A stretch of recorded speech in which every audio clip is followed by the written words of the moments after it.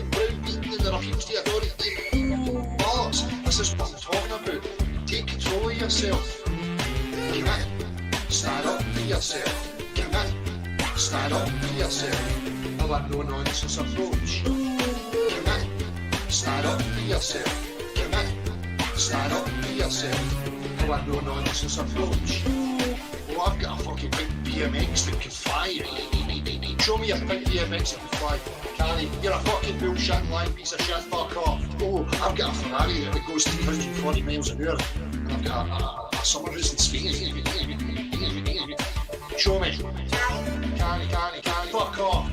You're a liar. Oh, I've got this potato rock with gas and water stuck through it that's inside a vacuum and it all just slides here because of magic stuff. Show me it. Canny. Fuck off. You're a liar. Show me it. Canny. Fuck off. Like you did when you were a child. Come in. Stand up for yourself. Come in. Stand up for yourself. I want no nonsense approach. Come in. Stand up for yourself. Come in. Stand up for yourself. I want no nonsense approach. And here's a picture of fucking a duck's nose. Black clothes and stuff, black clothes and stuff. And here's a picture of fucking a duck's nose. Black clothes and stuff, black clothes and stuff. Show me it. Canny. Fuck off. Show me it. Canny. Fuck off.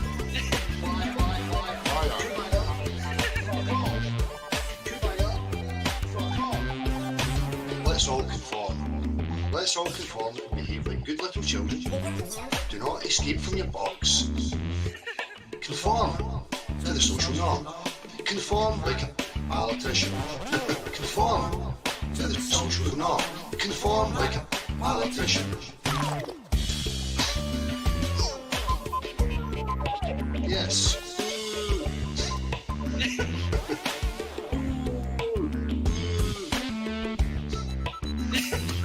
For fuck's sake, Brenda, we're just on 2 seconds. Now fuck off. We don't want you or your other group disciples to go and take a running fuck to yourself, okay?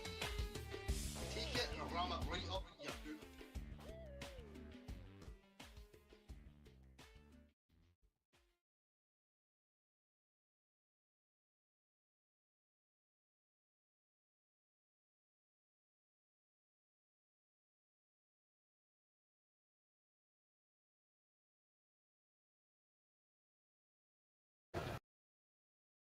Got a new video from Flatsoid. Play that one. Just watched about half of it. Let's go ahead and play it. Seems pretty good so far.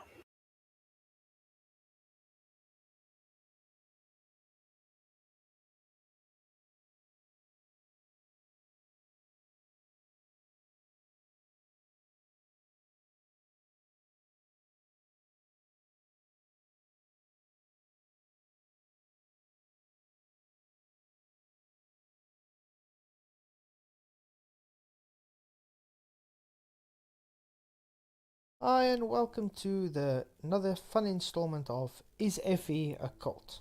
Well, as promised, we're going to do more of these videos, trying to see if Effie is really a cult or the globe.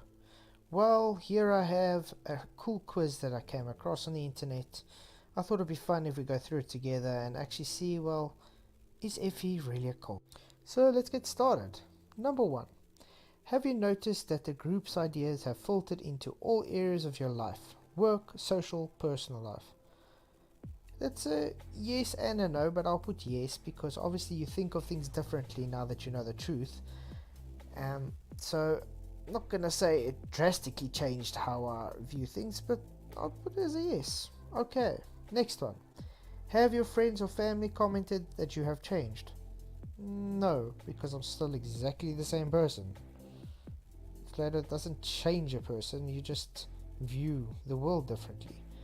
So I would definitely put a no there. Okay, have you noticed that you spend less and less time with your family and other friends and more time with a group? Again, if he's not really a group, we're just people that's been woken up to the truth, and we've come to realize that we have been lied to on a major scale. And that would definitely be a no, because I still spend all the time I can with my friends and family, especially my family, because just like that, you know, children are grown up and they're out of the house and you're not going to see them anymore. And to me, family and friends is way more important than anything else in this life. So definitely not us gonna spend as much time with my family and friends as possible. So that would stay as a no. Next, do you find it boring or awkward spending time with people outside the group because they seem boring or they don't understand the language of the group? Again, we're not a group that just hangs out and stuff, so definitely not. And I'm more than happy to discuss anything with anybody. If they're keen to talk about Flat Earth and they bring it up, I'll talk about it, but I'm not going to push it on them. And I definitely won't feel awkward about it, because what's to feel awkward about? It's just the nature of our reality. Okay, so that's a no. Number 5. Do you believe that outsiders are not on the same level as you and the group members? Again, not a group, but okay. I would say no to when it comes to the anti-flat earthers, and yes to normal people, because the anti-flat earthers are either very dishonest and we have to keep teaching them about their own religion, or they're just very dumb and slow. So yeah. Anyway, number 6. Do you consider that the group's ideas and beliefs are the way forward to sorting out the problems of the world? That's a no, because what has the shape of the world got to do with sorting out problems of the world? So yeah, that's a no. Have you thought that if only everyone knew this stuff, the world would be a different place? No, doesn't really matter what everybody knows. Flat or round, triangular or donut shape, whatever you want to believe, it's not going to change the world. It's just going to change the way you view the world, and that's not going to, is going to make it better or not? I wouldn't say so. Has someone close to you told you that they think you're in a cult? No, because I'm not in a cult and it hasn't changed me. So that's a definite no. 9. When you ask yourself, am I in a cult? Do you think straight away, of course not, I would never join a cult? I think this goes hand in hand with number 8. No, I'm not in a cult, so I wouldn't even ask myself that, because I definitely know the difference if you would be in a cult or not. And, well, no, I'm not going to say yes to something that's different. No. Okay, if someone criticizes the group or the principles, do you have to explain why they are wrong? No, definitely not, because again, it's not a group or anything, and we are all for critical thought. That's why we usually criticize each other, but like I said, we all have our own opinions and our own thoughts on how everything works, or yada yada and that. So number 10 is definitely a no. Number 11, do you find yourself recommending the group's activities or principles for the many different types of problems? Yes, obviously, because the way you think, it can really help to do something. But I'm not going to say I push it on people. I'm just going to say, maybe this, if you look at it this way, it can help in this sort of way. But it's very seldom that you're going to use it, really. So number 11, I would just go for a yes then. Okay, on to number 12. Do you sometimes feel like you know more than outsiders about life, about people, about the world? I'm definitely going to say no there. The only time I would put a yes there is when I get these internet troll globe anti-flat earthers come on, because we usually have to teach them their own rhetoric. We have to teach them their own religion. So when it comes to that, I'd say yes, but normal people, no. I will admit when I'm wrong. It's as easy as that. But I know I won't debate something that I don't know. And if I do debate you on something, it's usually something I have knowledge in. So I'd put it as a no. Number 13. Have you said that you are pushy obsessive about the group? Definitely no, because I have never ever pushed Flat Earth on anyone. I have a Flat Earth channel, and I just give the truth. People come to me. I don't go say, hey, you must come on, yeah, da da da, and push it on them. So that's also a no. Okay, and last but not least, number 14. Is there a strong urgency to explain the benefits of the group and its activities to those who are critical? No. I don't see the reason why you need to be urgent to push it. You do get those people that feel they need to be street activists and so on, but to me, it's more, if you come to me and talk about it, I'll talk to you, but I'm not really going to go out and push it on you. Okay, do you ever feel bad or guilty for not behaving as a group? Should say so? No, because like I said before, we all are critical thinkers. We're happy with critical thinking. What would you be without critical thinking? So no, why would you feel bad behave? Because everybody thinks differently. So I took the quiz and we're gonna check what the test results are. So before it rolls over, do you think if he's a cult? Am I in a cult? Let's see the test results. Come on, let's go. It's loaded. Am I in a cult? Test results. You're done. Nothing can be done. You have 2 points out of 15 questions. You are 87% pure. Guess what? That just proves, thanks to this quiz, I'm not in a cult if he is not a cult. Well, we'll be making more videos on this soon. Enjoy your rest of your day or evening or morning or whatever's going on. Thank you for watching. Don't forget to subscribe. God bless. Cheers. That's pretty good, Flatsoid. Shout out, brother. I like it. And one of the good points he made was like, "Hey, you came to us. You know, if you think we just like want to have an echo room or whatever, echo chamber, you guys come to us. You know, this isn't a cult where we're preaching the gospel of flat Earth. We try to keep it on science and physical observations. So it's not. If you look up the definition of cult, what we do here has nothing to do with a cult. Good stuff, Flatsoid.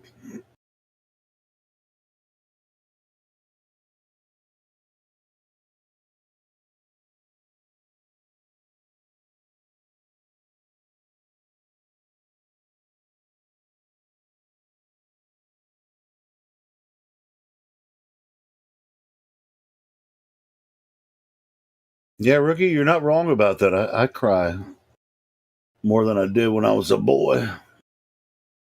Sometimes, you know, looking at the world, it's a crazy place.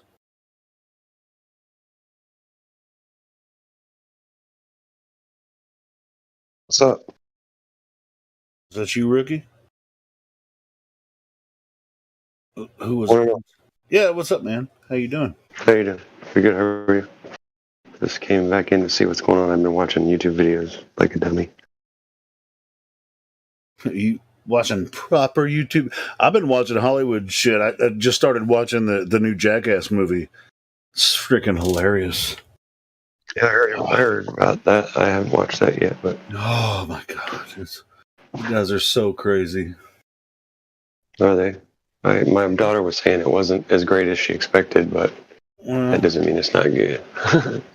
Yeah, I mean, I'm only 13. Yeah, I'll see it anyway. I'll see it. I'm already 13 minutes in, and it's pretty funny.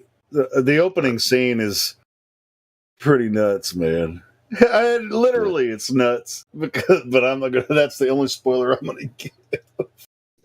Oh, I know it's going to be nuts. It better be.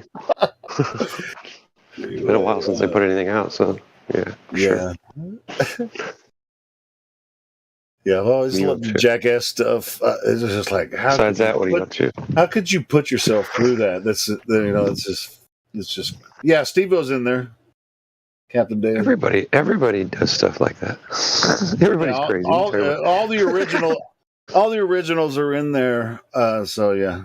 When you really want attention, that's a good way to get it, though, right? Doing stupid stuff like that. If you want to get attention, sure.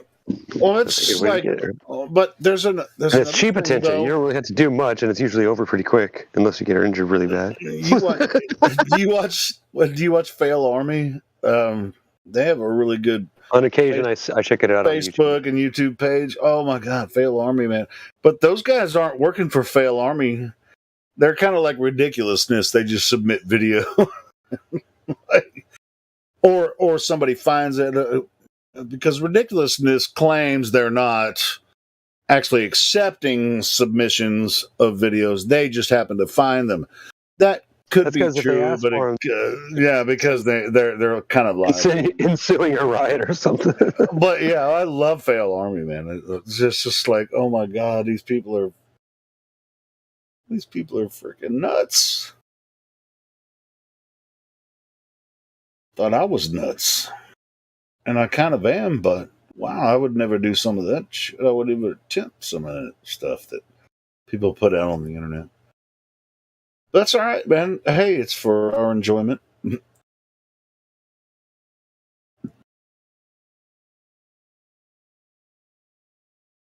But anyway, Rookie, have you seen a new video or something we could play on here that's not too long, but not necessarily too short? Under like 15 minutes or whatever. Because I noticed nobody was talking, so that's why I played that video. I was looking for something to play, and I noticed that Flatsoy put that new video out.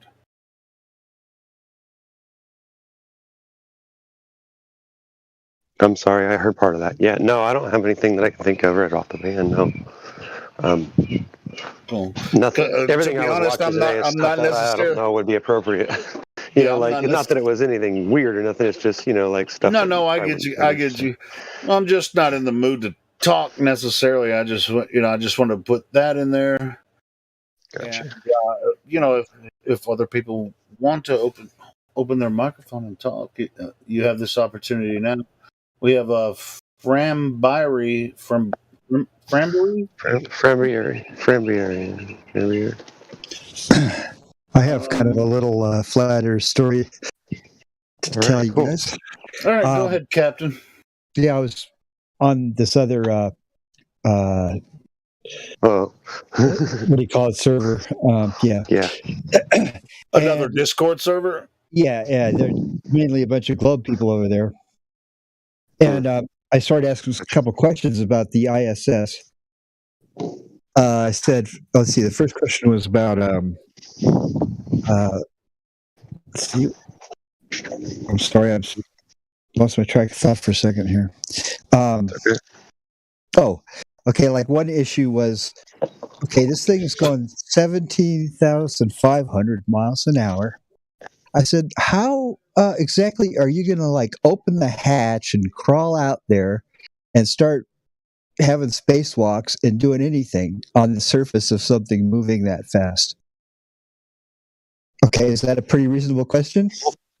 Well, yeah, that's absolutely reasonable. Especially in the suits with the size of the gloves on their fingers. I mean, you pretty much can't do anything. Did they prepare for that? Where you can barely use your fingers to work on the outside of the ISS. And why would you even design the ISS that way? Well, yes, the gloves are an issue on the. Yeah, where they put all the wiring on the inside and all the important stuff on the outside. And all the wires they put on the inside are just hanging down everywhere and shit, and then they're floating around everywhere. Go ahead, Captain. I don't mean to. Anyway, so their answer to this was, well, because you are on the vehicle and you're also moving 17,500 miles an hour, you wouldn't be able to notice any movement. Because when you're an astronaut in a spacesuit outside the ISS, then you're moving with the ISS when you leave the airlock.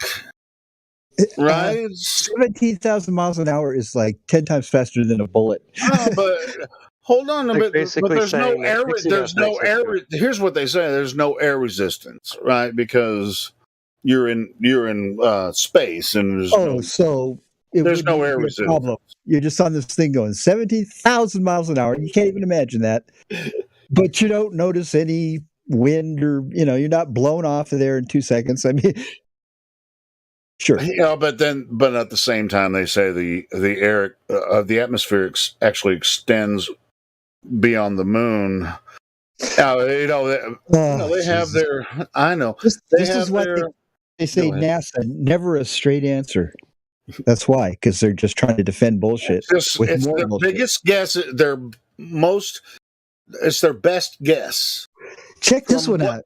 might I not go, happen if this, but they already did it. So I mean, they built the space station, but they didn't tell us how they built it. So how the fuck are we supposed to take anything they say seriously? I swear to God, you could zero in for me on the ISS and just talk about issues with that thing all day because none of it checks out. Yeah, I know. How about this? I go, okay, how high do they say the ISS is flying at? They go, well, about 250 miles up. So I went to Wikipedia and said, They do how high, which, anyway, it turns out that that high up, you're in the thermosphere. And I said, how hot is it in the thermosphere? And they said, it's basically like 3,600 degrees. And then I go, what temperature does steel melt at? And it goes 1,800 degrees. So I asked these guys, I go, hey, I told them that stuff. And I said, 3,600 degrees. And they got an air conditioning system that keeps it a nice 75 in there. How does that work? And they said, well, it's not, you're talking about the temperature, not the heat or something like this. They said, since they're in the vacuum of space, there's less particles to bump together to get that hot. You see what I'm saying? These answers are, and then I'm saying, how hot is it? You're inside that thing, but outside it's 3,000 degrees. They say, no, it's cooler than that. Then I'm like, okay, how much cooler? And then they're just like, shut up, you're an idiot. So I said, well, Wikipedia says it's that hot. And when I ask you, you go, no, it's not that hot. I don't know. Obviously, 3,600 degrees would just melt anything in there, any metal. But they're just. Oh, they'll say the temperature. I mean, the molecules of the air aren't close enough together to actually to represent the temperatures that they're saying. The thermosphere and all. Yeah. That. So I'm wondering. Okay, then tell me, you're just flying in the thermosphere. How hot is it outside? You're inside. You look out the window. How hot is it out there? They didn't have an answer for me. So. Even if it was half of what they say, what Wikipedia said, it would still be way too hot. But actually, it's cold. It's cold. It's cold because the molecules are too far apart.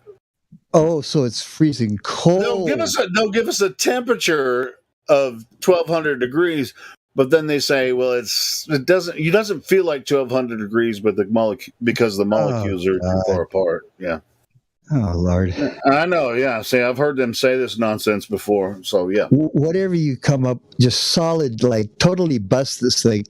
They come up with God knows what. No matter how nonsensical. Well, it's just like when they claim they had astronauts on the moon. There's no atmosphere.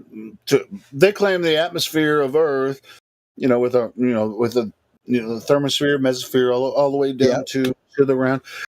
But there's nothing like that on the moon. Did they design the suits to resist this non-atmosphere on the moon? Those suits weren't anything. They would be roasting. They would be roasting. You imagine how hot it would be in that LEM tweaker hut thing they had. They're really. It would be like an oven. Cold on the moon. They claim it's really cold on the moon because there's no atmosphere to gather the heat. They have a cool story, but it doesn't make any sense, and they have no scientific evidence for it. I read that it would be like around 250 degrees in the sunny part of the moon and like 200, 300 degrees below zero in the shade. in the dark side. So that's Well, quite a okay. range. That's Oh that's yeah, the sure, yeah, of course. But they've never shown us the dark side of the moon, and nobody has ever been there and or course. seen it. Of course, but they have answers. They know what happened 14.7 billion years ago. Aren't there tons of parts on the spacesuit that are metal couplings one to the other that need like exact, very tight seals? So last I checked, metal expands and contracts when it goes through the thermo changes. Yeah, different with temperatures. Yeah, it can definitely affect, especially extreme temperatures like between a few hundred degrees Fahrenheit. Yes, it could definitely affect connections and stuff. Yeah. And am I also not mistaken in that when metals go through drastic temperature changes, they're subject to cracking and breaking and fracturing? Yeah, especially at extreme temperatures, whether lower temperatures or high temperatures. Yeah, they could be low at high temperatures they melt. If at low temperatures they can crack if they're not designed for a specific purpose. You can cut a glass bottle in half if you take a piece of string and you soak it in ether, alcohol, or gasoline or something, and wrap it around a glass bottle, light it on fire so it heats just below where that string is, really high temperature, and then you quench it in water real quick. It just fractures clean off. Yeah, I've seen some videos on that. Yeah, you were talking about the gloves and how clumsy those gloves are and everything. When the Apollo 11 crew was there, they had these cameras that were attached to their chest, and these big bulky gloves where you can't even hardly feel even where to click it at. You couldn't do any adjustment, but the pictures they got were like perfectly framed, like done in a studio. There's like no bad ones where people's head are cut off or nothing. You know what I mean? It's just Right, you wouldn't be able to focus it. And even if you were able to see whether it was in or out of focus, the fidelity of the gloves and the knobs on the Hasselblad camera, they wouldn't be able to articulate their fingers accurately enough to get it dialed in. No. I mean, there's no evidence, as far as the Hasselblad, they were chest cameras, right, that they wore. This is what they say, right? Yeah. They didn't like take the physical camera out there and start taking images. So, how they took the pictures, somebody might know. I'm not sure. The cameras were like attached to their middle of their chest. Yeah, it's kind of like like cops, take their body cam videos and shit, right? Yeah. Also, the Hasselblad people said, I don't think our cameras would, survive that kind of heat and that kind of cold and going through a Well, it's not necessarily the camera. I think they said the film. The film was the most. That was the bigger thing.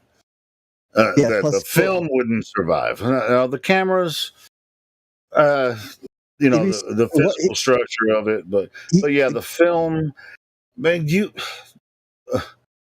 could. How could you anticipate what you're going to find on the moon and build a camera that would survive that and get it right? I mean, come on. Traditional film at negative 200 degrees or whatever, wouldn't that really slow down the exposure rate of that film? It's a chemical process. So that would severely retard the chemical reaction that gets that image formed. They'd have to stand there for 20 minutes holding perfectly still just for the film to react at a low temperature like that. And the film would probably light on fire if it was 240 degrees Fahrenheit. That film is very flammable. Just imagine how hot it is when it's 100 degrees out. Now just double that, and then half it again. Oh my God, you just melt like a cookie in an oven or something. I mean, the soles of your space boots would just turn to mush. Dude, without the atmosphere protecting you, if you were standing on the moon, if you didn't know what it was going to be like when you stood on the moon, and the description of their idea about the atmosphere protecting us from the heat of the radiation and the heat of the sun, and you didn't have that protection by the atmosphere, which that's totally ridiculous too. I mean, but if you were standing on the sun, yes, that would be roasted little freaking. Oh shit! And then you'd hear just like, the closer you get to the moon, everything you would just start like, liquefying, you know. yeah, it's like, no, I don't think you could possibly do that. I mean, the idea, and then plus, okay, once they're ready to go back home, right? So they got that little tweaker hut piece of garbage, and they climb in there, and now I got a they meme just- for that one. so We're talking about rocket scientists here. They're pretty smart people. yeah. I mean, you should see this thing up close. I mean, you wouldn't well, believe your Now, we have pretender clowns and we have pretender scientists that just do calculations on a chalkboard like Einstein did, right, Jimsy? Hey, what were they thinking? The way they made that thing be a total piece of garbage. I mean, the panels are warped all over, and just weird stuff stuck on randomly, and it looks like crepe paper and foil. Why did they make it at least look really cool in space age? You know. Well, I mean, what do they have to work with? I mean, if you know, this only came up less than 100, or about 100 years ago, a little less than 100 years ago. I mean, there's not much to work with as far as human history for them if they really are so bombastic and so literal about their ideas about space and globe Earth and solar systems and shit. I mean, we spent it's a very new idea as far as human history goes. Yeah, I'm just talking about the quality of the prop they made. Why not make it look a little more for real? I mean, I don't get it. Because people are so gullible that they just believe it anyway. They don't have to make it look real. Okay, the other part is, think about this. They're getting ready to go home. They're going to climb in that thing, and then it's got to just launch off the moon, have enough fuel to go somewhere. I don't know where the fuel tanks are. And then now they got to dock with this supposed command module that's the other astronauts been in for the whole time, and it's going like 7,000 miles an hour. And that tweaker hut is supposed to dock with something going 7,000. You know, like hit it right at the precise time to make it all line up, and then somehow fly all the way back to Earth and land. But they never showed. All they showed you was the launch, and then the report from NASA that they actually connected with the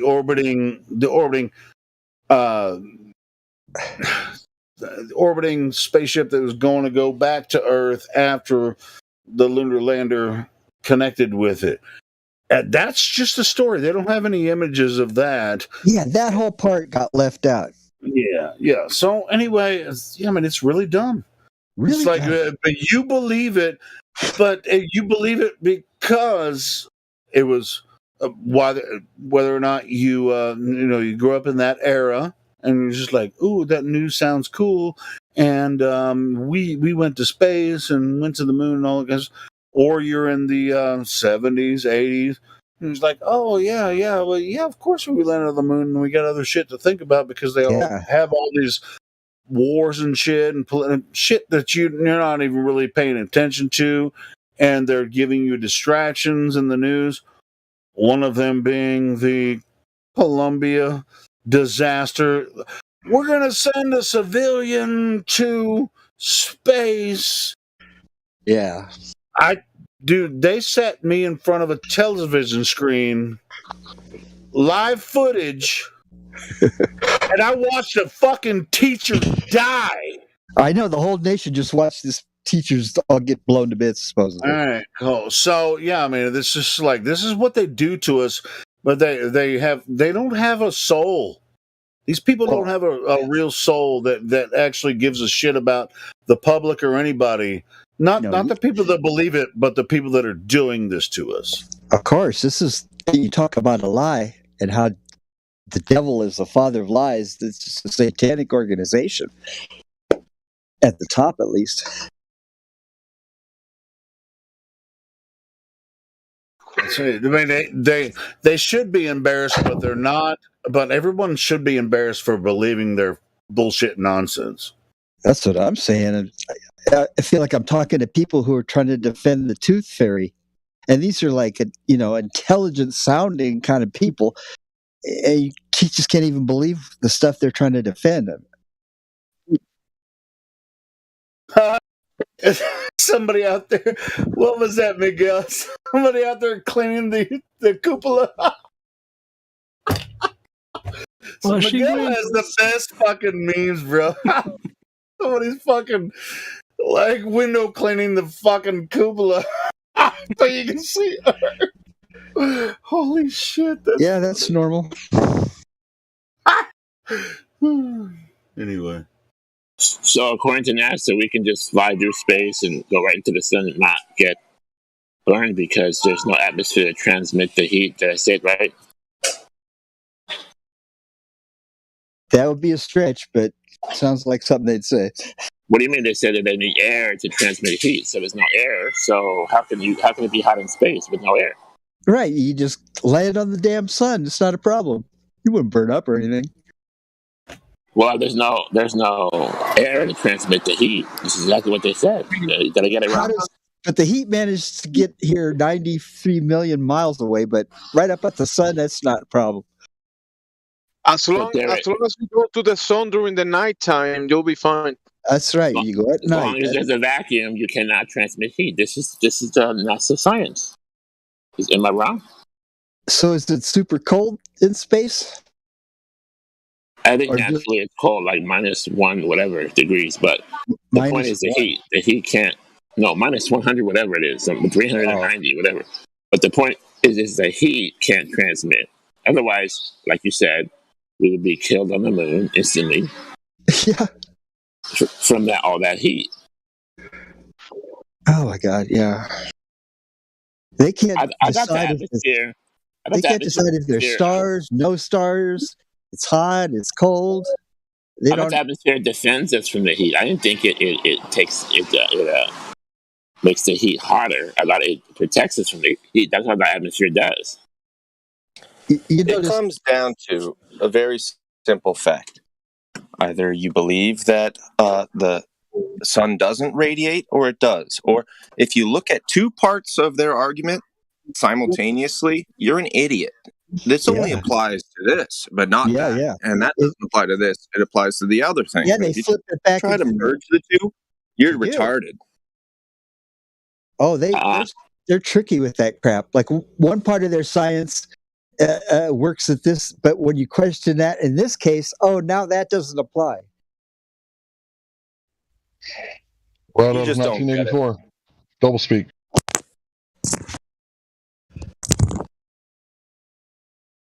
And this was when they said the moon didn't have any atmosphere around it. So how's the light side of the moon so hot, but the shadows on the moon are not?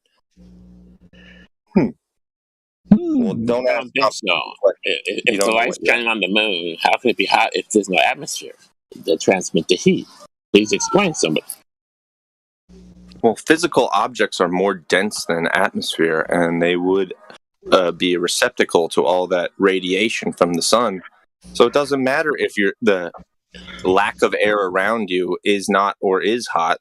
It's irrelevant. You're still receiving 100% of that solar radiation. So if you're on the moon surface of the moon itself would become hot. The astronauts, the suits would become hot. And if you have a satellite floating around the Earth, direct sunlight, that would probably melt. Yes, did I say it right? Why is the thermosphere so hot when there's less atmosphere? That's a good question. Satellite would melt on their way through it. Everything.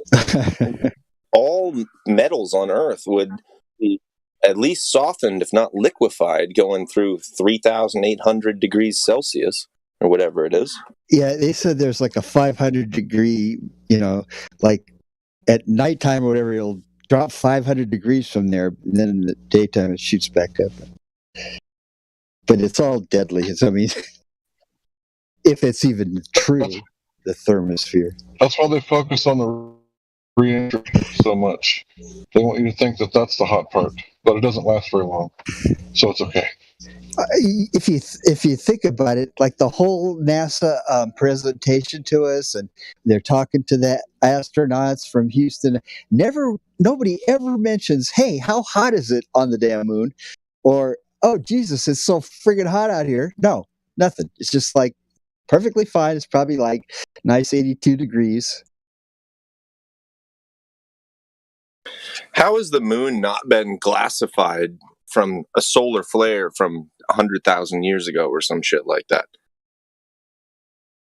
I'd like to know how all those pockmarks got on there. Gravity. Gravity. Thank you.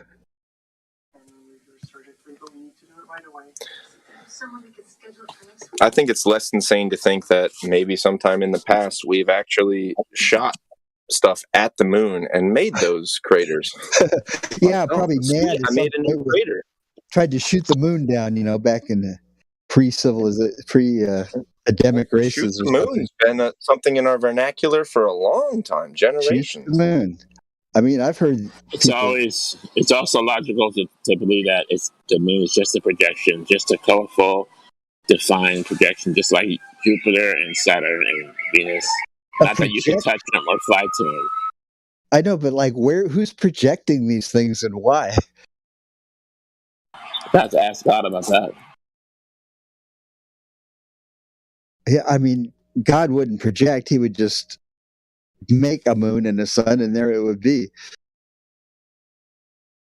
Is that how He made the globe? The globe. Yeah, He pretty much spoke it into existence.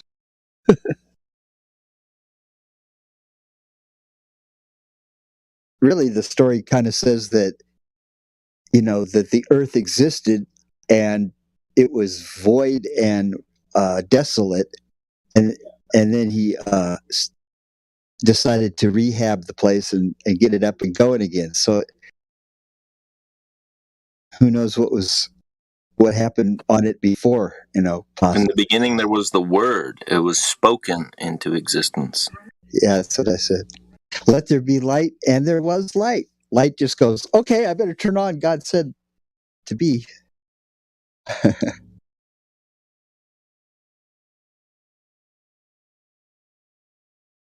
And on the second day, God created the plants bearing seed, and the herbs bearing seed, and the fruits bearing their seeds.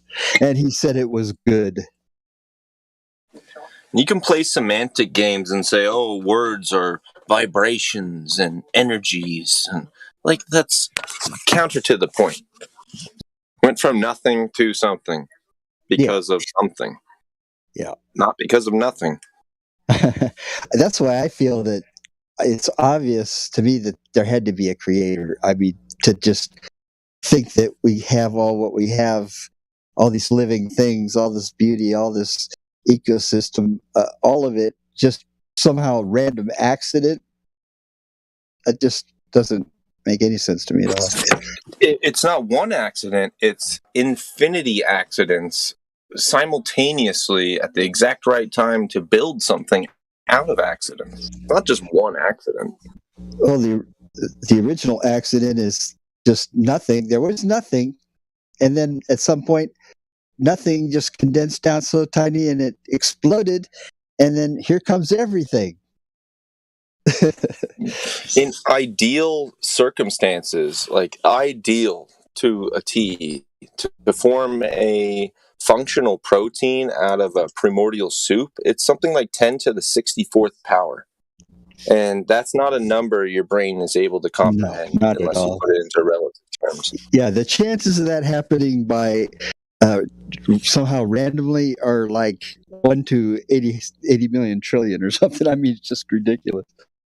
And that's just for one functional folded correctly protein. And if you're going to have a single cell organism, you're going to need that to happen 113 times on average at the exact same place at the exact same time. It's like winning 100 years worth of Powerball lotteries in 4 seconds. Mm-hmm. But that's real science, though. I mean, you're dumb if you don't believe that stuff. Hang on. No, that's the thing. That's their faith because their interpretation. We all look at the same data that you just said, that is science, is like knowledge. But they're saying that could happen over a long enough period of time. If you got magic time, it could happen. Hang on, Hank. If you had all the mass and all the density in one place and it exploded or expanded from there, how, if you had gravity, how did it expand in the first place? Wouldn't it be like a black hole situation with all the density in one place? Yeah, the deep gravity well prior Big Bang theory. It's actually a reverse black hole. It's a white hole. It shoots it out. Yeah, it's a white hole. You haven't heard? Their counter argument to that is, well, there was nothing before the Big Bang. So at the very beginning, there was gravity well, no gravity well. And that's the argument. Sorry, you did ask. Sorry. How do you have nothing? That's kind of a mind boggler. Just what is nothing exactly? Thin air is nothing, but it's something. It's thin air. Well, the Big Bang. If you really want to know the answer to that question, yeah. Sorry, go ahead. It's a philosophy, but go ahead. The Big Bang is the largest explosion in the history of the universe, yet it came from nothing. So that makes me wonder why they let me on an airplane when I have nothing in my pockets. Shouldn't I be like the biggest threat in the world? Because I've got nothing. Ooh, He's trying to bring nothing up here. It could have a mini Big Bang on the plane. Yeah, I'll Big Bang the shit out of this plane. You think Mile High Club is a big deal? Oh, man, I tell you. What a clown world. But I think mankind has got to demolish these lies and get truth back in the driver's seat. But I don't know if we're going to make it, I don't think so.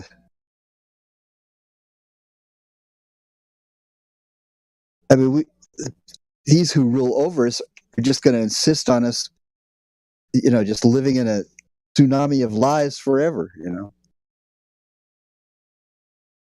They still make us take our shoes off when we fly because one guy put a fuse in his shoe and couldn't even blow anything up.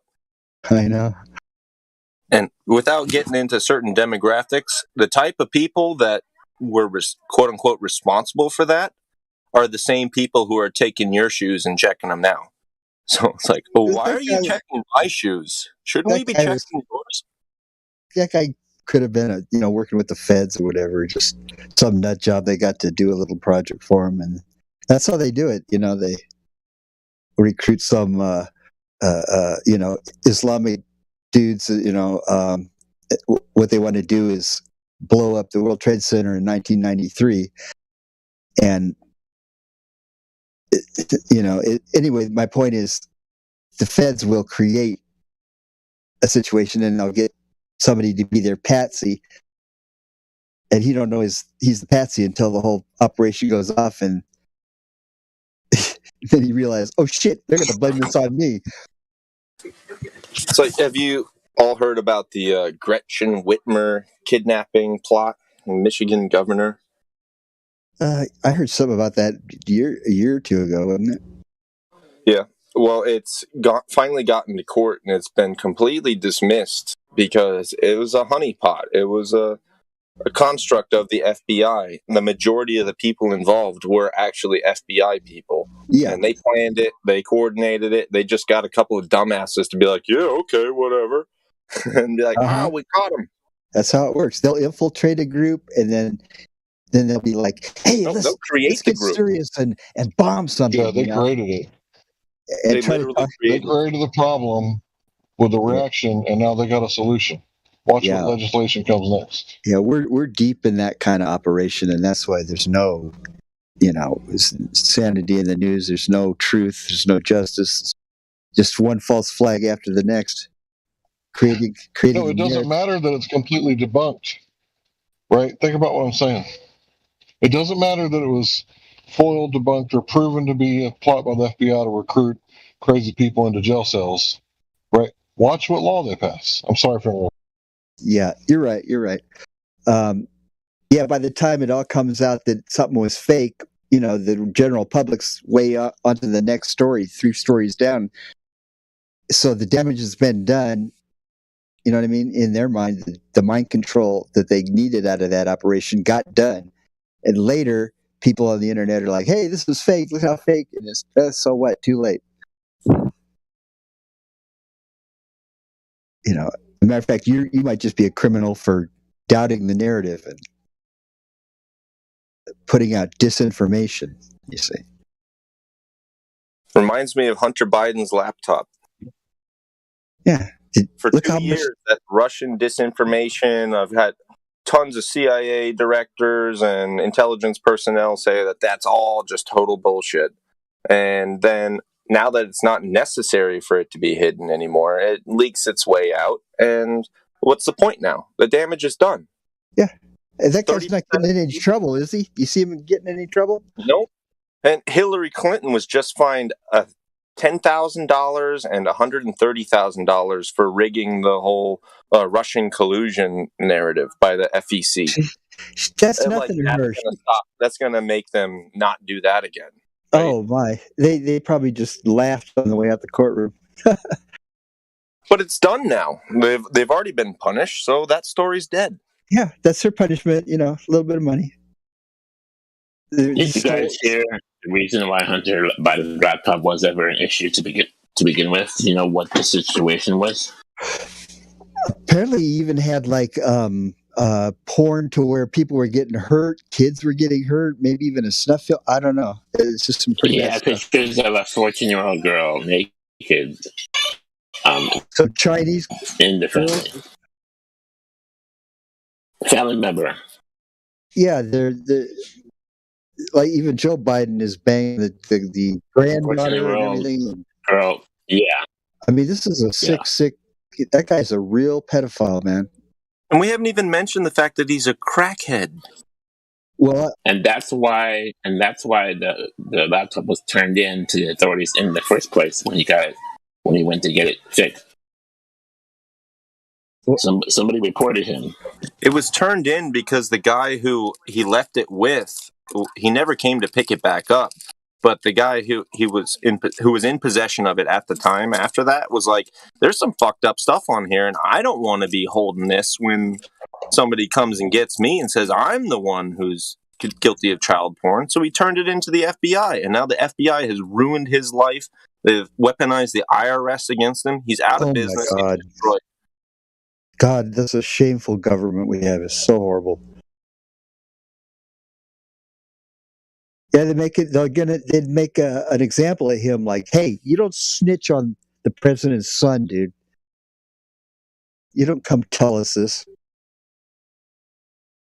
And when they back off from their stance years later, they don't go back and apologize to the people whose lives they ruined.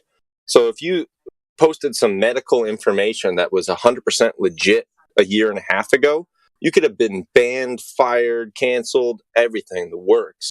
When then 6 months later, they admit that you were right. They don't undo the damage that they did to you. They don't even acknowledge that they were wrong to do that to you in the first place. Yeah, at the time they did that to you, it was all supposedly legit, It was a lie at the time, but now we found out it was the truth. But still, at the time, you weren't saying what we said to say, so you're still punished. Yeah, you're punished for not accepting our narrative and trying to get others not to accept our narrative. That's your real crime. It's called a thought crime. I never thought America could get this far away from just all our cherished, foundational core principles. Like we have some freedom, we have freedom of speech, we can criticize the government, we can tell the truth, we can talk to whoever we want.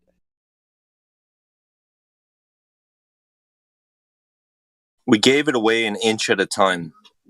It's a appeasement strategy, like Neville Chamberlain with Adolf Hitler. It's like, well, if we don't get too mad right now, then they'll only go this far. And then Just the next let them have one country. Just let them have Czechoslovakia. Shit, just get them out. So what? Just let them have Ukraine.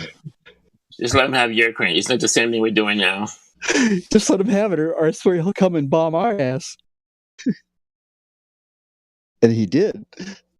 Bomb the shit out of England.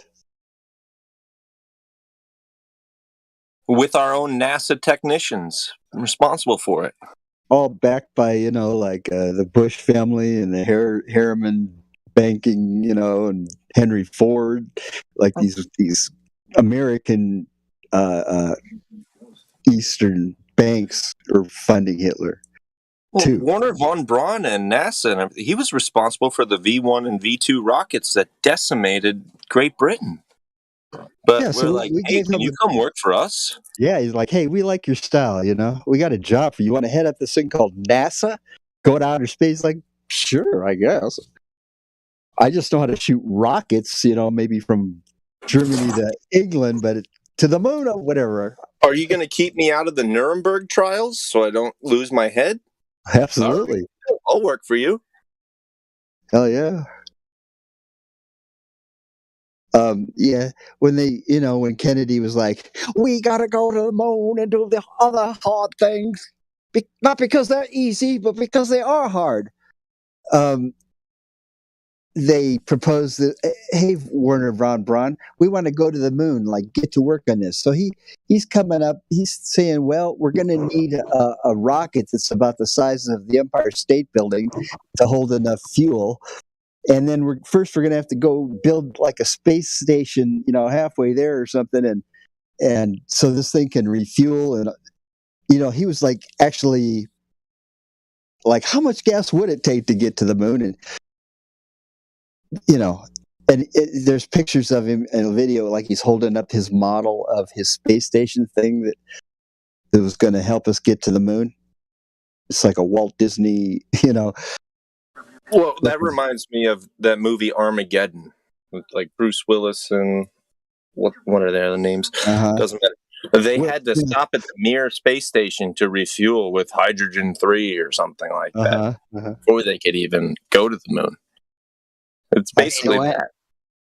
I watched that movie Armageddon. I'm probably about 3 years into my whole flat Earth experience, and I was dying. I was living on the floor, dying in tears. Thinking, oh my God, people actually believe this could be possible. Because I remember when that was like a really popular movie back in the day. When it came out like 97, 98 or something like that. Or maybe it's early 2000. I don't remember. But yeah, I just remember people like just ate that shit up. And it's just like dying laughing when I seen it. I was like, there's just no freaking way. The whole concept of it all. And especially the whole ending and stuff like that. Everybody dying. Except for like, 3 people. All of them died except for like 3 of them. No and I also wanted to say, that's my big thing about the whole moon thing is the fuel it would take to get there. I had a friend of mine I've known since 5th grade. Me and him got in a dispute here a couple of years ago, and he said, "Well, in a vacuum of space, you don't need that much fuel." I'm like, "Wait a minute." They always had a clever answer for you. Yeah, I know. That's been our because he was an Arthur C. Clarke a fan for. And back when I get in 5th grade. So that was like 82, 83. And so he was like always into space. I never was, so I was, bringing up some stuff about the whole space exploration, how it was all a bunch of hoo-ha and we never went to the moon. He's like, no way, you can't believe that, right? You're like, yeah, I even bring up the flat earth stuff. I just mentioned we didn't go to the moon. He's like, yes, we did. I'm like, no, we didn't. I'm like, yes, how? We did. Arthur C. Clarke. I heard it on the radio. Arthur C. Clarke theorized that satellites long before we ever created the first one, long before Sputnik. He was writing in the 40s and the 50s. There's been a merger since 1920s. They've started entertaining Americans with the idea of going to outer space and go to Mars and go to the moon and Buck Rogers, and it's just grown. The science fiction genre has just grown along with the times, and it seems like NASA and Disney just thought like we could just manufacture this reality, and they create the desire before they create the possibility, quote unquote. So they get people all excited about it, and then when somebody says, "Oh, I figured it out. We're about to do it. Just give me $180 million," and they're like, "Okay, bet. Let's do it." And then they go, "Okay, Walt Disney and who the director of Eyes Wide Shut, Aleister Crowley was heavily involved with them. It's like, okay, we got a space mission to do. Let's get to the studio. Let's start producing it. We're going to show everybody on TV. Here we are going to the moon. Roger, over. Can you read me? Oh, it's a beautiful sight out there. Over. I mean, it's just deception. Just like we could get away with this. They're going to buy it. Hey, Iron, I have some files I've had since like 2003, 2004 era that talks about L. Ron Hubbard, Jack Parsons, and Aleister Crowley, and them their whole deception and stuff that they were doing back then, back in the 30s and 40s.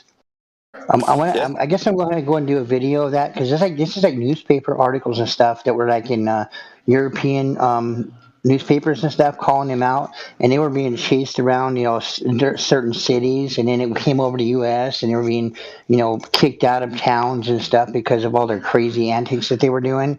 Which is basically, because L. Ron Hubbard and oh God, what did I just say? Aleister Crowley. Specifically, those two guys, they were trying to have sex and have orgies and have sex with women to bring about the Antichrist. That was their big thing, and they were going all around the United States doing that. Deviants. So I have like a bunch of stuff from back in 2003, 2004 era that I had, and what's funny is I had a bunch of stuff. I've collected it for years and years, and when I got in the whole flat Earth stuff, I started looking at it, and I was like, "Oh my God, I can't believe I had this whole time." It's like crazy stuff I've had for years. I mean, what's that? 2000. You got to compile it and put it together. Yeah, I'm going to. Hold on a second. Hey guys! I just want to say howdy to Vlad, Ron, Dan. You guys, I don't know if you know this, but we do have a new to the server. Finite, that is a person that wants to speak up. I don't know if anybody can unmute them.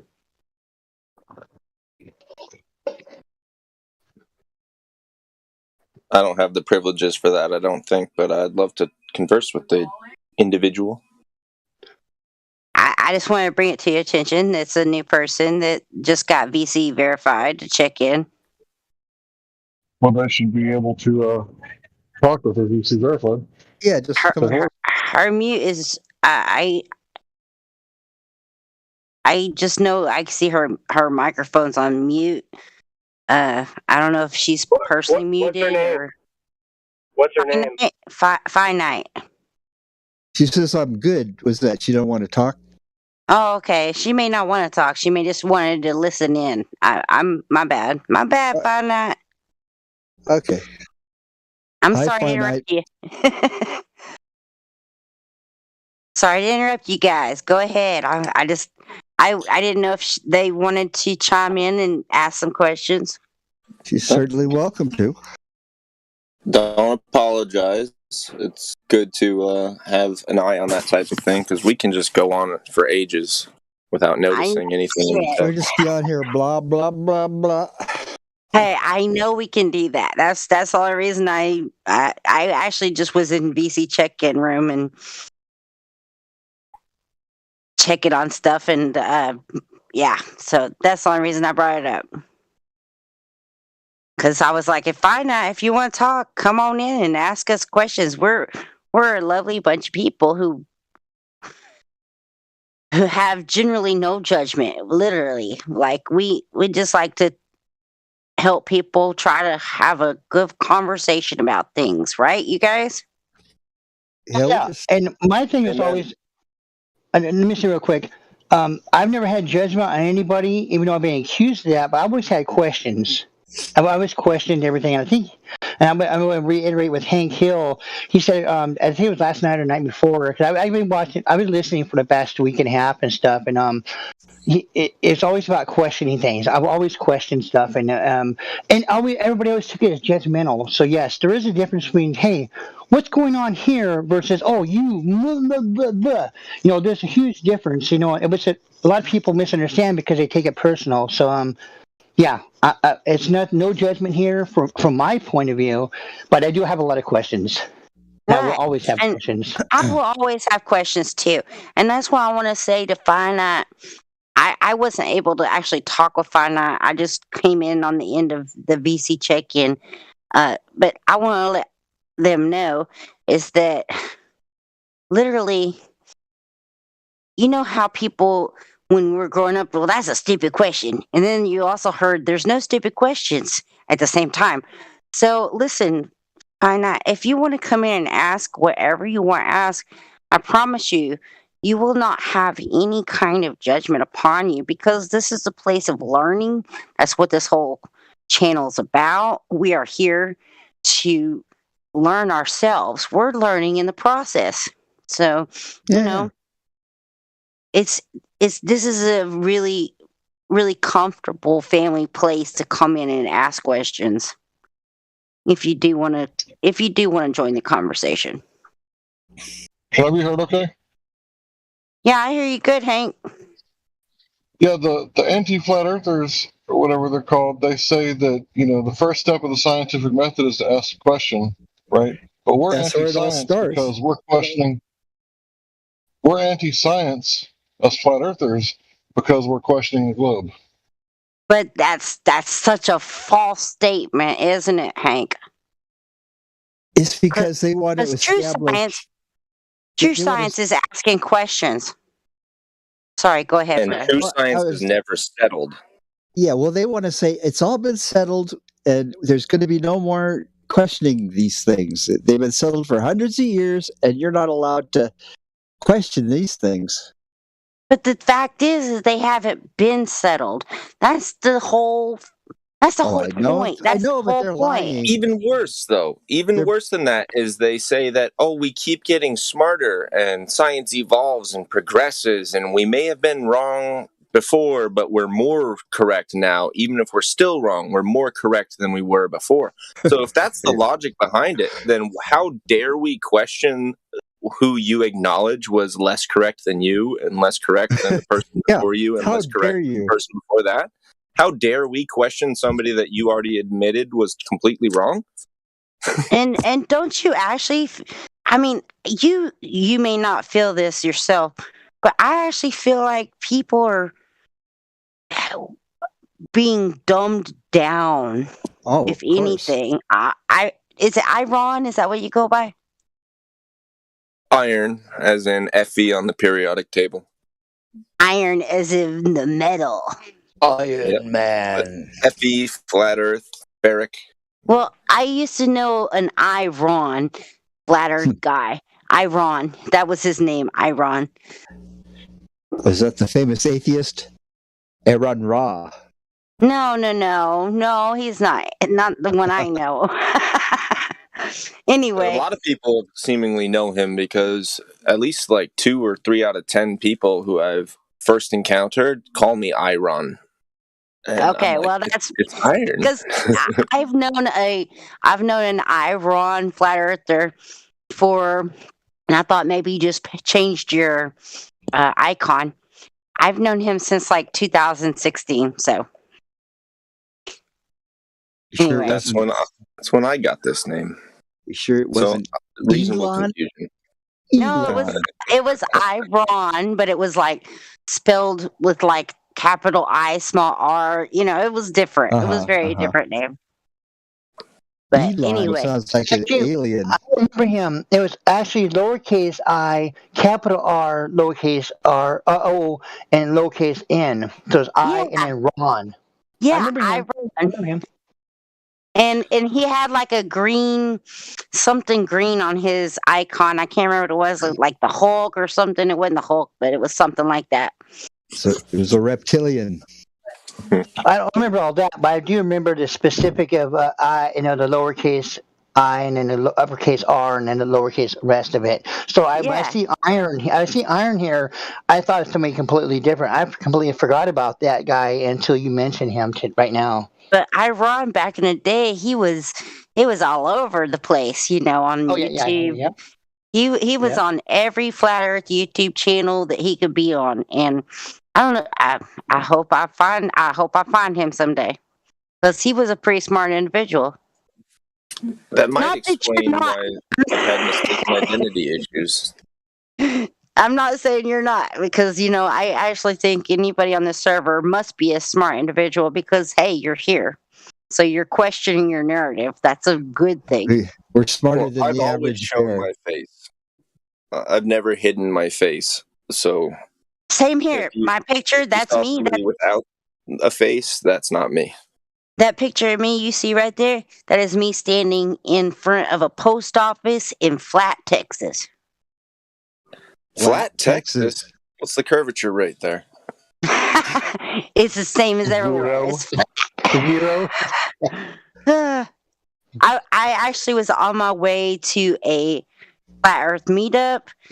I never heard of Flat, Texas, and me and my mother-in-law were on our way to a Flat Earth meetup, and we drove through this town, and we were like, "What? Flat, Texas? What's the odds for going to a meetup and go through this town called Flat, Texas?" So we had to stop and take a picture at the post office. I would have bought a T-shirt for a minute. Well, if they had one, I would have. Did I what? Did you have to pass through Paris, Texas first? No. We came from Cisco, Texas, went through Eastland and Ranger, and then through like De Leon and all these weird towns.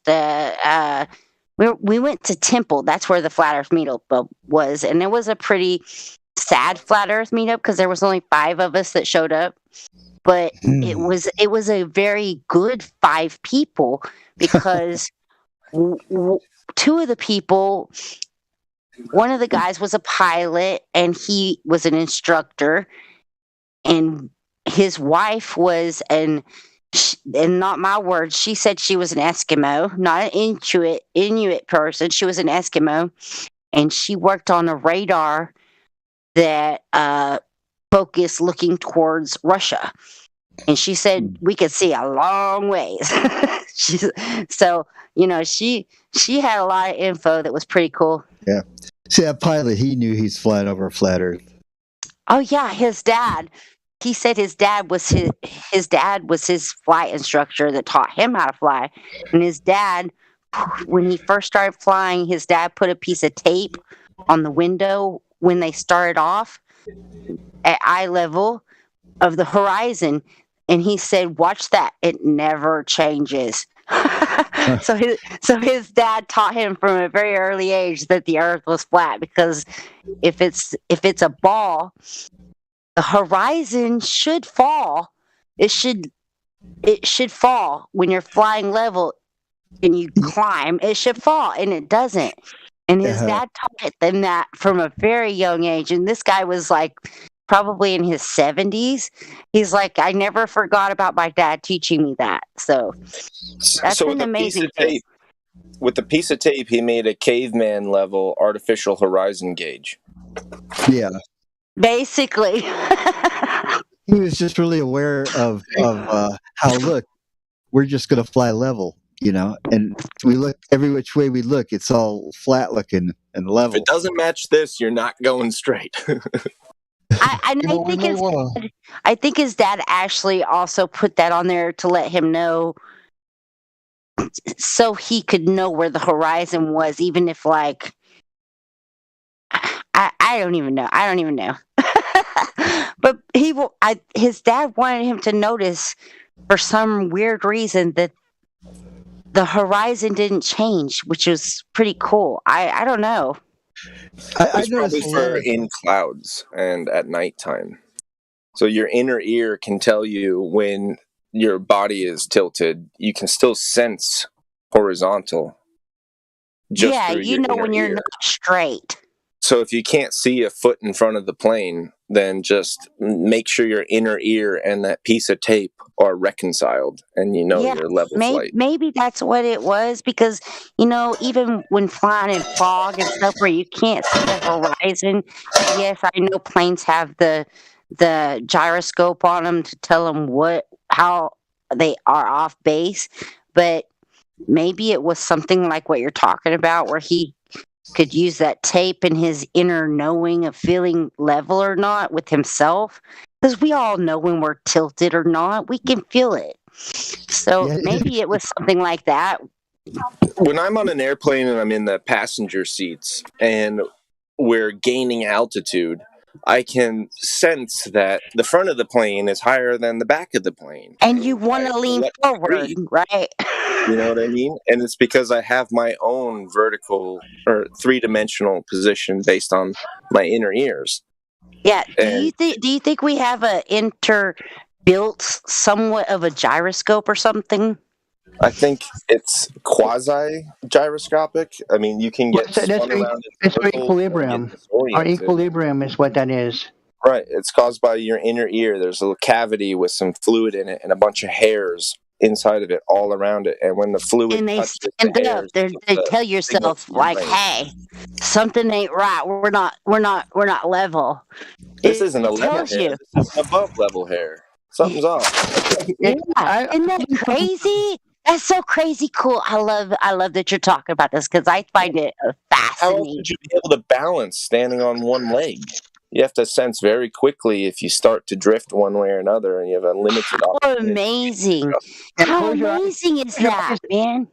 Hey, anybody right now, literally stand up where you're at, close your eyes and stand on one leg and see how long you can stand like that. You got to keep your eyes closed and see how you're not going to do very, very long. I can do it until my leg goes shaky. Yeah, I can too. I can totally. Closed.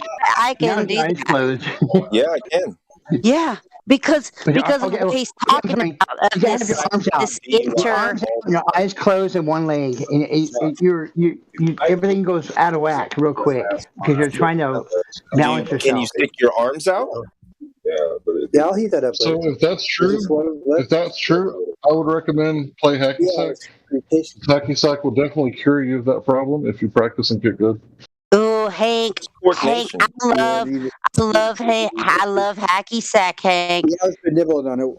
I guess I ate the whole thing. Right? Yeah, it was. Hank, me and my husband and my son, we love playing hacky sack. I think this is I think it's a great. I think it's a great way to just get your family together for one thing, but it's also a good hand-eye coordination and your mobilities and a lot of different, like you said, just it's good to make your brain more awake. Balance and coordination are trained. Otherwise, everybody else would be able to do a balance beam and flips and backstands and crap on it. We'd all be in the Olympics. It's a skill that you have to train up. You But have before to I lose hone the it mic, in, yeah. I sent you a private message a little while ago. Just Well, the point I was making was bring it that up, but just make sure you read it. you have to be able to understand coordination, and when you do that, you're gonna be very fully aware where you stand, literally where you stand on Earth, and that's even in planes. Because I went, and this is in 2016, November 2016, because I remember I went from Alabama to Texas to Colorado to Oregon, and I remember specifically because that's when Trump became president. When I was visiting one of my sisters in Oregon, and but yeah, I had the altimeter and everything with me, so I was keeping an eye. So we're like 7.5 miles up, so keeping a certain height. I was keeping track of all that, and as soon as the fucking plane deviated a little bit from that position, that kept for the whole distance between each place. you could tell right away. I mean, instantly, you could tell. Oh, wait a minute, we're moving. And you could see it on the altimeter that I had. It move a little bit. So yeah, you can't. There's no way that all this stuff that they're saying is. It just. Especially with plane flights, that they're. It goes the way it wants to go because of I was always, I remember back when they were saying, well, it just goes by the center of the earth and just automatically corrects. It's like there's no way you would. It doesn't matter if the plane did it or not. You would know if it did it. I said that plane just kept on going. And you could tell the angle it was at, and so your body's corrected for that. But as soon as it deviated from that, you could tell instantly. And I was like, these people don't. Have never been on a plane because I was only on a plane like maybe 2 or 3 times beforehand. And they didn't even pay attention to it. But once I was like paying attention to it, there's no way that you can say, well, it corrects automatically because you can tell instantly when that plane, even with the what's that stuff called? Oh, the turbulence. The turbulence, the correcting when it starts to land into the airport, you can tell when it starts to fall, just that slightly starts to decline. Everything you can tell it all. So that's Vlad. just a whole bunch of hoo-ha. Vlad, how old were you the first time you flew? I was actually 30. Let's see, I was in it's in 2002, so I was 32, 33. And actually, the funny thing is, I jumped out of the plane. The first time I ever went on a plane, I went skydiving. A perfectly good airplane. You jumped out of it. Yeah, that's what everybody says.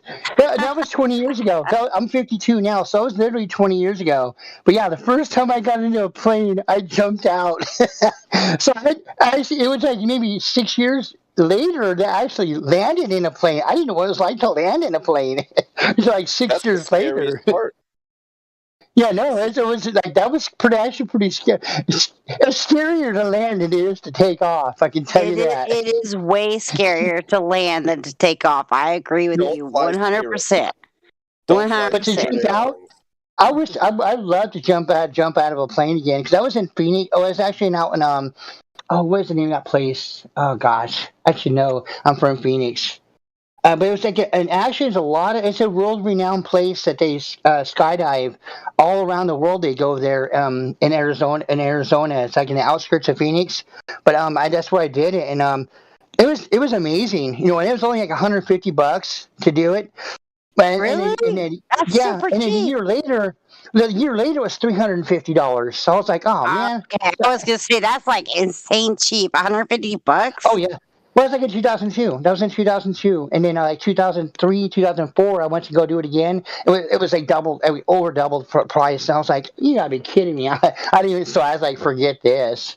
Well, I grew up. My uncle was a crop duster, and we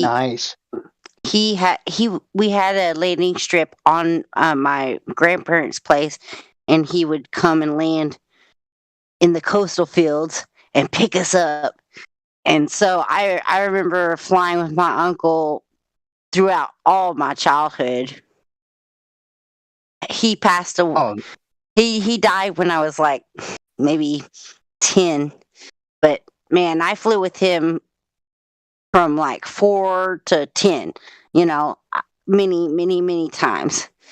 And he took me and did all kinds of scary crap to scare the crap out of me because that was kind of his thing. He was like, ha ha ha, And so I remember going up and flying, and of course, he's in a crop duster, so we didn't go super high or anything, but he went as high as he could, and then he would dive and do all kinds of crazy stuff to scare the shit out of us. Because pretend to pass out or the engine went out, and you can't. Because that's what he liked to do. He liked to scare us, and but he also worked for the government, and he actually died on the government mission when he was crop dusting poppy fields and stuff, for the government. Vlad, if you had been on an airplane when you were still at a young age where you hadn't been indoctrinated into the globe, your experiences would have set in as that's just simply how they are, and truth in experience. But when you get older and you have all this garbage and baggage in your mind, It's a much more difficult thing to do, or it might actually be even easier because you haven't been thinking about it all the way along. But it's a totally different circumstance when you're 32 or 33 and you get in an airplane for the first time versus having flown in 50, 60 airplanes before you were 3.5. You know what I mean? Yeah. Yeah. It kind of sets in you the reality of the situation. It's so ingrained before you even have any bias attached to it. It's a lot easier of course, to break of course. that break through the lies that are being handed to you if you have experiences that are pure and separate from it. And it doesn't sound like you ever had the opportunity to fly in a plane before you were well aware of this dichotomy of belief system or mappings. And no, I'm 52. That was 20 years ago. I didn't run into the whole flat Earth stuff until like 7 years ago. But the thing is, you still had 30 years of programming. Well, yeah. But the thing is, I remember looking out. Cause I say it's still vivid right now. Because I have I know they say there's no such thing as a photographic memory. I feel there is, and I have a videographic memory.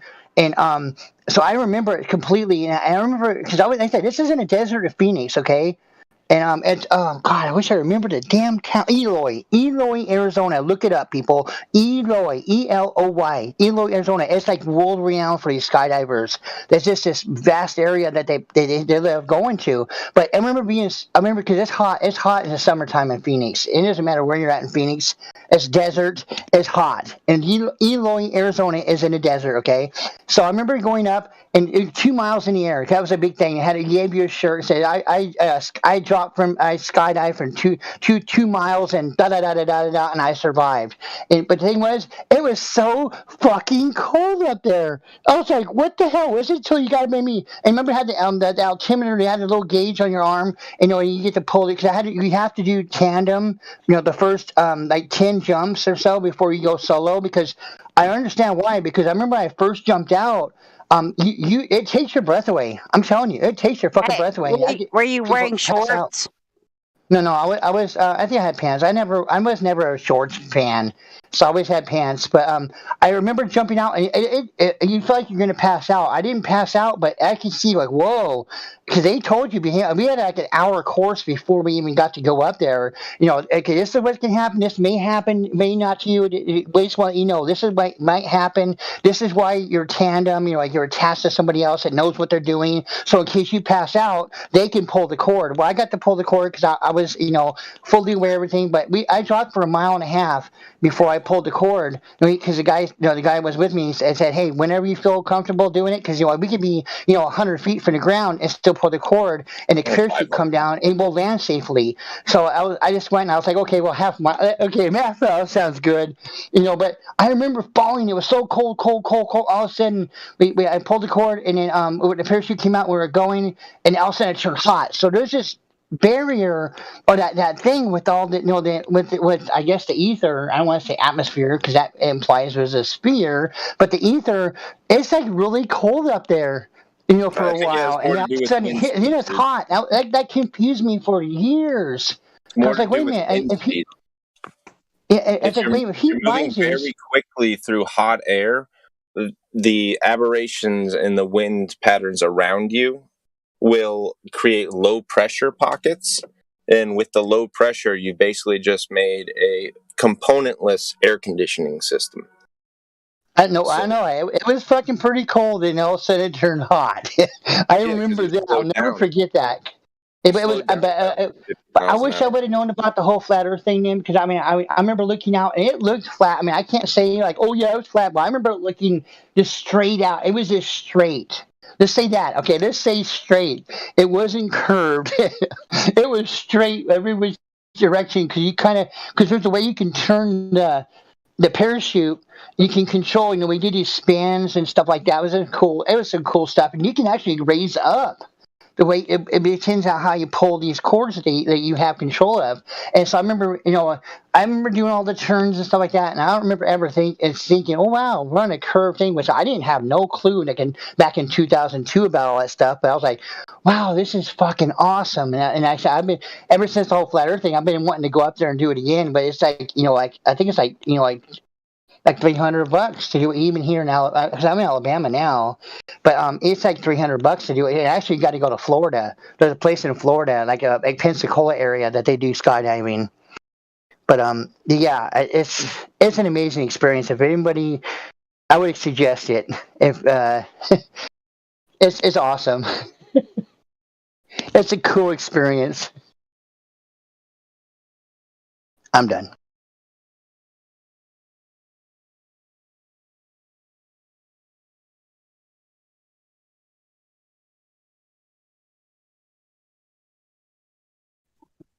I never went skydiving, but I got invited to go. Guess around 2015. I think I was doing Uber, and I took a very nice lady to a very nice place with her violin, and she invited me to go skydiving with her husband and her, and I was a chicken shit. I didn't go. Hank, that's not chicken shit. That's just wise. You know, that I used to think that too, and I don't even know what brought me to it, because I was by myself, but anybody challenged me to do it. I was like, you know, I knew some people that were doing it, and I was like, I want to go. I'm like, I've never even been in a plane, you know. I was kind of like thinking to myself, like, yeah, that'd be cool to be in a plane and then jump out. That was my idea behind it. So like, nobody talked me into it. It wasn't, you know, this challenge thing or, oh, you're chicken shit. And I was like, that'd be cool to go in a plane. And that was my whole mission too, just so everybody knows, was to go in a plane and to jump out and never fly again. You know, but as I said, I've flown a number of times afterwards, but that was my initial reason why I did that. I think it's insane to trust any human being other than yourself to pack your parachute for you. If you want to take 1,000 hours of classes to know how to pack a parachute perfectly, and once you're super confident, then you use it, or test it on 100 other people before you pack your own. But just the idea of trusting somebody so inherently that they just may have been having a bad day, didn't get their coffee, or was distracted by something going on in their personal life. They tangled up my shit and I'm going to die because they weren't paying enough attention. You don't implicitly trust another human being with your life voluntarily for a quick, cheap thrill. That's insane. I'll give you a good reason. For that. So I'm definitely not talking about all religions of the world, but there are some religions in the world that believe in human sacrifice. And how do you know they ain't practicing? You're correct. You know, in Ireland, you mentioned that scares the fuck out of me now. I didn't even think about that at the time, because I'm thinking, well, I don't want to die, so I'm assuming this motherfucker don't want to die. So I thought we were on the same page. That's how I looked at it. So that's kind of scary. You know, like I said, I'm here 20 years later, you know, so I'm fine. It's like that. But yeah, thinking back on it, like, holy shit. This man and this Hank said the same thing, you know, like, who knows where these motherfuckers are coming from, and like, they mean this their time to fucking go balls out, and they're gonna take at least one other motherfucker out. But yeah, it was a beautiful experience. I'll tell you right now, and I wish I knew about the flat Earth stuff back then, but it was a beautiful experience, and anybody is interested in it, I would suggest to go ahead and go for it. You know, yeah. If it works, you know, awesome. If it don't, hey, what the? I don't know. Oh well, I don't know. I say I'm not condemning anybody, you know, in a bad way, but you know, you have a reputable place. I say this place in Eloy, and I say Eloy, Arizona. Eloy, Arizona. Look it up. These people come from all around the world to go there to skydive. So it's a reputable place. It's a reputable people that work there, and the whole shebang, the pilots, you know, everybody that's involved. It's not just some, you know, fucking, you know, this little place that has a plane that is, you know, it's putting along. It's totally professional. Because I know what's funny is I've seen stuff years later of skydivers, and it's actually out near Eloy, Arizona. And I was like, what the? I was like, that's why I skydived. I was like, wow, that's pretty cool. So, yeah, I guess you got to base it on that too. And I didn't know at the time. I just went because I was like, I wanted to go. I wanted to go on a plane and jump out and never land. That was my premise of going out there. But other than that, when I did go on planes, and I was aware of the flat earth stuff, yeah, it was mind blowing too. You know, because they said there is no even with the whole curved window thing. You know, everybody brings up. I don't remember ever. I mean, I said I had a little cell phone and I didn't have the whole P900 and all that jive, so I couldn't go by that. But what I could see visually, it was flat to no end until you couldn't see no more. And I said we were literally 7 miles up, so you could see this flatness everywhere. Everywhere, you know, and I remember walking across, you know, asking people if I can see on their side and, you know, stuff like that. And we're turning, you know, because you know, I said I went from Alabama to Texas, I think it was Dallas, Texas, and then we went to Denver, Colorado, and then to Medford, Oregon. So there's this path, you know, you're not just going in a straight line. There's this, you know, angles you got to go. So I got to go in a bunch of different angles, different positions, and so I even asked people, I said, hey, can I look at your side of the window? Like, yeah, sure. You know, like, no problem. I didn't tell them why, but they're like, they had no problem with that. So I got to see, I have some footage of it, but it's from a cell phone from 5 years ago. So it's not the P900 footage, you know, and I actually have from Colorado, there's a part in Colorado, I have, the chemtrail. I thought they were chemtrails. Everybody's saying they're contrails, but I don't have the actual plane because on my phone I couldn't get it close enough to the window to be able to see it because it was right where the wing is at, and you could see the trails coming behind it, but you couldn't see the plane. I was like, I swear these are coming from the tail, the ends of the wings. That's not the jet, the engines or the turbines. It's not coming from the turbines. It's coming from the tips of the wings. I'm like, oh, it's just, you know, I'm like, well, the one I'm in's not doing that. Why isn't the one I'm in, the plane I'm in, you know, causing these contrails, you know, the condensation trails? So it was just so annoying because I didn't have the right equipment and stuff. But my eyes seen what I seen. I took a picture once on top of the parking center at Children's Hospital in Dallas, and up there, I'm on like the 6th story up, standing on top of the garage, right, with nothing over my head, and I see this airplane. He's like flying around, and he made a tally mark. 1, 2, 3, 4, crossed it. Right there in front of me. And then I took a picture of it. And it was a tally mark facing Children's Hospital, because I'd imagine if you'd have been like somewhere else from a different point of view, it wouldn't have looked like that, right? It would look like something else. But it was a perfect tally mark. Oh, nice. Yeah, see, this thing I seen, it was like literally like maybe I mean, I see I mean, how can you tell like a couple 100 feet away, and we followed it for miles, and I think it was a couple 100 miles, and then there was one that crossed our path, you know, like because we were going like kind of like northwest an angle, and then there was another one like southwest angle. I have footage of both of that. I didn't do the whole experience, but I did it like maybe like 4 or 5 minutes of the one we were following. But it just could not get the plane in view with my camera against the window and stuff. Who's that?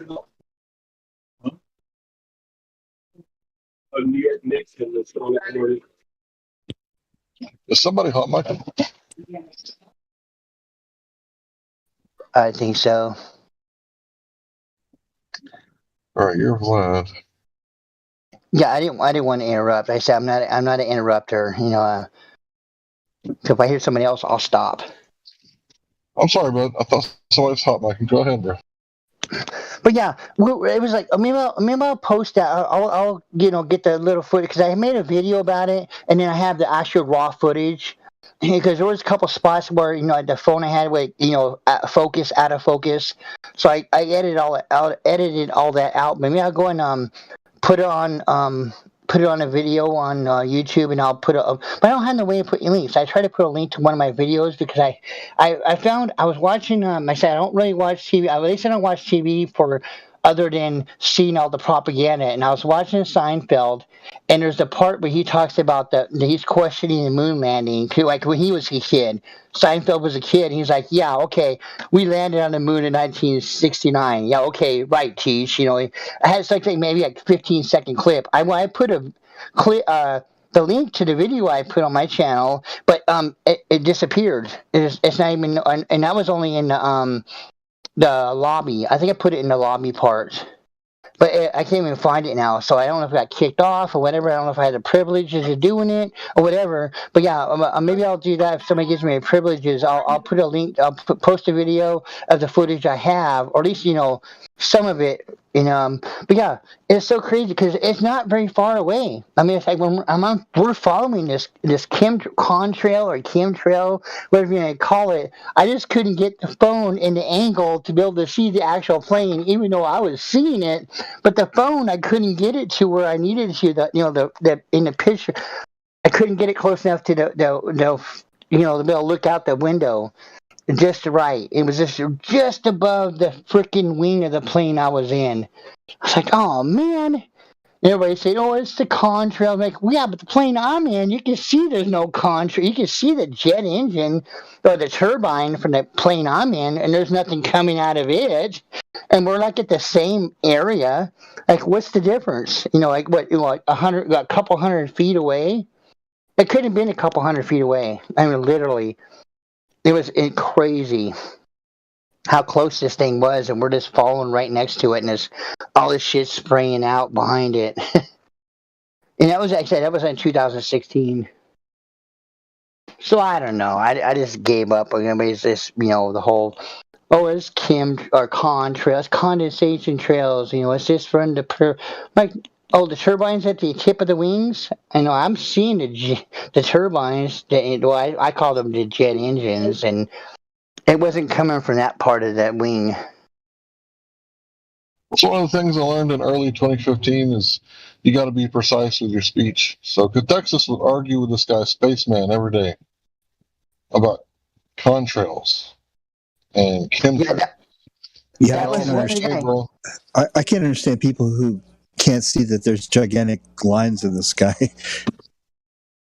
Well, the thing is that if you look, Hank, are you talking about Spaceman that used to show his behind and get kicked off of stuff? Yeah, he was a complete degenerate from Canada. Yeah, I remember him. That was one of the people I used to dispute. And actually, I hacked into one of his live streams. Maybe I'll post that. But I know that's back when we used to have hangouts, and I learned how to do that. And I was like, I was like acting stupid. I'm like, oh, what happened? How did I get in here? Fuck this motherfucker and da da da da da. Someone had this whole rant for like 5 minutes and just talking crap. But yeah, I was on Spaceman's channel that did that. The guy Spaceman. When you said that, I was like, oh, it's the same guy. Yeah, he was disgusting. He's the first guy I debated. Oh, really? Yeah. Oh, wow. First one. Oh, man. Yeah, there was somebody that... just let me finish real fast. So Cathexis was like arguing, saying chemtrails, and he was like, that's a conspiracy theory. I said, use the word cloud seeding instead. They actually had a normal conversation when they used the right word.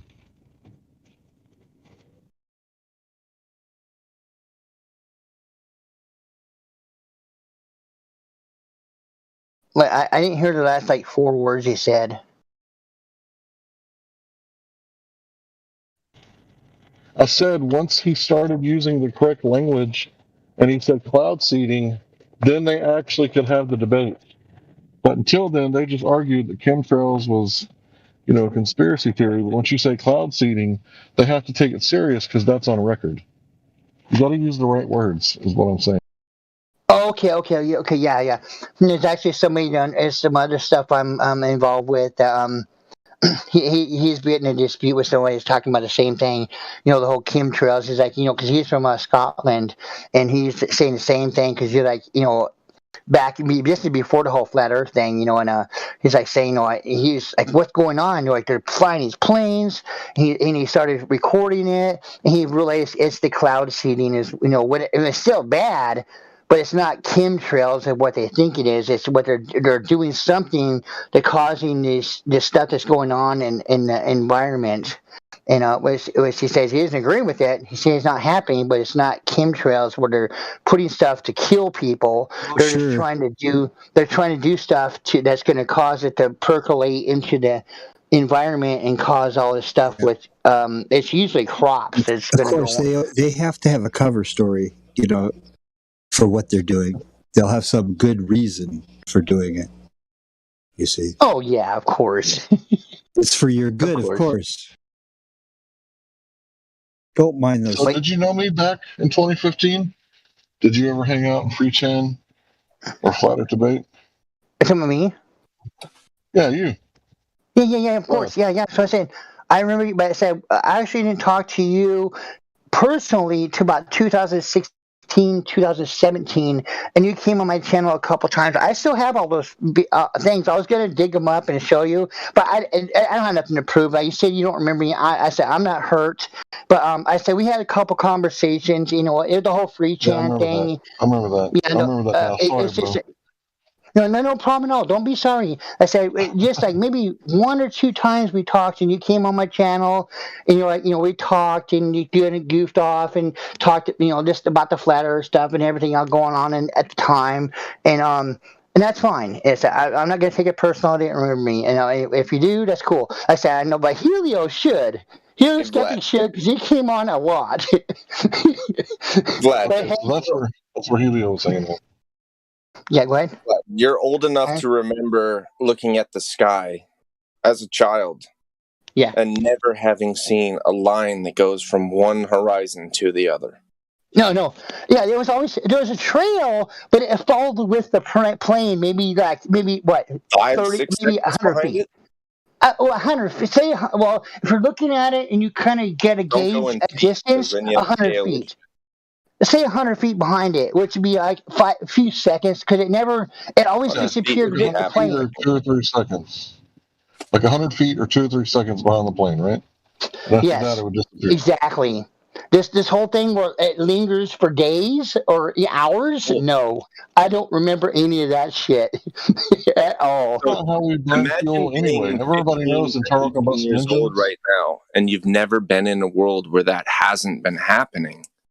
You can't comprehend the idea that that's not normal. Oh yeah, it's just like totally like. I said when I moved in Phoenix, there's in Phoenix. I have actually footage of Phoenix, because I didn't know about the flat Earth stuff until March of 2015, and I was already in Oklahoma at the time, and but beforehand I was in Phoenix, and I remember having footage of stuff. I was like, "What's going on here? Like, what's these weird lines that's going behind these planes?" I didn't even know what they were called back then. Like before that, like 2014, maybe like 2010, even. I have just like cheap. I was looking at them recently because I have all this footage from like back to like the late 90s, early 2000s, because I've always been into technology since then. I went to graphic design school and stuff and had computers, I had phones, I had cameras, so I was just recording stuff, and so I didn't realize at the time what it was, but I think I found some footage of my stuff. It's like so, what's it called? The quality is so bad. I guess I can show it.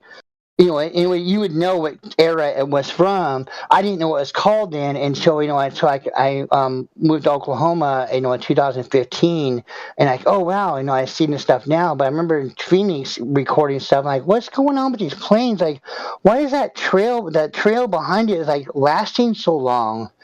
It's just so weird. Bursting into a whole screen across the sky hours later. Yeah. It was spread out. And followed by 45 more planes, like they're plowing a field, one row after another. Yeah, it wasn't until after the whole flat Earth thing I started looking more into stuff. I said March of 2015. When I moved out to Alabama, in July 2016. And so it was like, yeah, really got into all stuff, and there's like major stuff out here. I have all kinds of footage of stuff out here in Alabama, and it's in Alabama and Mississippi, and Florida, because I was like doing concrete with my brother-in-law, my nephews, and so I was traveling a lot, and I have like all this crazy footage, and just like we're on jobs, I'm looking like, oh my god, look at this! There's like six planes in the air, spraying this shit. Like, what's going on? Like, You what can the fuck's time them. going on, people? But I've been collecting rain samples after days where it's just spray after spray after spray. I've been collecting rain samples from the day after that happens for almost 2 years now. And as soon as I get the money together, I'm going to send them all into a private laboratory and ask them, what's in here? Yeah. What you're trying to do, huh? I heard It's a the lot of chemicals that are in there. I can't remember the chemicals that are in there, but I heard some testing say that some of the chemicals that are in there is what you need to create the stuff that cut the beams on 9/11. What's it called? Thorax? No, not thorax. Thermite. Thermite. Yeah, thank you. It's missing one chemical though. I don't know if that's true because I don't know the recipe. The chemtrails are typically recorded to have barium or aluminum or some version of molecular. Nano aluminum? Yeah. Yeah, that was part of the most common one. And what's crazy is that's the thing that all Alzheimer's patients have in common is the high amount of aluminum in their blood system. So that's kind of interesting I tell my that they're family doing not to that. drink out of cans. Don't use cans. Aluminum is not natural, like ground up in the atmosphere and put all over the place. It comes from chunks in the ground, and we usually just leave it in the ground. But it's so cheap and lightweight that we're using it. But I don't think we should be using it at all. We should be drinking out of copper, silver, or gold, and never aluminum. That's crazy. I wish I could say what my I guess container I usually drink out of, and it's all copper. It's 100. It's not the copper lined or copper, whatever. It's 100% copper. It's like one of those what do we call them? Drinking things, but drinking vessels. It's 100% copper.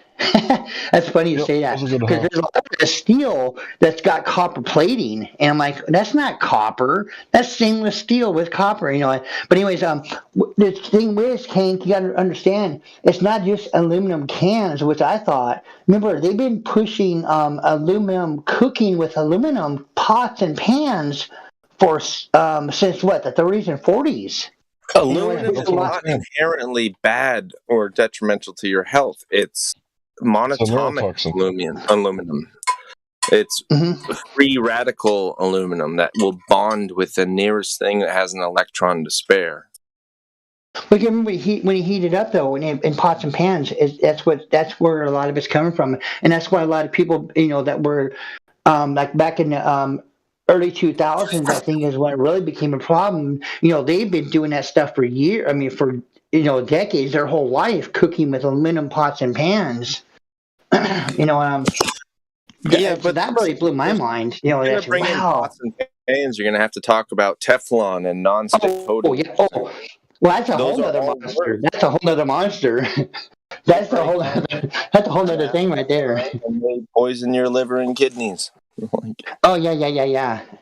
Cast iron is the way to go. Yeah, that's. I have a few of those.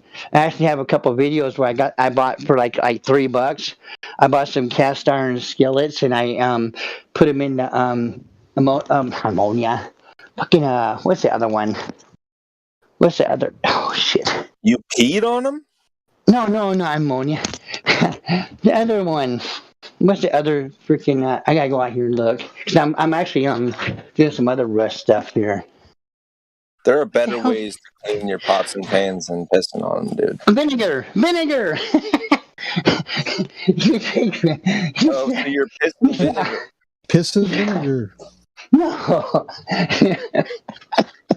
You put your iron skillets in vinegar at least, well, you can only get like the most I've found is 5%. Usually it's 3%, but as high as vinegar content as you can. Percentage vinegar, you put your iron skillet in and let it set for a couple of weeks, and then you the rust just melts off of it. It's crazy how crazy it just comes right off, and then you just gotta rub it and maybe just a steel wool and get it off. But it's yeah, it works perfect. And I got some. I've been doing them. One I did, I got for $3, and it was actually with a $60 iron skillet that I did that with. No, I paid $3. No, I paid $3 for the skillet, but it's actually a $60 skillet. I didn't pay $60 for it. I paid $3 for it. Oh, good shit. That's plugging. Does anybody know where pissing vinegar comes from? I just old-fashioned saying "he's full of piss and vinegar" means you're like real rowdy, excitable, a handful. To my knowledge, and that makes sense in this context, but to my knowledge, it comes from sailors in the Navy in World War II and after, where they would have to get VD checks, venereal disease. After they went ashore, screwed all the whores. And/or drug tests. So what they would do, and both of them happened on shore, on leave, but what they would do is they would inject vinegar through their urethra backwards into their bladder, so that when they pissed and gave a sample, it wouldn't have any of the stuff they were testing for, but it would hurt like fucking hell. How did they get it up there? And only people who knew they were going to fail and get court-martialed or kicked out or disciplined would go through the pissing vinegar pain to spare them. There's a much easier way. Trouble. I just want to let everybody know that's an exit only, homie. Don't do that. So if you want to pass the drug test, drink a lot of water and dilute your urine to where it's under the detection level. Yes. Now, this may not work on everything, but that was I the would DIY recommend, 1955 solution. Yeah, that was the be a man solution. That was the equivalent of a heated bag that you keep at your waist and a fake penis that somebody watches you give a sample from. That Pull out that big rubber dick. Hey, I have another. I have another. Started. Cure to that. How about not having sex with a filthy whore? Yeah, and you won't have to worry about getting all the STDs. Because you know what? I remember watching this documentary about World War II and prostitution, and this is like not only in Japan and Germany, there was South America, the Caribbeans, there's all these places that we were, Americans were stationed. They had prostitutes, from all those countries just going in every port. Well, I mean, the prostitutes would see the sailors coming, and they would just flock, American GIs. But not only that, the military were set up these prostitution houses that these men would go and have sex with these women, the same woman, and these multiple men having sex with them. I was like, oh my god! My stomach was turning. Just like back in the late '90s, I remember watching these documentaries. I'm like, oh my god! I was like, what the fuck? I was like, this is really happening. They have videos of these lines of men going into a house, the brothels in Japan, and it was like maybe like 20 women, and there's like thousands of men. I was like, oh my god! Like this is just disgusting. How the fuck do these guys? They only need 5 cares? A hand, like a hand. What do they call it? A hand. The whole hand gesture. The hand gesture is way better than 1,000 guys before you. Like fuck that. Yeah, they're filthy whores. I'm gonna go to fucking the field somewhere and use my hand for some expression. And if some guys being for 1,000 guys being before me, fuck that. The term hot seat comes from the same vein. If you were on a Navy ship, there was a latrine that was common to everybody, and there were tons of seats side by side. And filthy toilet. 9 out of 10 were black, but then 1 was red. And if you had been flagged by the ship doctor as having venereal disease, caught from one of these dirty whores at port, then you couldn't sit on any of the other seats for fear of it transmitting to the other healthy sailors. You're so on you the had to red sit on the toilet. red one. And people didn't want to sit on the red seat, the hot It's a seat, stigma. because then they were going to catch whatever everybody else who Oh, was gross. sitting on that had also. So they did what they could to avoid being in the hot seat. I know. You ever And that's think of why they maybe not dropped the dick. screwing a bunch of filthy whores? Did that ever cross your mind? What's that? A soldier's, yeah, I'm full of venereal disease. Did you ever think of maybe not screwing all those filthy whores? Yeah, so Well, that, you get exactly. the That's disease, what I'm thinking. the whores. You're not going to not screw the whores just because you got the disease. Oh, I know you're in the war and everything. You might die any day. So, And she's probably already got it anyway. She's probably where I got it from. Who That's am I what I'm really saying. I have two options, left and right. Now, But the whole point of avoiding the hot seat, you do anything to stay out of the hot seat because Guys, I you don't knew know if you were you going to realize get this. something. Even if you only had one thing, you were going to get 5 now. you I just think get we oral. go back to flat Earth. Let's go back to flat Earth. This is making my stomach turn. This is historical and Yeah. medical. I know. I know, but it's terrible. It's not for fit, polite company. Yeah, the queasy. I guess I'm pretty queasy because I'm like literally getting nauseous. I said I watched the documentaries. It's not just like hearsay. I remember watching. I seen this documentary back in like 98, 99 era, and there's like a trail of sailors that are like waiting to go into a brothel in Japan, and there's thousands of men, and there's like they said there's like 20 or 30 prostitutes in this house. The house it would repute. There's 20 or 30 women, but there's thousands of men going through there. I'm like, oh, gross. It is I gross. think I would jump out of the line where the bushes are at.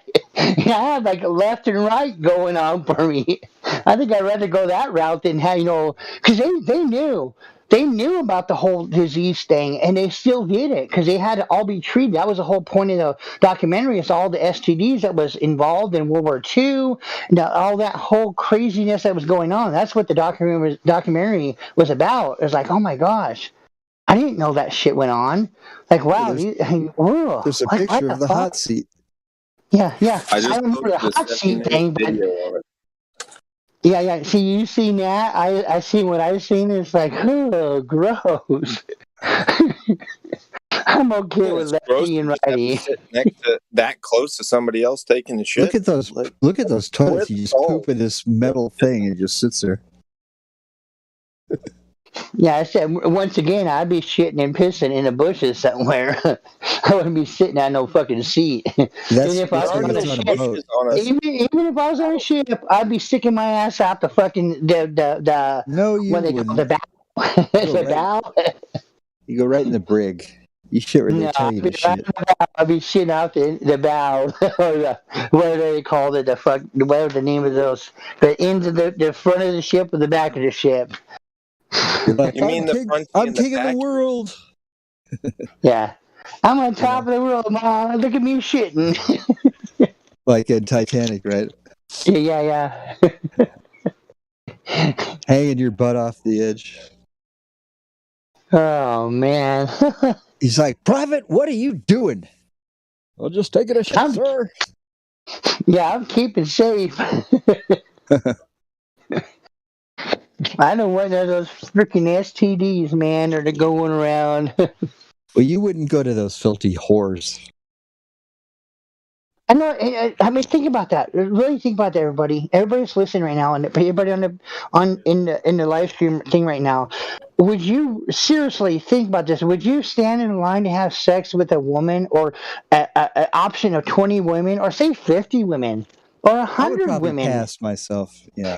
100 women. If there's like 1,000, if there's like 500 guys before you, would you stay still? Would you still seriously stay in line? I have to have a girl who likes me a little bit. Yeah. What do you need that for? You would have a little bit of whining and dining before you do the 69. I like you, brother. That's I love you. Man, we're spoiled with this modern times, I guess, huh? No, I'm not trying to play the whole liberal bullshit, but I mean, come on. I don't see no any time in history where I would think, well, shit, I'm okay with plowing and stuff. Well, no, what What Hank are you said the other saying day? exactly? No, what Hank said the other day. Oh gosh, what he said? He talking about the whole concept of. Hank, you were talking about. You know what I'm talking about. You were talking about the other day about how some other guy was rail. No, you were talking about some reference to how some other guy was letting some other guy go in his wife, and then he's like okay with that.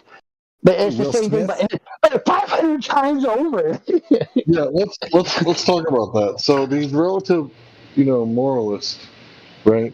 Some people might call them something else, but they're the ones where there's like it's objective. No, they say it's subjective. Everybody has their own truth. Everybody has their own morals. Like, it's okay to kill because of evolution or whatever.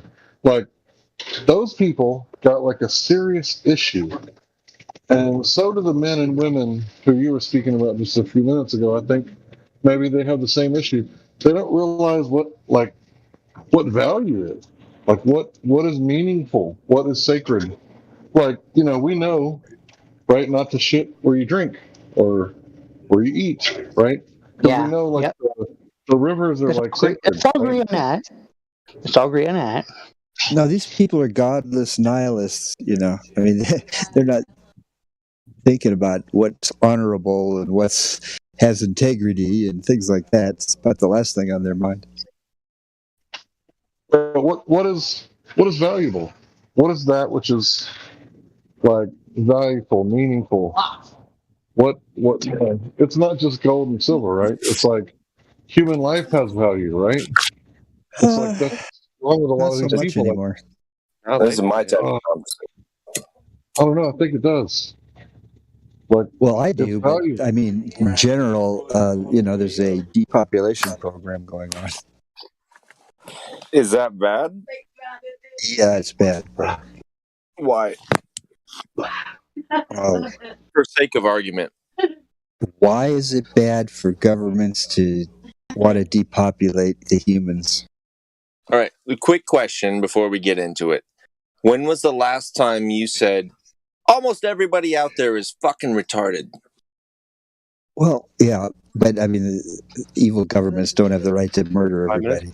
Right, I'm not justifying it. I'm just saying you've had a similar impulse recently, haven't you? You haven't refuted it. Well, of course, people are probably, deserve to die. Your question is who decides who deserves it and who doesn't. Yeah, that's what I'm saying. Nobody has that right, though. But we still have a problem, don't we? Yeah, we have a problem. That's it. So, All right, I want Hank to expound on what he was getting ready to say. The whole thing about, people that don't have any meaning, right? They can't find meaning in life, no value. They think that, like they're not important, life doesn't matter. That's what they've been taught from. Right. So it goes with the globe and evolution. They were taught you're meaningless, you're a speck in the universe, there's no God, he doesn't care about you, forget about him. But why do those people try to fuck shit up more than everybody else? They have the least respect for what other people have accomplished and have built. They want to tear everything down, do nothing themselves because they don't believe anything matters. If nothing matters, then why do they spend so much effort to tear down things that other people believe matter? Because they have to bring their rise up out of the ashes, their new world order. They don't have a plan. There is no new world order. They're just want to tear it all down. They're going to bring it back better. You haven't heard?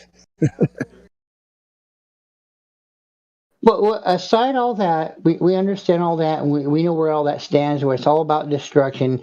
but I want to hear Hank. So I think Hank and me are on the same page with what he's about to say. So it's nobody interrupt him, okay? I say I'm not trying to interrupt anybody or call anybody out. I want to hear what Hank has to say because I feel me and him will have a lot to say about this topic at hand. That's why I brought it up. So All go right, ahead. so I've been thinking about these people for a while because they're the ones that we can't reach, right? They're the ones that absolutely won't open their mind. You can't prove anything at all, right? Nothing can be proven. Nothing is true, right? It's these people that kind of have this like really weird mindset. It's a bit like taking the scientific method and going, okay, how do we know this for sure, right? Let's not be orthodox, right? Let's be open-minded. But then it's kind of the things to where they get so wrapped up in their education and they become so open-minded that their fucking brains fall out.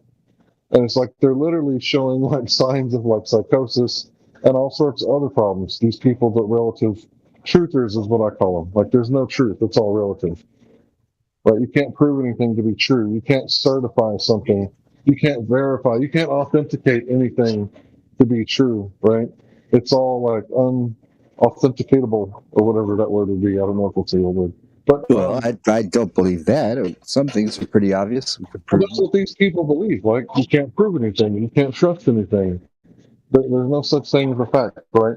So yeah, we that's have to make because sure everybody's that lied to them we on get every to these- media. Yeah, I'm saying we have to like get to. Hold on, I'm almost done. No, you're sitting there, Hank. I'm on your side, Hank. Real quick. You're saying it in a rhetorical way. You don't need to answer to what you're saying when you're asking a question. I just want that Captain Dan specifically. Let's let Hank talk. 'Cause I seriously want to hear what he has to say. Okay, so let's not interrupt him and let's let him follow through with what he has to say. And if you have any questions afterwards, I mean, I'm not trying to control anything like that. I want to hear what Hank has to say. So let's let him talk. When he asks a question, it's actually in a rhetorical way he's saying it. So it's not, we don't have to answer it right away. Let him talk, and then we'll follow up after he's done. When he says, I am done, he's done, and we can question that afterwards and not have any input. Because I seriously want to hear what he has to say. Hey, look, man, just no offense here either. I mean, it's good moderation, but you're not a moderator. Just keep that in mind in the future. I know. That's what I'm saying. I'm just letting you know. I want to hear what he has to say because I've been listening for a week and a half. Like I haven't been in this whole flat Earth thing for like 2.5, 3 years. But I remember Hank. I remember Helioskeptic. I remember a few other people. And the conversation right now. I relate to it, and I want to hear what he has to say. I know you're right. You should have just said, "Yeah, I know you're right." But Captain Dan keeps interrupting you. It's all right. Okay, so I'm gonna attempt to say it. So these people, we have to like show them that their life has value, their thoughts, everything is meaningful, right? They have to find like some sort of value in the world because, like, you're talking about the filthy, ladies or whatever. Well, they don't realize the potential value because their country is being ravaged by war, and they're doing whatever they can to feed their grandmothers. And it's kind of one of those things where we shouldn't be judgmental. Like we don't know what's going on, right? And it's crazy to look back at history and think things like that. But if someone would have taught those young women their real value, because their real value was much more than $5, love you long time or whatever, that's way sold short. And I think a lot of our females don't realize how, they sell themselves short because they're so high in like agreeableness and openness. And, they're just like, yeah, sure, I'll take it. It's kind of like the young girls that want the bad guys, right? It's like obvious, right? They have that problem. But, yeah, it's men too. Like men have it too. Because so men come in here and they don't realize like, how fucking valuable it is to be a young man who can like read, write, and think and pass on like ideas. If you can like read, write, and use a little bit of logic, the trivium, then you're so fucking powerful as a man to like take your ideas and write them down on a piece of paper and share them with other people, and you might die, but the idea goes on, right? So it's like you're fucking valuable. Like you're made in the image of God. Maybe not the physical attributes, but that spark, between your hemispheres, like that. Like, I don't know. In my opinion, like maybe that's the image. Yeah. So you're fucking powerful, and people don't realize it. They come in here and think that they're mold on bread. Well, guess what mold on wood is? Fucking magic mushrooms, man. that's what mold on wood is. So, like, it's all valuable.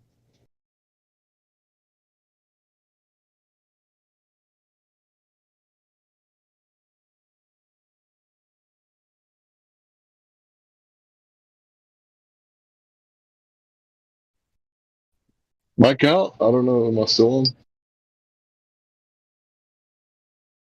I liked what you said. And I said I just wanted to hear you out. This the whole idea of what we're talking about, stuff like that. And then yeah, I'm right along with that. That's where the whole feminism thing, the degrading the men. And I don't want to get in a whole anti hating women or all stuff like that. But it's we all need to understand where we belong and where we complement each other, and that's men and women. And I think that's where we've strayed from. And that has to do with what we were just talking about, because there is no reason for these men to be out there having sex with random women. I say 30, or even if it's 100 women, and there's 5,000 men. That's still a 5-to-1 ratio. It's like, oh my, that's just disgusting. Disgusting for me as a man to think like. Can I add something? Yeah, go ahead. Women set the bar for what it takes to have sex with them. If they lower that bar, it's not the man's fault. You know what I mean? If you have to have a job, if their daddy didn't tell them, they can have whatever standards they want. But if they don't have any standards, you can't blame that on the man, because he's going to do whatever it takes. And if it takes nothing, that's not his fault. The man is this animal that cannot control himself. Yeah. Well, no, not necessarily. He'll work as hard as he needs to get what he wants, and no pardon. Yeah, but the issue at hand was war. If you want to bring that up, it was to take care of war, and that should have been secondary. The sexual desire should have been secondary. And if you want to get to the whole point of man desires, it's like men should be are actually above women and should be letting them know where they stand in all this, and being an individual thing, and not spreading all this craziness around. That's why Who said they're above them? Who said men are above women? Biblical. Are you saying that? It goes, no, I didn't say that. It's biblical, where it's God, it's the creator, man, woman, and children, and then the animals. Well, that's the order of authority. That's not the value. Children are more valuable than grandparents because they're the future. Value and order of authority are two separate things, my friend. I know, but you're talking about the whole sexual, and we were talking about the whole sexual thing and how crazy it was back, and during war times, which I'm sure is still going on with all the stuff that's going on, and it happened in Afghanistan, Iraq, and when now it's going on and over in Ukraine. I call it Ukraine. All right, now it's still going on. You're into five separate points trying to make one point. I think you need to reduce it back to one or two. Okay. Depravity. Okay, let's go back to depravity. Depravity of where men should be able to control their sexual urges when there's other things that are more important than they go in and, Hank said it the other day, which I thought was, wow, I didn't even think about that, which I've heard it before, but I don't have that mindset, but it's true. It's just going, up in some other woman that's not your wife or girlfriend. And this, I said, 500 men have been into this woman before you. So why would you do that and be distracted by that? That was the whole conversation. That's three new points on its own. And so Yeah, we don't. I don't feel we should be putting women in that position for one, and then men to be able to stand up and say, "Hey, you know what? Let's not do that to women." And we think better of ourselves and them at the same time. And I said, I have two hands. I don't need to be going and doing all that stuff to some random woman that's out over in another part of the world. How many women got pregnant in no man's land in World War One? Zero. We don't know. We don't know. We don't know that. We don't know in that. no man's land between the lines of either side. We don't know that. We don't know that because they didn't. Yeah, we do. We can say for 100% certainty that nobody ever got raped or impregnated between the front lines. Yes, because they were voluntarily doing that because they got in no man's land. That's a very specific stretch of land. Are you not following? There were no men there, so they called it no man's land. Of the Allies and the trenches of the Axis, and a few hundred yards to half a mile, depending on the position, between the two. Anybody in between there is getting shot at by both sides. There's nobody hanging out playing cards, prostituting, or raping, or going out for a stroll. There was no place on earth that no one got raped. Between the front lines of World War I. I never mentioned anything about rape. Although it was all voluntary. Rape. The point was there was no reason for that. It was just, for me, it's crazy to think that there's this long line of men. I know you said that like 5 times already. I know, because it blows my fucking mind. It blows my mind. We get it. It's gross. There's a lot of guys, few girls. You know what ensues. There are more women than men on Earth. Yeah. So why was there only 100 women and 5,000 men? Sounds a little like an exaggeration there with the 5,000. What are you? Well, that's what they were saying. That's what there was brothels in Japan, specifically Japan, and in South America too, that they were catering to the American military men, and it was thousands and thousands of military men and only a few hundred women. Thousands and thousands. Just unloading the aircraft. You mean the nurses? The nurses from the ships No. This is prostitutes. Too? This is prostitutes, and it was native to the areas that they were in. Not the nurses. You're saying everybody the nurses were American women. No. What are you saying? You're saying there's tons of whores. There was prostitute. The American military supported prostitution, or actually men having sex with multiple. It's called R&R. With yeah, you go on liberty. Yeah, but the point was all this. You're at liberty to do whatever you want. And get all these STDs and all this shit. Like I said, you were saying earlier that there was, not you specifically, but there was, they got in trouble for it. They got STDs and they would get penalized for that. And they would get court-martialed. Not penalized. They just had to sit on the dirty toilet seat. And they had to get a Q-tip stuck down their urethra 6 inches to take a swab to make sure that they're no longer chlamydia. Let me tell you guys, that ain't no picnic. I would wear rubber.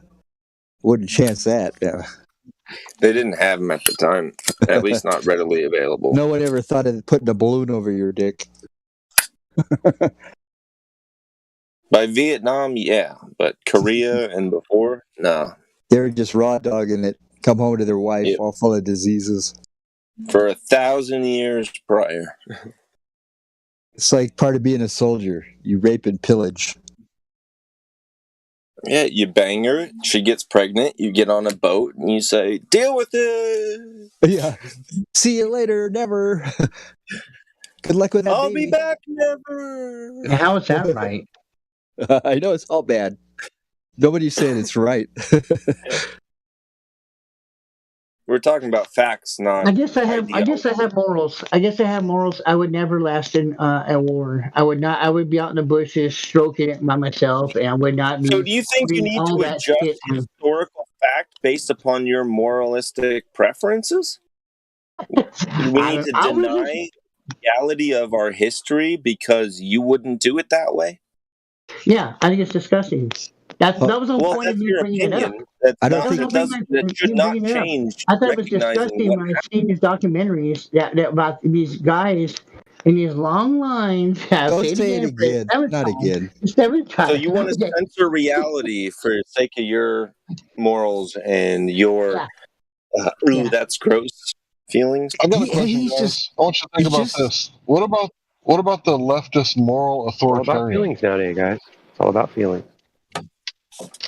Do you hear what I said? Genghis Khan hosted I don't think he was community saying events erase where history. he He was just saying his used preference democracy would to kill. not be to get in line. That's all. Should we teach that Genghis Khan didn't rape and Correct. pillage? He actually was a community organizer who got people to join his cause because he was such a good orator? Or can we continue Sure, he to was. tell the truth Nah, that he yeah, slaughtered a quarter of the fucking Asian continent and yeah. is Nobody cares if a you blood badmouth relative Genghis to a Khan. quarter of all of them living today? Whatever. Should I we mean, ignore the facts because they're icky or uncomfortable? yeah, they're not going to tell all the kids every little gross thing about anybody. I'm not talking about kids. I'm talking about adults. We're adults. Should we ignore the I mean, icky what's that or should we No. acknowledge I the think that's truth? disgusting too. I guess that's disgusting too. Well, That that's when irrelevant people are to being what did and did slaughtered. not happen. That's why the Bible's got bad stuff in it, because bad stuff existed and they're just talking about it. Yeah, and so maybe it should inspire you not to be icky if you find it icky, but you shouldn't hide the story of the icky thing that happened. You Oh, don't I didn't have say the nothing about right to hiding it. censor history. I didn't say nothing about hiding it. I'm just pointing No. the fact that it did happen, and I thought it was Just disgusting. It was like, unacknowledged. ugh, like really? Like, Let's just not people did acknowledge this it. shit. And then how long till it's People a did this chapter shit. that's removed? How long with your approach until they are running new prints of the Bible and they say, yeah, let's just leave that icky part out? I never said that. I never once I'm said that. Leave asking it out. you how long until that would be the I don't case. see him If talking you're about willing erasing to do history. this now. I just said I thought it was disgusting. That's all. I'm not one for censorship at all. Right. I think everything should be known, so you know where everybody stands. Actually, Of They've no already done that. matter where everybody stands, Don't like you the know whole about the witch hunt? NASA thing, the whole satanic thing, the biblical thing, where everybody stands. I think everybody should know where everybody stands, so you can make a decision on who you want to interact with. Well, I'm just saying, I thought it was disgusting when I found out about the whole World War II thing and prostitution and how they were supported that, and it was like, wow, what the fuck. I felt I would never be involved in that. I never said it was. The For me, government I would never supports do it. many dark and ugly things that you're not aware of. There's Oh not yeah, a of single course, I'm truth sure. that I fear not known by everybody. What? About 100 years ago, somebody said something along the lines of, there's not a single truth that I'm afraid of being known by everybody the world over. A single truth. The truth is less destructive than a lie, basically. Well, yeah, it's So foundational. basically, he's not afraid of truth being known by the whole world. Right? Well, Is that what he that's what meant? a cult. That's what a cult means. It's secret knowledge that they don't want everybody to have. You see, Right, and that's the evil. The truth is in the daylight. The evil is in the shadows. Yeah, that's right. That's why they like the owl, because he sees in the dark. Yep. They love their symbolism. Oh yeah, they do. So many creepy secret societies up to creepy crap, just infiltrating Jesuits and Freemasons. Snakes are more active at night in most climates as well. At night, yeah, it's right. A lot of nocturnal feeders come out, the little mice and whatever. That's what their tongue's for. They're sensing smells and radiation from warm-blooded creatures. Yeah, they sense, oh, there's a warm blob over here. It's warm to the right fork, not the left fork. Turn to the right. And What when an it senses amazing it in world. both forks of the tongue, then it knows it's straight ahead. It's like every animal has just the features that work perfectly where they're at, you know. And that's why they don't spread to other climates and other areas, is because they're adapted perfectly to where they're supposed to be. And if they try to leave, they die. Yeah. I'm afraid all the, you know, so many natural ecosystems have been, you know, they got to be polluted by now. But that brings up invasive species, right? By being polluted with other things. Invasive species come from a place where they would never on their own be able to leave, but they're Somebody highly brought them there. You know? prosperous where they're from. So if you put it in your pocket and fly in an airplane and then release it into the wild someplace else where it could never possibly get on its own, it's going to take over the whole environment because it happens to be advantageous in a way that it was supposed to be crippled in its own environment. It's just going to flourish like crazy in this one you put it in. But without your intervention, it would have never been able to get there in the first place. Yeah, but you were just saying if you take it out of its normal area, put it in a different area, there might not be the same things he needs over there. But it also might be way better for it in a way that it was not balanced against. So an Asian carp, it is a freshwater fish. It can't swim through the ocean and around the Horn of South America and then back up and around into the Gulf of Mexico and up the Mississippi and then take over. But some asshole can fly one in a little tank with some oxygenation in an airplane and get it from freshwater to freshwater and just let it go. And next thing you know, 5 years later, there's 1 million of them and they're eating everything and all the native fish are dead. It's totally possible with human intervention, especially aided by technology. That's why we have wildlife and game and wildlife agencies and whatnot. And Iron, let me add to that what you just said. I'm in Mobile, Alabama, and there's it's actually Wilmer, Alabama. It's called Big Creek Lake, and they're having a problem with some fish and other vegetation. He said, at least that's what they say, because you're not allowed to fish here anymore, because they're trying to keep it under control. Because there was something that was introduced here in that lake like 4 years ago, and they're trying to kill it off because it's not natural to that lake, or at least when initially made it. It's probably a predatory species that eats the young of other fish, so they never come to maturity, but 2 out of 100. Yes. Yeah, somebody probably had an aquarium and they dumped them in there or something, you know. Yeah, they're literally having a problem right here in actually Wilmer, Alabama. Because I used to go. That's actually my first fish I ever caught was a 9-pound catfish I caught over there like 4 years ago. And I was going back and back, and then all of a sudden they blocked it up where you can't even fish there. And then you get dollars. So they even put it all over the news and everything. They said you cannot go near there. They're trying to, there's this species of fish or something that's in there that they're trying to get a control of. It's killing all the natural stuff that they had there. And so I agree with you. Said that does happen. I'm experiencing it right now. Doesn't that mean you should be able to catch those catfish and those bottom feeders that are killing off the natural flora and fauna? Oh no, the catfish is the catfish is supposed to be natural. It's something else, some other species that was put in there more recently that they're saying that's killing off other stuff that the catfish are feeding on. And you know what duckweed is, right? They had a whole article. They had a whole article on how they're having it all over the news for the past 2 years. They've had it on there. Have you heard of duckweed? What is it? Duckweed. It's like seaweed, but freshwater version. Okay, no, I have not. I'll look into it. But go down below 6 or 8 feet, and it starts touching you, and it creeps you out, and so you swim back up. Okay. Basically, it's a safe habitat for the small fry or the baby fish. So when you have bottom feeders that are chowing through that stuff, then there's no safe place for the fry of the previous generation to grow up into mature fish. So that's habitat destruction.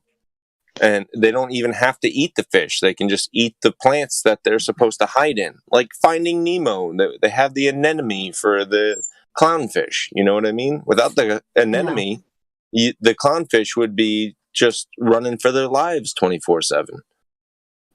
Yeah, no, that's funny. I have a niece named Anemone. No, I'm sorry. Oh, I just want to bring this up real quick.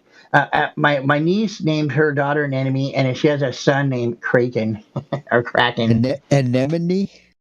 Anemone, yeah, that named after that. What you're just talking about. Like a sea anemone. Yeah, well, she was going to be a marine biologist, but she ended up being she's a science teacher now. But now she's a crackhead. Yeah, I know. I'm pretty disappointed in her. But when you said anemone, I just wanted. I was like, well, it's brought. I have a grandniece named Anemone, and a grandnephew named Kraken or Kraken. They call him Kraken. Well, my Xbox Live name is Kraken. Hey.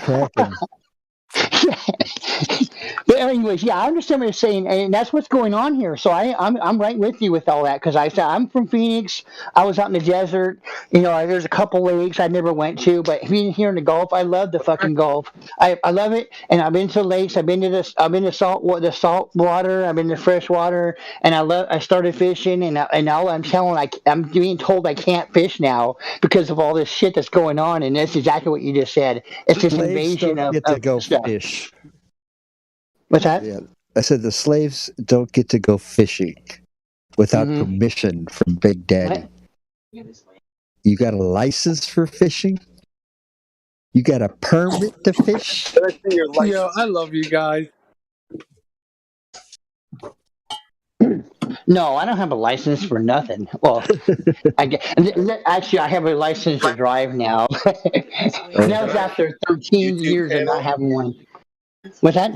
You recommend a YouTube channel that is very prescient to this intersection of two different conversations right now. Two different conversations. The Armed Fisherman. Okay. By Solo Yacker. The Armed Fisherman.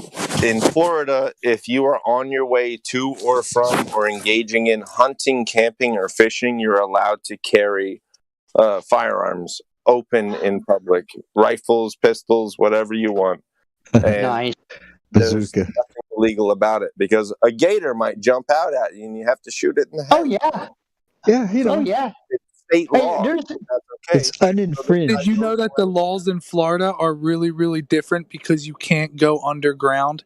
It's the only place that they don't have control, because they don't have underground bases like they do across the rest of the U.S. because it's all swampland. They can't even have basements in houses. Right. Disneyland has an underground quote-unquote level, but it's actually on ground level. They just created a false ground level for a huge area. Everything's right. That's one part story of up. and that's why they can't take the guns away, bro, because they don't have control. Well, I agree with you, but the point I was trying to make is that it's a good YouTube channel. You should check it out. What's it called again? It's The Armed Fisherman. The Armed Fisherman. The Armed And he Fisherman. just carries that pistol wherever he goes outdoors. Okay, I'm gonna look it up right now. One on him and say, "There's this guy with a gun." And I know everybody calls.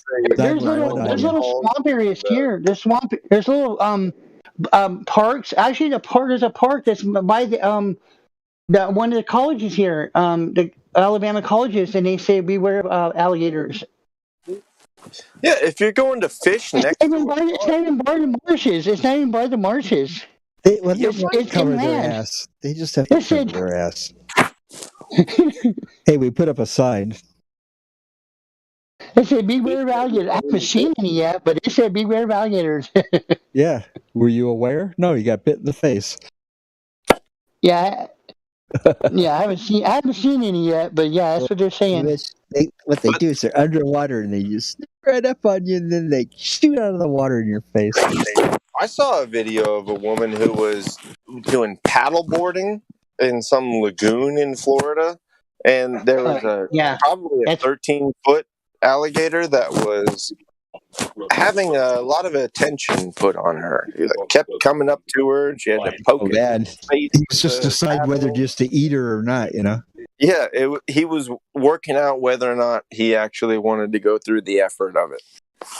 And I was like, woman, what are you doing there?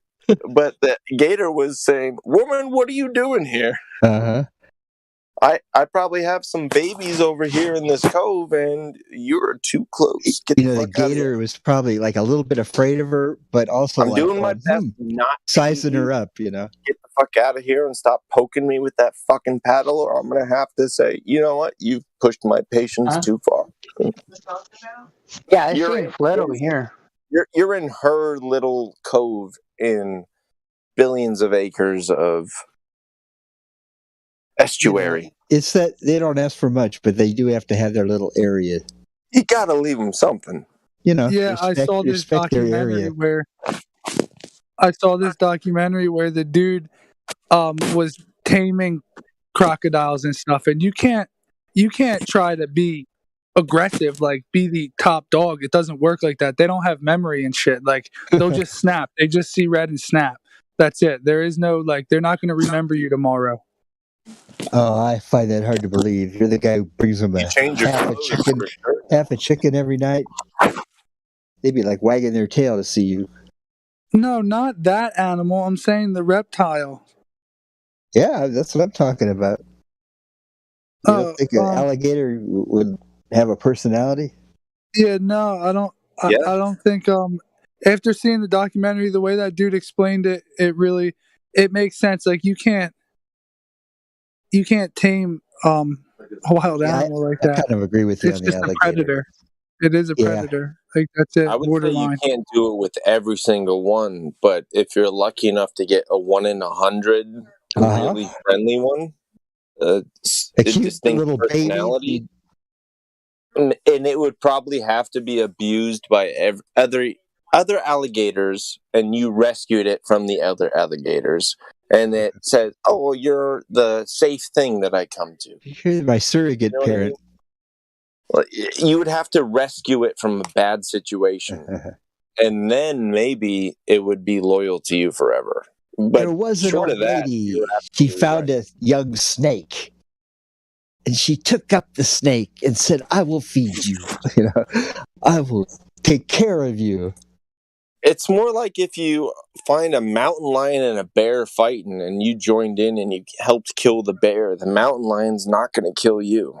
It's going to be like, what do you want from me? I'm Chewbacca, you're Han Solo. I owe you a life debt. Yeah, then later, like you'd be in an avalanche and he would come and save you. Okay, so attack the shit out of you, big time. The Armed Fisherman is the guy that has a bunch of interactions with law enforcement and probably game and fish. Is that him? No game and wildlife interactions. They never come out. It's always the police who think that they have the authority to compel him to behave as if they are fish and wildlife, even though they don't have state authority to jurisdiction. conduct that investigation. Okay, I'm assuming some of these were though. So is this all law enforcement or the police? Not true law enforcement, but the police. The fuckbag police motherfuckers. Okay, yeah, I just interrupt you. It's an educational channel. Yeah, I was just about to say that. Right now. He does 66,400. He doesn't do anything. He just educates and has all the statutes and ordinances memorized, and he never nothing to get excited about. You just calmly tell them what's up. Like, listen, this is the law. Understand that that's what you think look it up. It's this. I want to be able to fish without a license. So far, I have. But if I would run into some, a police officer that wants to try to fuck with me, I'll be able to know what to say. So I'm gonna watch a bunch of his videos and see what's going on with this. Yeah, especially since I'm here in Mississippi, Florida, Alabama area. One guy. Yeah, and there's every version in between. It depends on how the law enforcement in your local area chooses to react to your presence and what you're doing. You might get 10 different versions of results, but he will show you all 10 and how to survive them.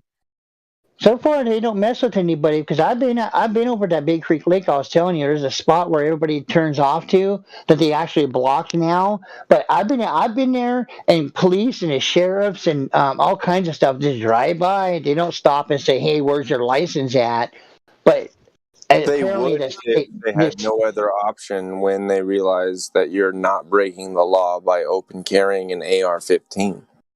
Oh, well, yeah, it is just people fishing. But, since this whole new thing that they're trying to stop what is going on. Across your back and a Glock on your hip. And if you didn't have the rifle and the pistol, they would not call the cops on you. But when you do have it, they call the cops on you, and the cops don't even know what the laws are. So they try to arrest him, and they always fail because he knows. I'm for Phoenix. At Phoenix is open carry. You don't have to have a license or be registered or anything. You buy, obviously they wherever you have a gun. I carried a 44 round with me for years in the mid late 90s, and out on my side a 40 Smith & Wesson 44, and I used to have cops stop me and ask me, "Hey, can I see that?" And they said they wish they could carry that gun, so they thought it was cool as shit. I don't know about now. This is 20 some years later, and maybe a little different. But back then, they thought that was cool as shit, that I was this guy that just walked around and wherever they see me, that they thought it was cool. But like, man, I wish we had a fucking 44. Like John Wayne. These pissy ass 9mm we got to carry around. Wow, impressing the cops with your firearm. Or 6-cylinder?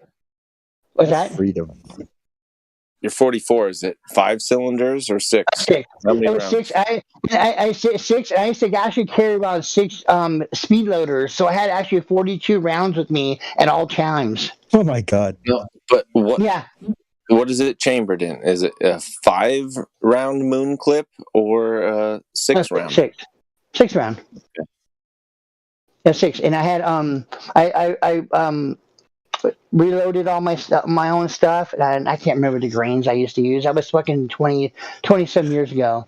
But yeah, I used to do all my own reloads and everything, and but yeah, I had fucking cops like they wouldn't like question me, and you're like wanting to know, they like was envious of me and say, "Man, I wish we could fucking carry these things around. We got these little pissy ass 9mm. Like, what the fuck are we supposed to do with these damn things?" So yeah, I thought that was cool. Leaves the house every day prepared to kill like 48 people.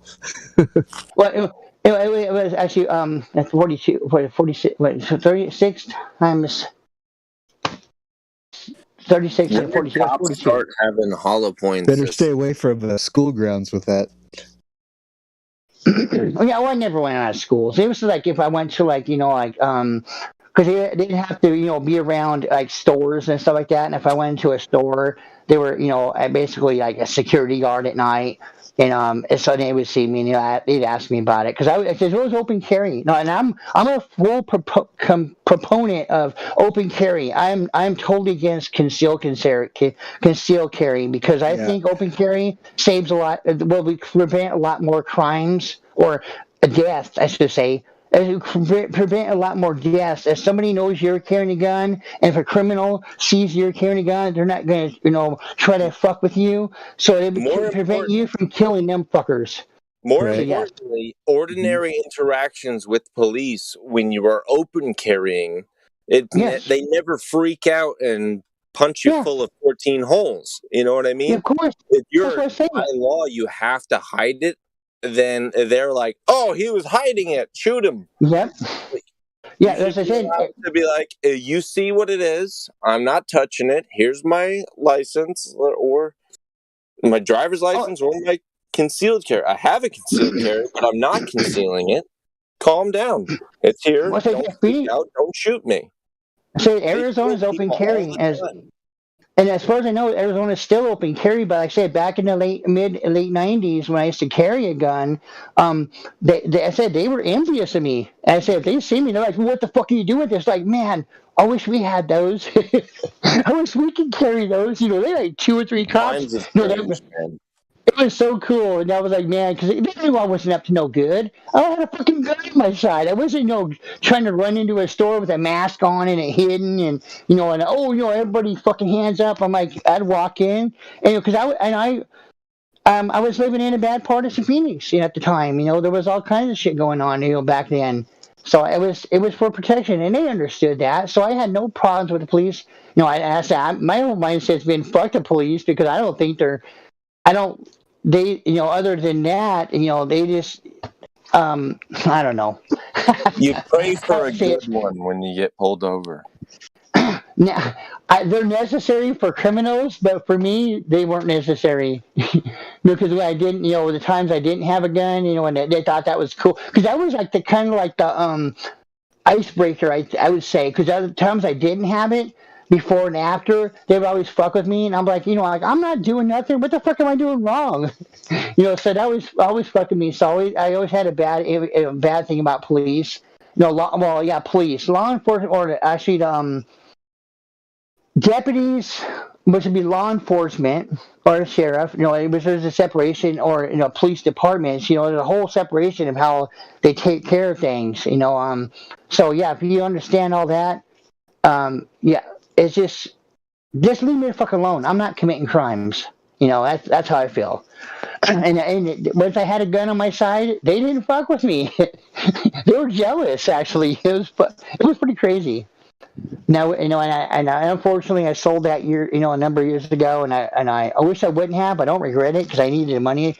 Because I got, I've talked about this before.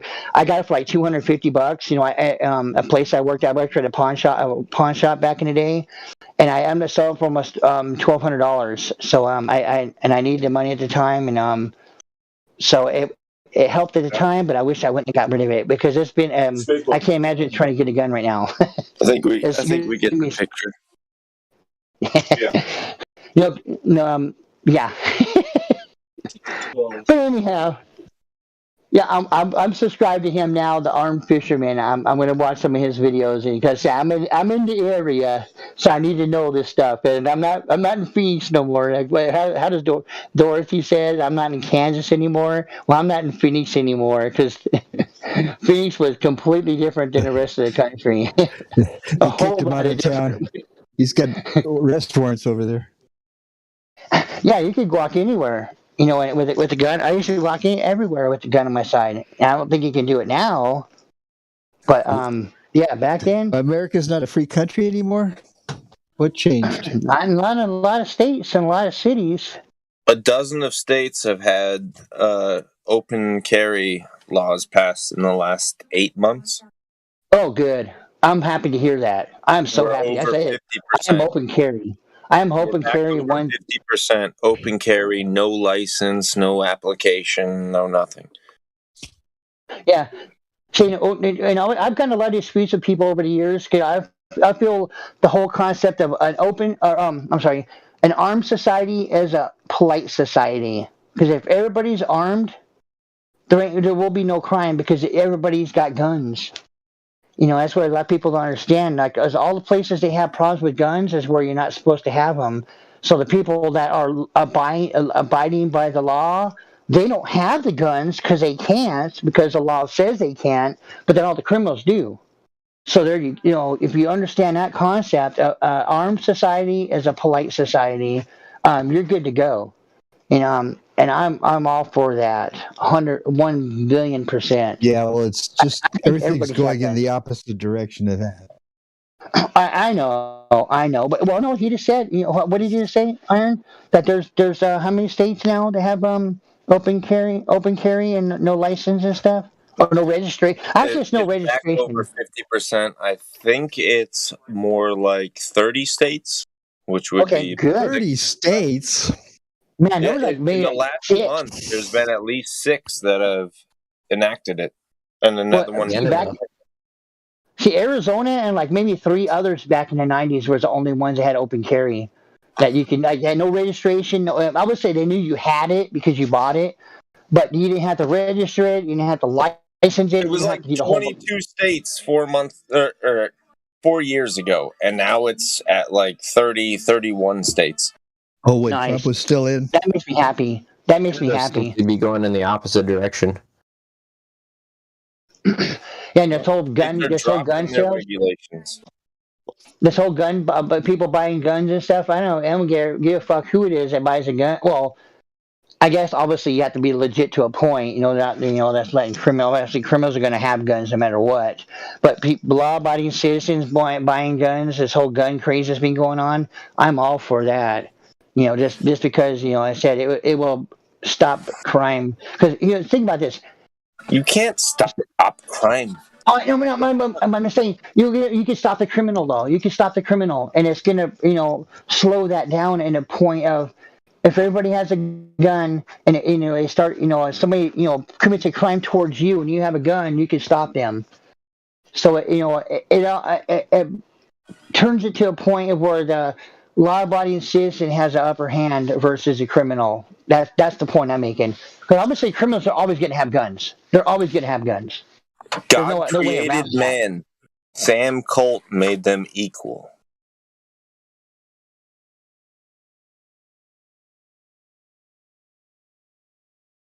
Think about it. Yeah, I actually hit the wrong button. I didn't mean to jump out, but yeah, Sam Colt made him equal. Yes, you're right. I like that. You could be a 4'8" young adult woman who's 104 pounds, and somebody who's 6'5" and 300 pounds could be like, "I'm gonna end your life," and she could be like, "Nah, pew pew." Yeah, fuck you are. We're equal. There you go. That's the point. I'm the angle I'm coming at. If everybody has a gun, the crime will reduce because the law-abiding citizens can protect themselves better than they're unarmed. But okay, this is another thing. It's better to have a gun and never use it than need a gun and never have it. How about that? It's a weird phraseology, but I get what you're saying. I know. Kind of wish I had a gun. Just get a drill press and a bunch of really specified tools, and you can buy 80% of a gun offline and make your own. Sounds like too much work. No, it's I'll use a good thick. You need a good thick pipe or tubing at the right the right dimensions. I see these a barrel. I understand how primers work. When you understand how You don't primers need an work, FFL license to buy a barrel. yeah, that's what I'm saying. A good thick piece of pipe and understand how primers work, then you'll be good to go. No, I'm disagreeing with you. Yeah, no, well, you need to understand. I want a 6-shooter like the Lone Ranger. That's fine. Then go ahead and get one. Get one. Yeah, I'm all for it. Get one. You need a metal milling apparatus. I'm not going to make a gun. I don't know nothing about making a gun. Well, if you order an 80% complete one offline, you can do 20% of the manufacturing to it. And I'm too lazy for that. You've got a ghost gun. Oh, you're saying just to get around the registration, yeah. Yeah. Yeah, because they can't sell you completed parts. There's little bits and adjustments and bore out this deep at this diameter, and okay, good. Now it works. Interesting. All you need is a thick. Understand how thick you need a piece of pipe or a barrel, and You're gonna blow yourself up if you use pipe. Huh? No, you won't. You're gonna blow yourself up. I'll blow myself up like Tim McVeigh. Now, as I said, you need to understand how a thick enough piece of pipe or barrel, if you want. I don't want to say barrel, but pipe. No, well, you're not going to find a pipe that has a narrow enough diameter of its aperture for you to have any caliber under 180. 180. Yeah, shotgun's what they recommend for home that's protection. Why I say that's why you need to understand how primers work. How are you going to rifle it? You don't need to for shotguns. No. I'm talking about fucking bolt action and things like that. There's something to be able to stick a bullet. Have a rifled barrel on a bolt action. No, you don't have to go that far. all you need is a piece of pipe thick Has enough there to be able ever to. been a bolt-action rifle without a rifled barrel? Has Yeah, there you been a understand what you- bolt-action Look, musket? get a piece of pipe. Get a piece I of don't think pipe, so. and you stick a bullet in it. Okay, if it's a shotgun shell, a fucking 30-06 or a fucking 7 mag, whatever, 357, a 22. But you need to understand how the primer works, so it doesn't have the fucking your fucking back explosion come fucking hurt you. If you can contain that primer, you're good to go. Let's You're get to talking that. to us like we don't know what the fuck we're talking about. Okay, well, yeah. He's trying to tell you how to make a underground gun out of a pipe. Don't you know? I'm glad you know. That's cool. That makes me happy. I got a smile on my face. So. Yeah, I wouldn't be able to take what you Okay, said me and and get a you functional talking. apparatus out of it Yeah, under any circumstances. Just get a cheap shotgun, for home protection. Can we get back to flat Earth? Yeah. Something? The Earth is still How flat, about ladies and How about gentlemen. these rail guns? How about these rail guns? These rail guns that are going around the curves. They're trying to say rail guns. I remember this whole thing. I know, but that's funny because I remember this whole they were saying rail guns curve. I was like, how the fuck is that? How is that happening? What are we even talking about? Curvature.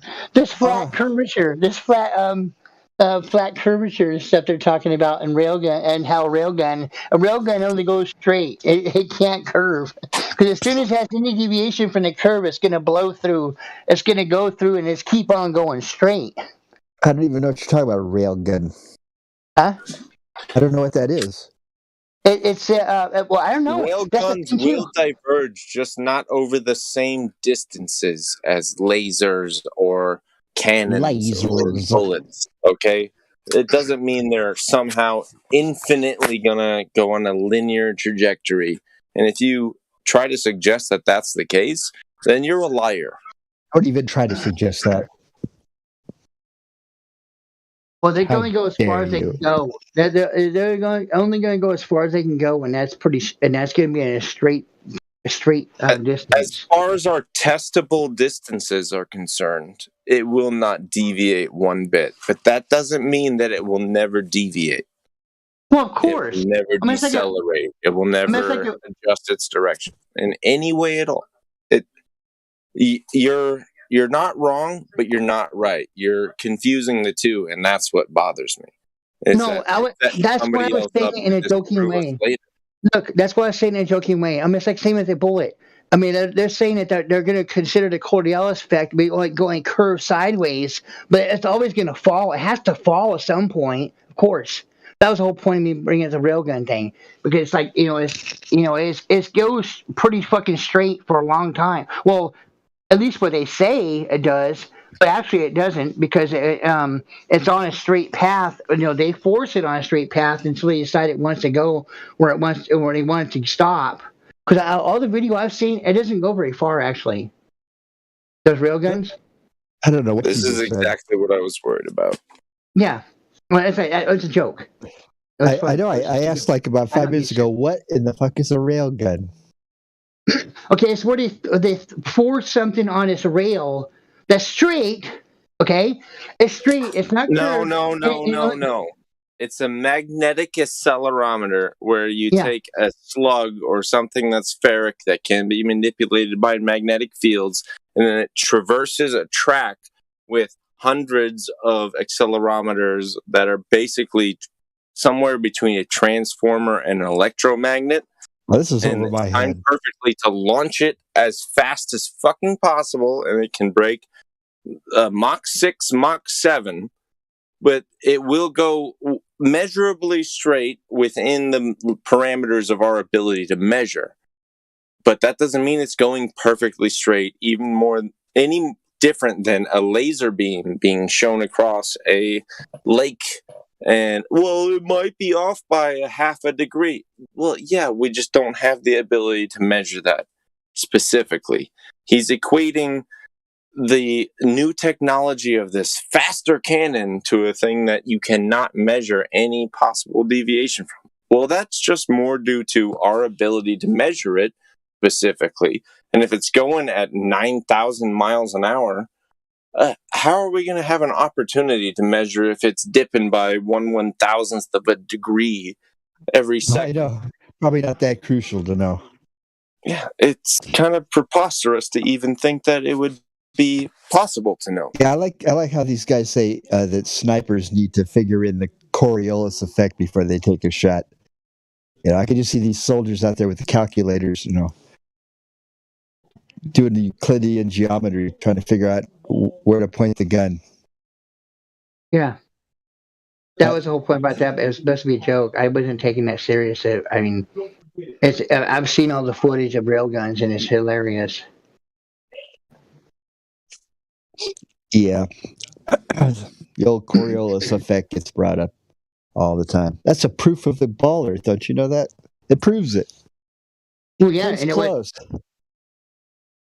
But I had a video about how a helicopter sat in one spot. And it was bad. This is back in the 80s. And then they emphasized that they didn't do any kind of calculations other than sitting in one spot. And they never had to adjust their position for like, I think it was like 96 hours or something. No, 96 hours.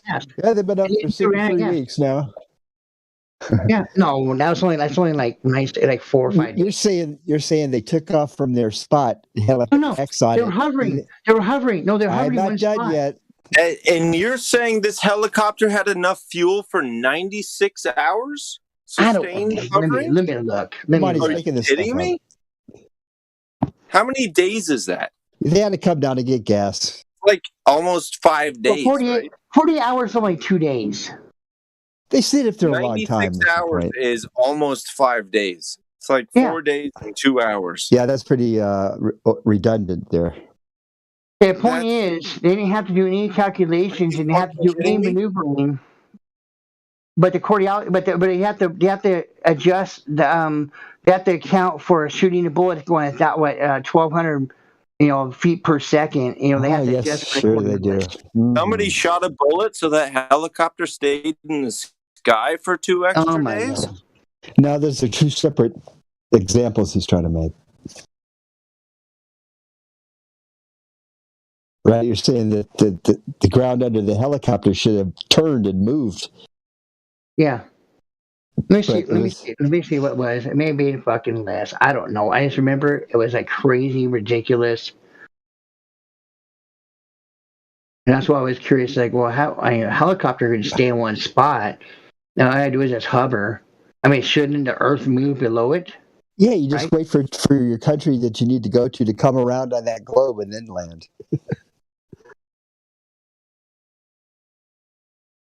Oh my God, the globe.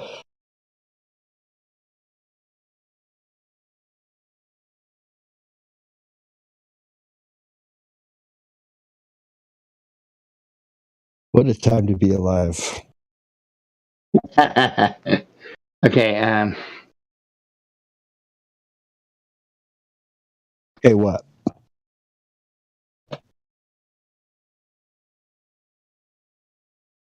Yeah, see, now it's saying 2 or 3 hours.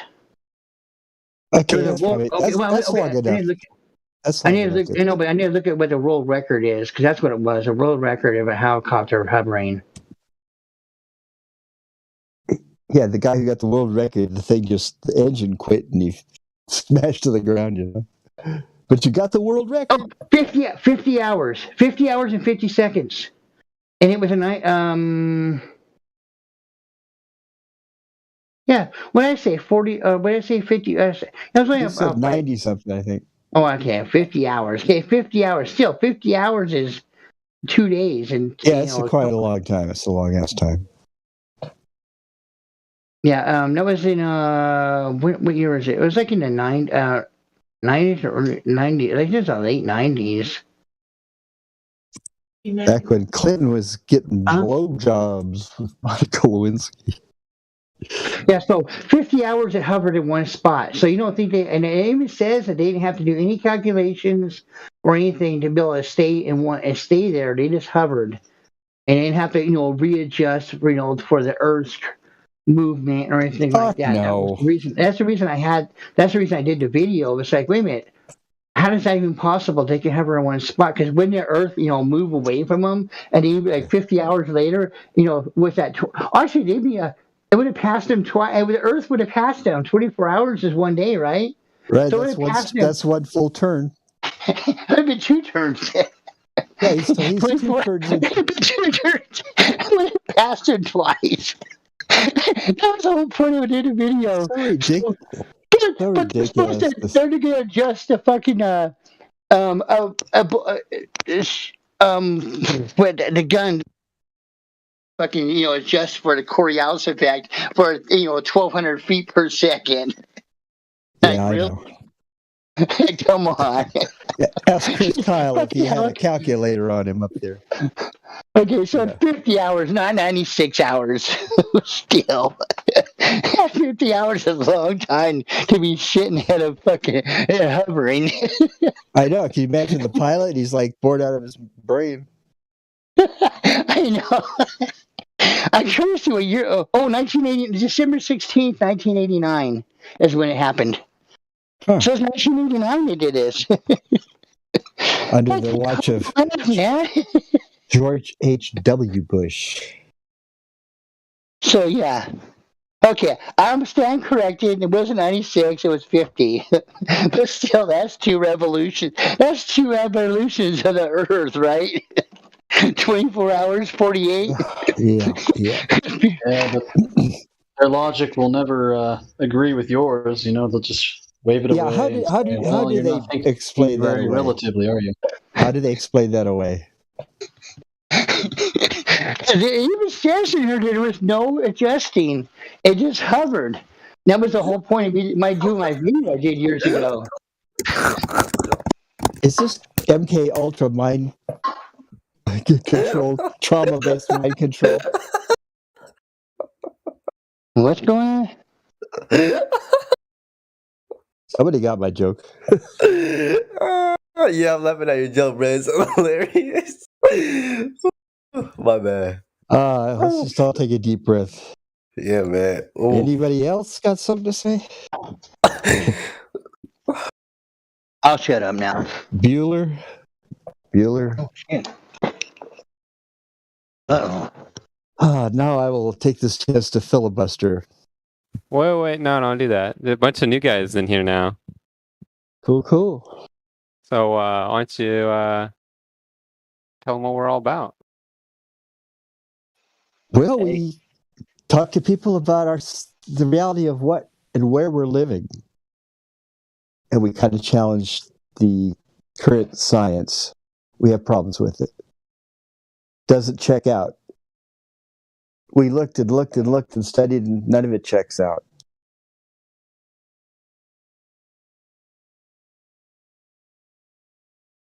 So, there's a lot of bright people on here that can explain a lot of things and make it sensible, and just so that one may awaken from the programming that they've been given all their life.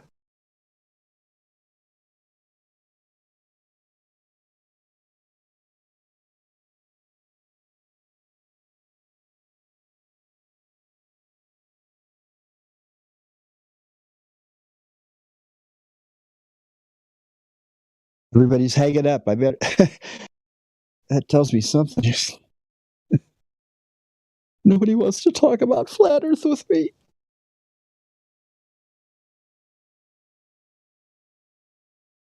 Nobody has questions? Dude, I could talk all day about flat Earth. I just have a question real quick.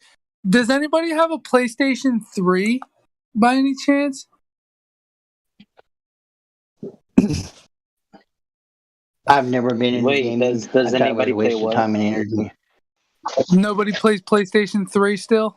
You don't have a PlayStation 3 with Minecraft? I don't have Minecraft on it, no, but I still have my come on, bro. PS3. I rebuilt Kino der Toten. You know Nazi zombies? I don't believe in Nazis. Call of Duty zombies? Oh, zombies, yeah. Fuck's sakes. I don't believe in zombies. No, I rebuilt the map. It's an exact replica in Minecraft on PlayStation 3. It's like really, really, really vanilla. I wanted to know if anybody wanted to join. Oh, on PlayStation 3? QQ play it on a PlayStation 5? Dude, no, bro. That's what I'm saying. It's impossible to find people to play on PlayStation 3. I have to go onto the random lobbies and add people as friends. So I'm playing with these random people. They probably never seen Call of Duty Zombies in their life. I mean, I could play on my computer, but like my computer is like 2011. It's hella old. Nah, dude. I'm on PlayStation 3. 2011. Yeah, it's a 2011 Acer laptop. Oh, you need to upgrade pretty soon. Yeah, I should, but I like Acer. I mean, the computer runs pretty decent. Really? Yeah. The reason I'm not upgrading is because I like it vanilla, bro. Like they added too much. Like when there's like llamas and shit, like dude, I quit, bro. I quit Minecraft. After PlayStation 3, dude, I quit. Nah, man, the llamas are actually very fluffy, man. I touched them before. They're kind of cute. Dude, I don't even want to fucking hear it, bro. That's what I'm saying. Yeah, man.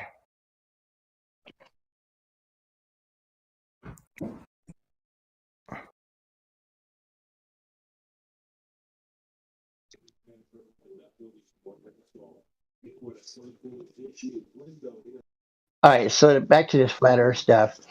What's the newest developments in the whole flat Earth? Anything like spectacular that's new, that's mind blowing?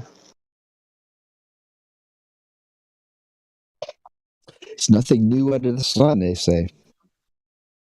It's all settled, man. I wouldn't go quite that far. You have a mountain of evidence, and no one else has got shit. Nice. It's just flat as a motherfucker, and all that curvature is all in your eyes. Yeah, that's all I was gonna say is that the Black Swan is all we need, and then it's done. You just either care or you don't. Like we don't need really any new development. It's just done. And except for the same people are still left in power running that same scam. Exactly. That's what I mean. So it's done as far as like we've proven it. So to say. They're just gonna double down on the lies and say you're a nutball. Yeah, that's all. You either just care or you don't. You either realize or you don't. Yeah. Just on a personal level, if you know or not is important. Yeah, that's pretty much where I stand with it all. And I said I was, all into it, back in March of 2015. But I got about the 2017 era. It just all the drama and all the especially all the doxing. I wasn't really into the doxing stuff. That was on their side, the Glober side more than anything else. But it's all the chaos. I was like, man, I know where I'm standing. I know where I stand. Literally, I know where I stand. I stepped away from it, but I just kind of jumped back into about maybe a week and a half, 2 weeks ago, and that's why I'm on here. And it's going to, I was curious of what was new developments. That's kind of like wow, cool, right on. Everybody's gonna understand this, but yeah, it's more of a personal thing than anything else. Still, I got okay. you, bro. I'm okay with that. I'm okay. That's where I stand. It's more of like, I know where I stand. If you want to be spinning on a ball, fine, whatever. I know I'm on a flat, stationary fucking earth to fucking go ahead and spin all day long. Floors. Have you heard the ocean floors? What's that? The ocean floors is a big thing going around. Wait, they're calling them basins. Oceanic basins. Okay, it was my headphones are it was vibrating out and it didn't sound right. I wasn't hear what you said. Okay. Yeah, oceanic basins. They're I don't know what percentage of the world. It's a lot, but it's all flat. Extremely flat. What are we talking about? Join the VC. We found more flat Earth. It's on the bottom of the sea. Oh, word. That's right. But like they say, as above is so below, right? Did you say that? If it's flat above, it's got to be flat below, and it all balances in between. It does all balance. It's all put in perfect balance. Well, see, I'm here now in Mobile, Alabama, and if anybody looks up Mobile Bay, it's from if you look up Fort Morgan. if you look north of Fort Morgan, there's Mobile downtown, and it's 31 miles. And I have a video, which I only have my camera phone. I didn't have the P900 and on this crazy stuff, but you can see plain as day that all of downtown Mobile from 31 miles away. I mean, it was shocking to me. You know, and What you're seeing is a mirage. No, this was not a mirage. This was even with my little shitty. I just see it in my eyes, but my phone I can only capture so much because it's a camera phone. I think I had a cheaper one that I have now because that was like in 2015. Oh no, I'm sorry, 2017 when I took that footage. And I'm gonna go back over there, but I gotta go on a clear day because it has to be on a clear day. Because if it's any foggy, it's so hazy. You just you can see so much. You can see it, but it's just they want to say they want to say, oh, it's this, and this. It's like, well, no, I want to get a clear freaking day and really show what it looks like. But for me, I know. Yeah. What's that? So you could videotape it and then just post it on YouTube. Well, yeah, that's what I did. I did do that. I still have the footage. It's just I did that, and everybody disputed, like, well, no, it's not what you're really seeing. There's this, and this. I'm like, no, I know what I've seen, and I shouldn't see what I see, motherfuckers. Yeah. I shouldn't be seeing it. Just tell them we can see too far. It's over. I got another one. Recently, there's been a Space Force guy coming in here, and he's been talking about geostationary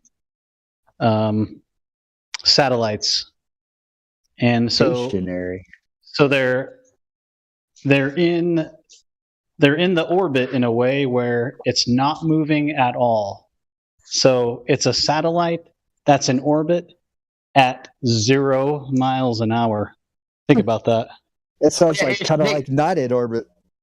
No, yeah, it's called landlocked, where it's stuck in. It goes with the Earth's rotation and it follows the Earth. It's like it avoids the whole 17,000 miles an hour bullshit that they use. It's a satellite that's not moving. Not moving at all. Wait, not moving at all. It's not like following with the Earth, and because they used to call it landlocked, where it goes away from deviates from the ones that are going 17,000 miles an hour, which is like totally insane. But there's ones that go follow the Earth. They call it landlocking. It's like it follows a certain spot with the Earth as it's turning. It's like, really? Well, that doesn't exist. You see, that's the problem. It doesn't even exist. I know. I know that. Because I was only in the minds of the people they fooled. There it exists.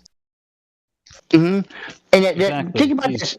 His mind is blown away. He's like, "Isn't it cool? It's not even moving, but it's in orbit." Yeah, I mean, what's the difference? Moving, not moving? What are they doing up there with that thing? Exactly. And think about this, that little, what they call it, it's like a tin can or a garbage can, or actually it's like a school bus size. They say it's a school bus size, but it's got these flimsy ass wings that are the solar panel, like the solar, even the ISS, but there's about these satellites. So they show them, but they're not vibrating. So they're in a spot where they don't vibrate at all. There's 17,000 miles an hour. 17,000 miles an hour is fucking fast. Think about that. That's fucking fast. No vibration at all. It's just smooth. What the fuck do you need something going that fast? What the fuck is this? But so it can loop around the Earth, go it's 1,014 times. It's 14 times it goes around the Earth in one day. Oh yeah, I don't believe any of this garbage. That's how they have all of our communications. Dude, I believe that there's a dome up there and nobody's going anywhere. And everything has to be fake. Everything is fake. He's spitting for real.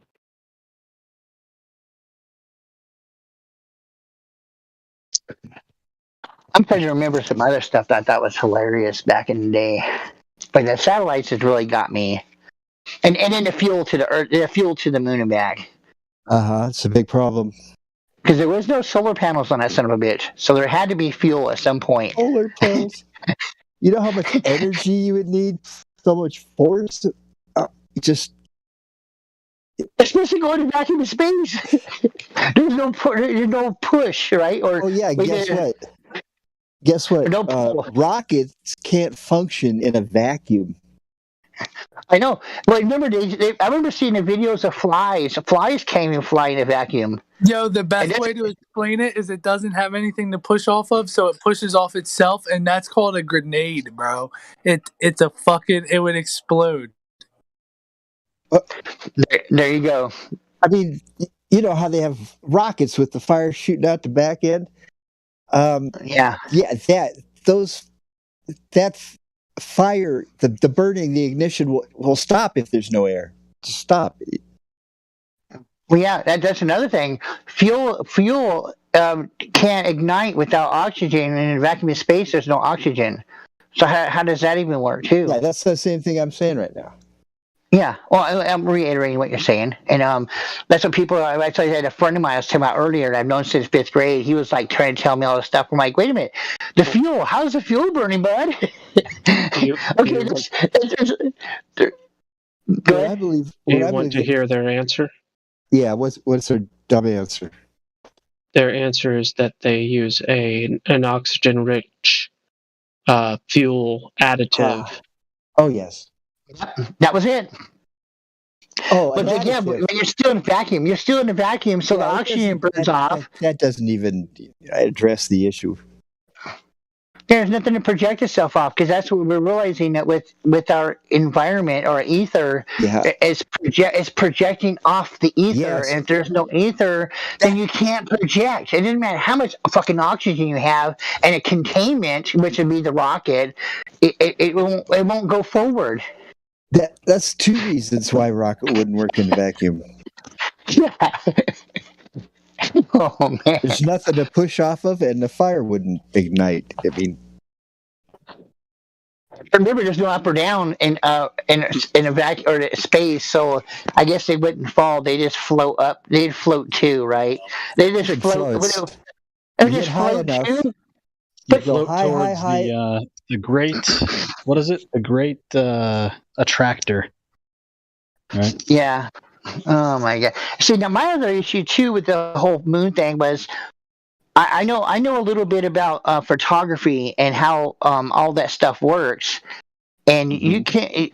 I'm pretty sure with any kind of light, but I'm pretty sure I never dealt with radiation per se, but I'm pretty sure radiation, no matter how much you had something contained, it's going to mess up the film of whatever you took before you took it and after you took it. So it pretty much it would be destroyed. You know, any kind of film, but that's a photographic film or video film, which is what they supposedly took. See that one fact. If everybody realized that was the fact, they would immediately know that. Hey, you guys just showed me a bunch of fake pictures. Those would have got wrecked. End of story. There you go. But anybody who says something like that is just considered a nut. Everybody loves astronauts in space. You don't say a bad thing about them. And then have a phone call from Nixon to the that's my favorite. That's my favorite. Not only, but I think it was 379,000, but 243,000, whatever. It doesn't matter. Over 200,000 miles. So they're going to go all the way there. 247, 248. Okay, through radiation belt and then back. There and back, and then the thing too is when they had the because I was looking into this, the whole taking off of the camera that was left behind when they took off the first time. Yeah. Okay, They left the camera behind, filming them taking back off from the moon. The camera was left on the surface. They said that done remotely. They moved that camera remotely, so that means they had to have precise precision to be able to follow that thing up as it went up, as it took off from, what was it, 243,000 miles? Right? 247. 247,000 miles one way and then back to be able to send that signal back and forth that fast to be able to follow it perfectly. Perfectly followed up. Sorry to interrupt. Someone just asked me why, like, the Earth's core being flat and all. How would you explain that? Core. The Earth's core. Yeah, the Earth's core. In the globe model, they'll show you like they know all the different levels of the core of the Earth.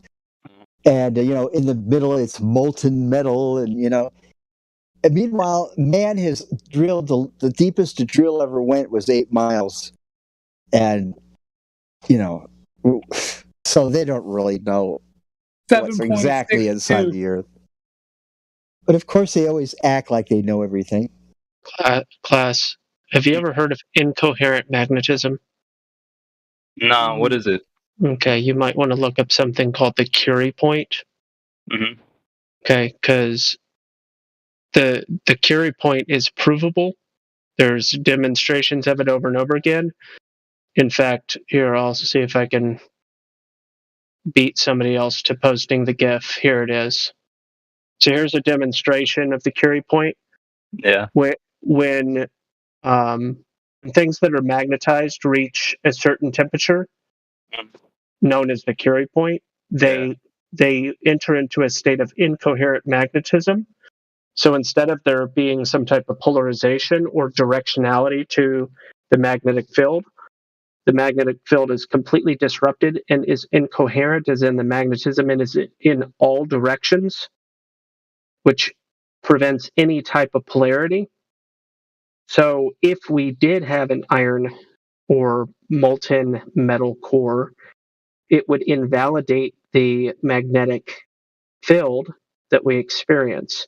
So Earth cannot have a molten core the way that they say that it is or works, because we know scientifically about the Curie point.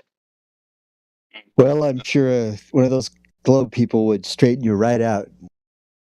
No, they no.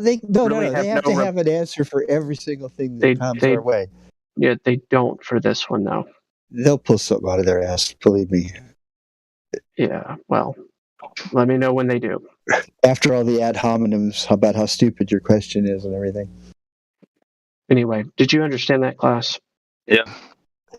All right. You can look up Curie point. You can look at the incoherent magnetism. Incoherent magnetism, and because of that effect being known, it invalidates the idea that there's molten core of whatever metal in the center core of the Earth. I guess I didn't get the connection quite solid in my mind. Here you go. Here's the graphical representation of the curve of the Curie point in regards to temperature, and as temperature goes up, the incoherence increases.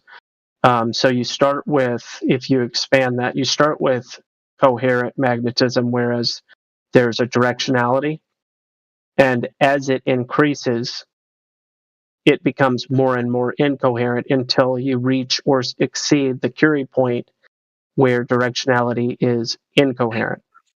Oh, yeah, I've never heard of such a thing. It's all on the topic of ferromagnetism, and it's known as the Curie point, and it's an important fact to know because it can be demonstrated. And everything has a sort of electromagnetic energy inside of it. Well, this is all in regards to the claim that the Earth has a magnetic core, because they literally call it magnetic and core. Well, it can't be a molten substance that invalidates magnetism. That's right. Yeah, basically anything that's hot and molten, it's not magnetic. And I said my grandfather was a scrapper. Basically scrap metal. I remember having magnets, and if they got hot or he did stuff to them, they weren't magnetic anymore. So I understood that at a young age, not realizing, the whole magnetic, molten lava. I know that never made sense to me, but now it makes sense. They're like, well, yeah. How can the center of the Earth be molten lava but be magnetic at the same time? It's impossible, which is what he's saying. That's the scientific terminology. But yeah, basically molten materials cannot be magnetic. It has to be solid. It has to be magnetized by a positive and negative polarity. Well, what if it's magical and we have no idea? It's in the very core of the Earth and no man has ever seen it. But how do we know? How do we know it's there? How would we know it's there when we've only got 8 miles? You have to take the expert's word. It's a matter of Yeah. trust. That was I like don't think the core itself is magnetic. I think it just generates its own magnetic field according It to what it, you're it saying. generates the It cannot. magnetism down It, there. it literally it cannot. can't. Yeah, it can't. So again, the Curie point for iron is 770 Celsius. They claim that even in the upper mantle, it's at 2,000, and that it only increases up to 6,000 degrees Celsius. So every Yeah. aspect beyond the crust is way, according to their story, is far in excess of the Curie point. So any concurrent claim that there is a polarity or directionality to magnetism is invalidated by the claim that the upper mantle, lower mantle, outer core, and inner core exceed the Curie point. It's all Wait. So why do they Wow, lie this is about a it little then? too Like advanced for my. why do for they my, lie about it? Like why don't they just like tell the truth about it? Like is there like They some don't secret like to like say, code "Hey, going we have on? no It's all about idea." control. It's all about control, manipulate, and dominate. That's all it's all about. And money, which it results in money and power. That's why they lie. They're doing And you're magical a monkey. spells. They're doing magical spells on us, basically. Don't question anything, you monkey. They have the knowledge of where we are, and you don't, so that gives them a pretty good upper hand. Yeah, it's like we Yeah. got $1 trillion, and guess what? You don't. So you're gonna have to be, or we're gonna have to go ahead and let you go. You're like, you don't own me. Oh no, wait, no, actually we do. Why would they lie? Why would they lie? Why would Uh-huh. Why would they lie? Yeah, they're not evil liars or anything. And he dipped already. What?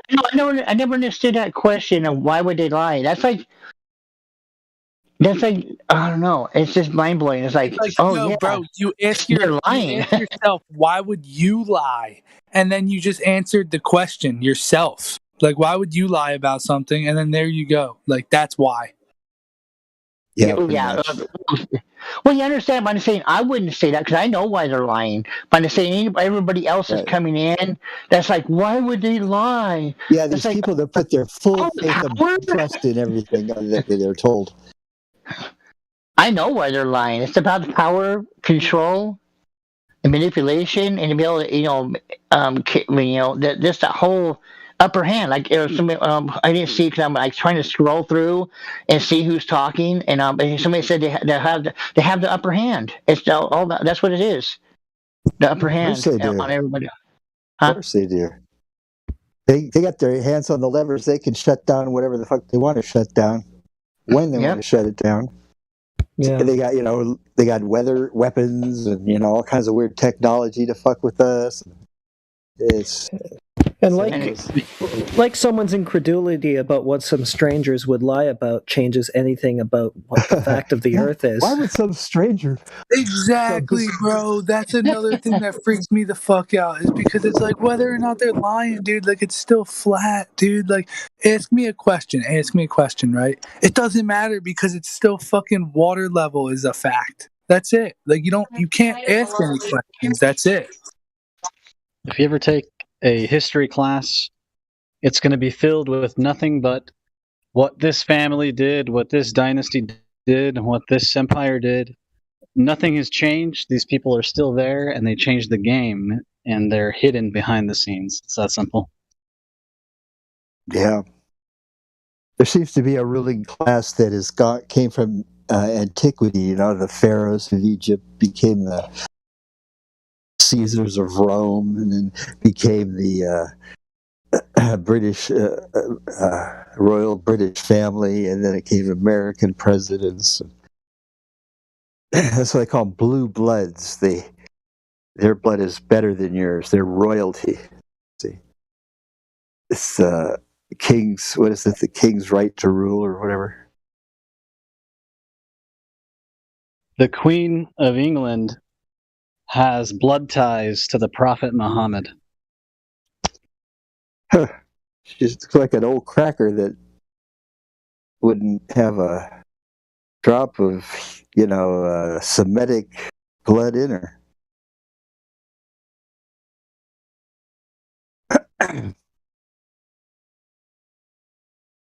I've heard that she shapeshifted into a lizard a time or two.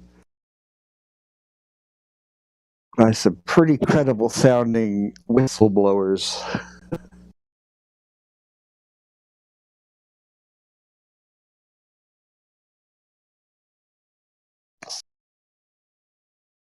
I'm unable to pass judgment on that subject at this time. Of course, it's way on the esoteric edge of all this clown show. This clown show we call I'm not reality. gonna skip up on that topic, dude. The problem is you're a hybrid reptilian and you don't even know it. Could be. I have to agree. There's a possibility that we've gotten the serpent seed along the way somehow. Would you take that to a biblical stance? Well, that's the reference of the serpent seed line. I believe that actually the devil seduced Eve to the point where he got her pregnant, and she gave birth to the first murderer, Cain. Do you actually believe that? I've heard that posed to me, and it makes sense. That But the who knows? serpent seduced Eve, and Yeah. where the Yeah, seed of that's what the Cain came.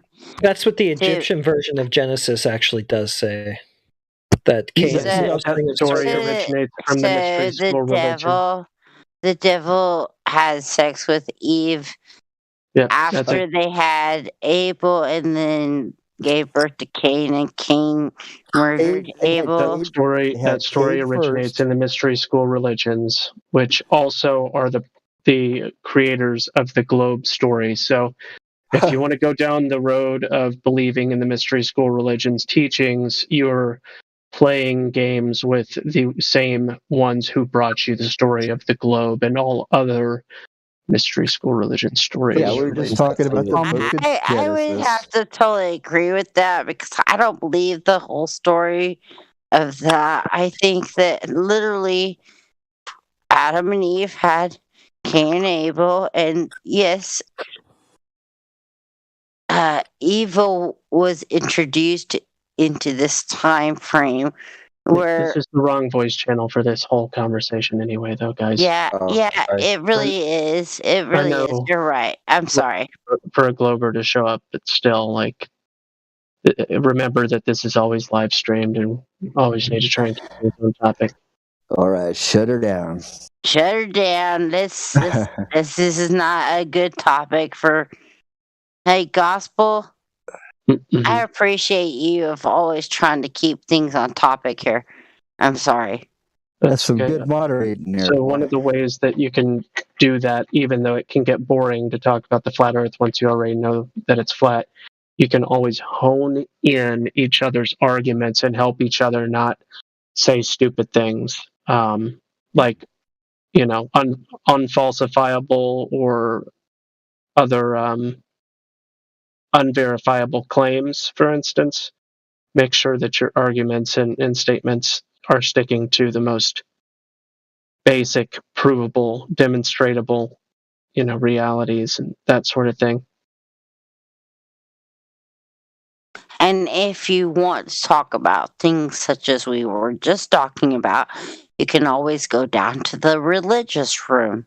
Right. But I mean, all of that religion Just to and keep creation things safe. stories, No, they have if a you want large to talk about connection to creation the- stories, you really need to go down to the religious room. No, and not I don't here. want to talk about it anymore, but I'm just saying it is related to the flat Earth. It's a big part of it. Hey, I stepped away for a second because I'm here in Mobile and it's supposed to be a huge hurricane. And my girlfriend was saying that there was a tornado that touched down here close by. And she's all, she's freaking out. She's in a closet. Oh boy! I'm like, there's like if the windows were shaking, I'd be concerned because I lived in Oklahoma and there was a hurricane or a tornado hit in 2012, and it tore a lot of the city up. And I was a half a mile from there, and it was windy, But I didn't know a fucking tornado went through until the next day. It just missed you, huh? Yeah, in Oklahoma, yeah. But here, it's a little windy, but it's not even near close to what I would think. I'm It's in not even Oklahoma raining. too. But what part? I was in Oklahoma City. That's where I'm at. Oh wow. I'm in upper central Texas, so yeah, I'm very familiar with the old tornado alley. Yeah. Oh my god. I do But yeah, not want there's to get supposed to be hit with something one of here. those. But yeah, she's all freaking out. That's why I stopped. I Well, was tell her talking she a doesn't have minute to ago and I freak out. stopped. Tell her she I doesn't told have her to that. freak out until she sees something coming. Then go run in the closet. Yeah, I said when the windows start shaking, then we'll be concerned. But it's just a little bit of wind outside. No rain. It's a little overcast. It's not even Tell no her to overcast. stop being Barely any such a overcast. big old snowflake. Yeah, I know, and she's usually not like that. But we do in where I'm at, we do have tornado activity come just like out of the blue. Boom. Oh gosh. Tornado. So No, I'm in Mobile, Alabama right now. where your girl's at, if she's in Oklahoma City, yeah, No, I'm in Mobile. we're in like We're in Mobile. super tornadoes can come up out of the blue. They just happen. It's crazy. What I was saying was I lived in Oklahoma City when they had a tornado come by and it tore up a lot of the city back in 2012, and it was half a mile from where I was at, and I didn't even know it hit until the next day. So it ain't that big a deal. It's windows shaking, and you feel like the roof tiles are coming off the roof. A little bit of gusts of wind ain't qualifying as a concern for me.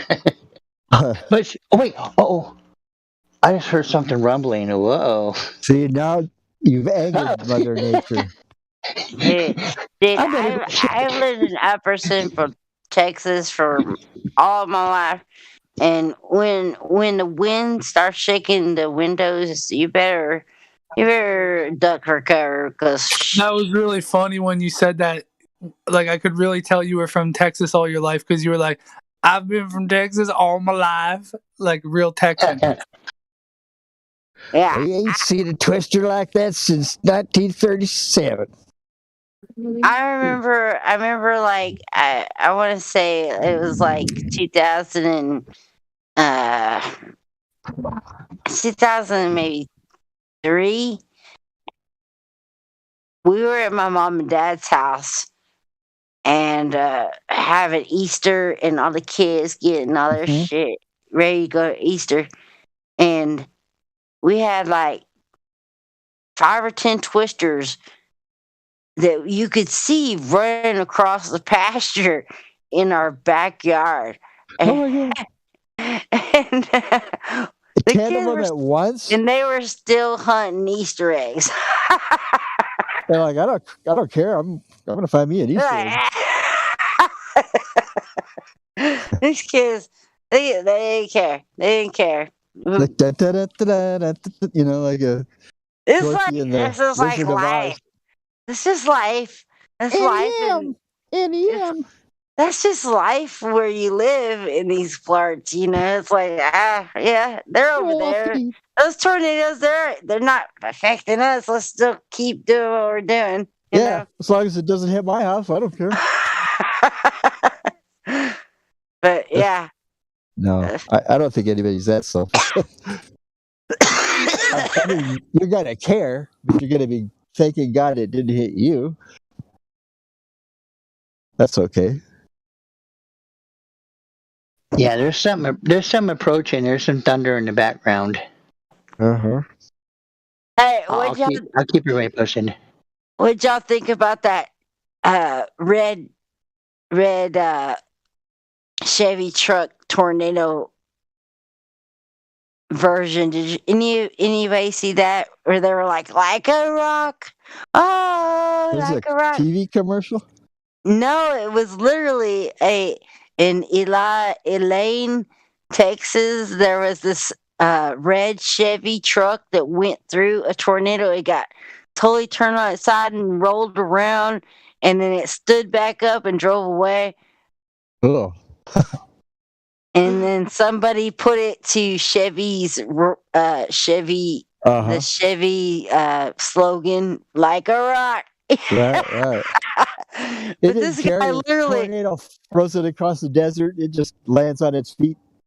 yeah, just drove back away after being twisted upon by this tornado, and it just drove away. Some storm chaser caught that. Have y'all not seen it? It was pretty remarkable. I don't have a TV. I don't. It wasn't on TV. It was on YouTube. I haven't seen it. No, I keep my eye peeled. Well, you'll Like have a to rock look that Chevy one up commercial. because it's pretty cool. Because they were like, "That's the best Chevy commercial." Chevy needs to brand that as a commercial for their best truck. Well, the executives down at Chevy said yes. Yeah. Let's make this bitch go viral. And I bet soon they will make that go viral to make it. This is like a rock. Who doesn't love that song? Good old Bob Seger. Hey, and I'm personally not a Chevy person. I'm a Ford person, but but that was the best Chevy commercial ever. The greatest of all time, the goat. The goat. It was a goat commercial. Totally. I don't like that phrase. It's like reminds me of the Baphomet, Yeah, the Baphomet. Hey, you're probably not familiar with this channel, but I've got to bring this up.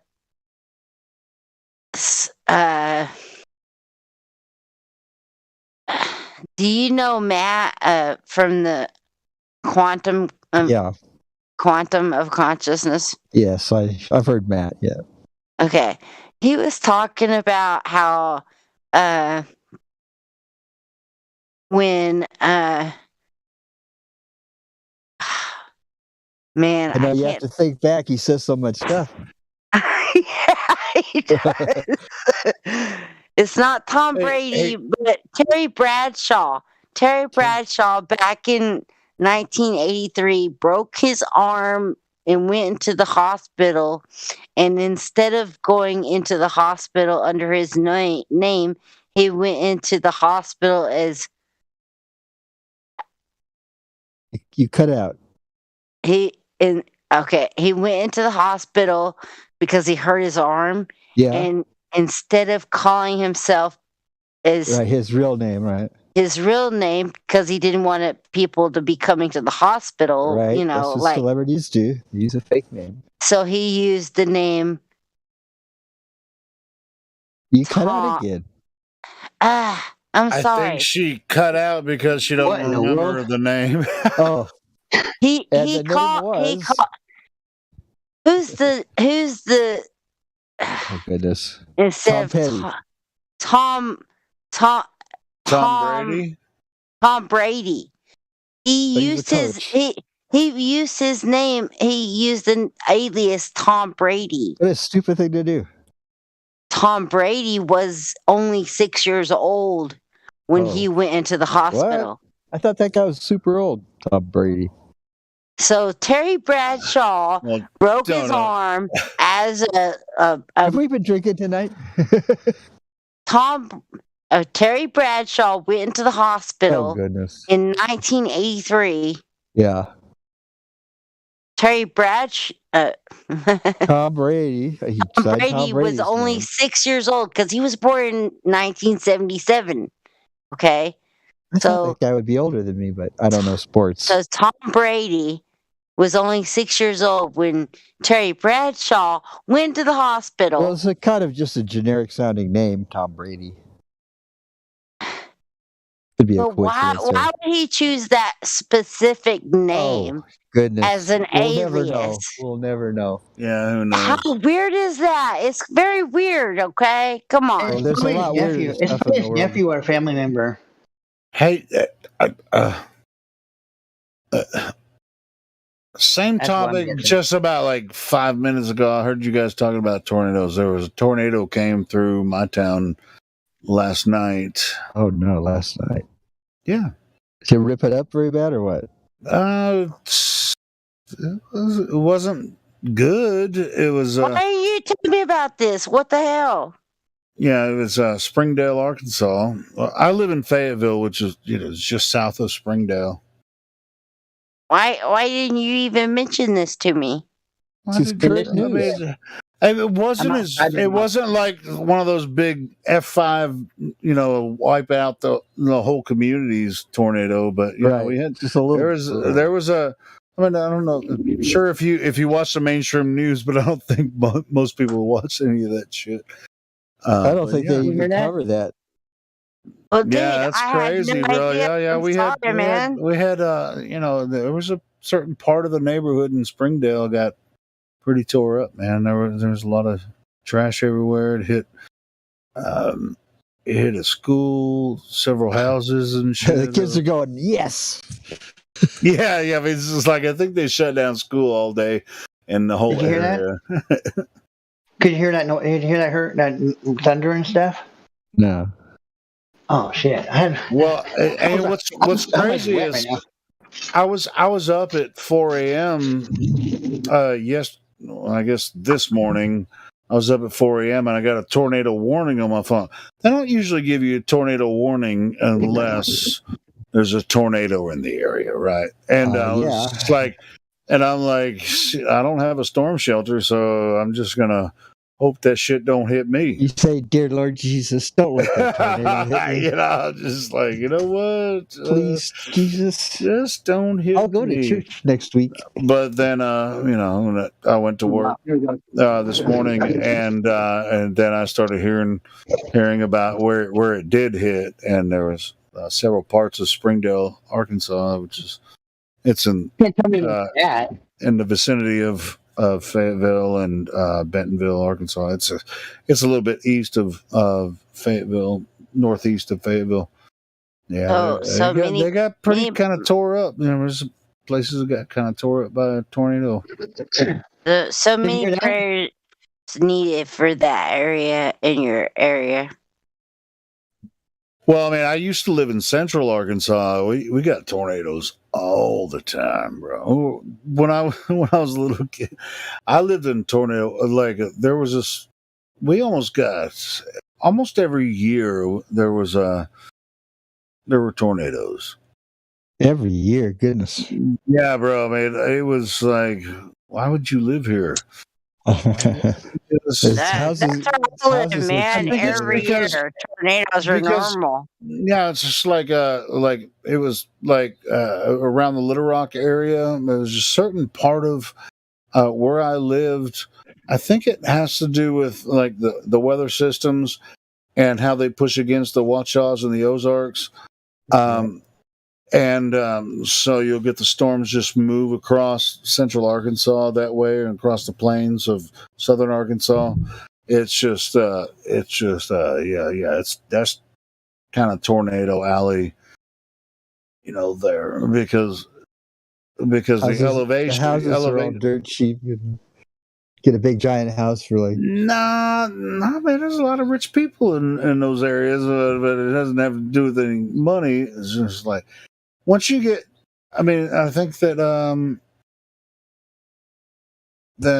Shannon was talking about this earlier. It's just like, hey, man, you just kind of get to live with it. I mean, just like people in Florida, it's just like, hey, it's hurricane. I know. It's like, every place. It has nothing to do with money. It's just like, hey, I want to live here. And it's good most of the time but when it's not good, it's not good. Yeah, you live there because it's a cheaper place to live, and yeah, you get slammed with all this crazy crap like that, like tornadoes and that's why people live in Louisville, Louisiana, because they get slammed with hurricanes, but the cost of living there is way cheaper. That's true. I mean, compared to California and Florida and New York and shit, yeah, I mean, it's a lot cheaper to live here. So I mean, California is crazy expensive. Yeah. Like the fires we just and You mean the fires that burn the houses but not the trees? Are you talking about those fires? Is it me? Hey, Helio, Is it me, or is it coincidence that is it me, or is it coincidence that most of these natural disasters phenomena like hurricanes, tornadoes, fires is mostly most of it happens in America or near America? And most of it happens in rural areas, which is very strange. Well, that Paradise, California, and Northern California neighborhoods that was high dollar real estate. Yeah, that wasn't rural area. That was high dollar real estate. Absolutely. I think I just said that. Yeah. Yeah. I'm just concurring with you, brother. Oh, you're concurring. I got you. Yeah, I mean, and all the trees were fine, but the houses were completely disintegrated. Yeah, the But cars are what I melted. was talking about is that what just happened in Texas this past couple weeks Right, we went over that was for a not couple hours in. the other day. This was not in anything like that. This was in total rural areas, and I shared some footage and stuff. I don't know if y'all. Yeah, I remember this stuff. And man, these people. The news says that only 50 structures were destroyed. There was 80 structures destroyed in one little rural town alone. 80, at least 80. And when I drove through the communities and all around the area. I'm telling you, there was at least 150 structures, at least. What? The news would news about the numbers?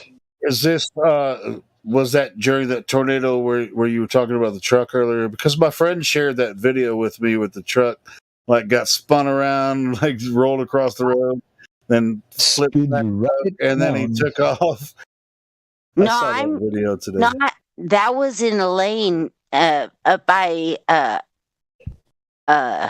Austin. That was like just a few days later. But what I'm talking about is the fires that were in Texas. The fires that were in Texas destroyed at least 150 homes. And the news downplayed it and said 50 homes. Yeah. See, that's because it's a dirty operation and they're just downplaying it. Yeah. I mean, because I'm telling you, I live right there. I live there. Like, I was watching the planes come get water out of our nearest aquifer. Reservoir. Yeah, it's called Lake Leon, and they were landing in there nonstop, going in and out, going putting out those Put a fires. load of water on the fire, then you go get another one. And they didn't stop for 4 days. Those planes didn't stop for 4 days. And I'm telling you, when they actually got it kind of in control, I went out and drove around throughout that area. Yeah, that's what you're saying. You saw the DEW weapon, the effects of directed energy weapons with melted cars. Well, I didn't call it that. I never said that. I did. You confirmed that the cars were melted, and I knew exactly what happened there. But the houses, we're talking like brick houses. Yeah. Brick houses. Just gone. 10 houses. Disintegrated. Disintegrated, and the cars all around them, and the trees were still there. But like I sounds similar told, to what happened in California. It was just like paradise, okay? I mean, they're allowing people to come and just do this shit intentionally to us. We're under attack, man. But how is it that how is it that this would be a planned attack, and yet they're still sending in people to put out these fires? We had people coming from all over. They're just taxing the town and the resources, and just they do a little test and watch how the people just run and react. But testing out their let me weapons. tell you, the winds those days was blowing 60 miles an hour at their tops. Okay, like we're talking Very windy. insane winds. And when you have fast winds, I understand that, you know, some shrubbery might not get burned because the wind's blowing it past it because it's green. You know, green doesn't burn as fast as dead wood. So all these houses were mostly built with timber building. They might have had tin roofs and tin siding, but the embers blew up underneath there with such force that you know what I'm talking about.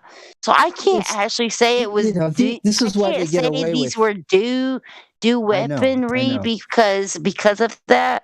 But I can't actually say it was that.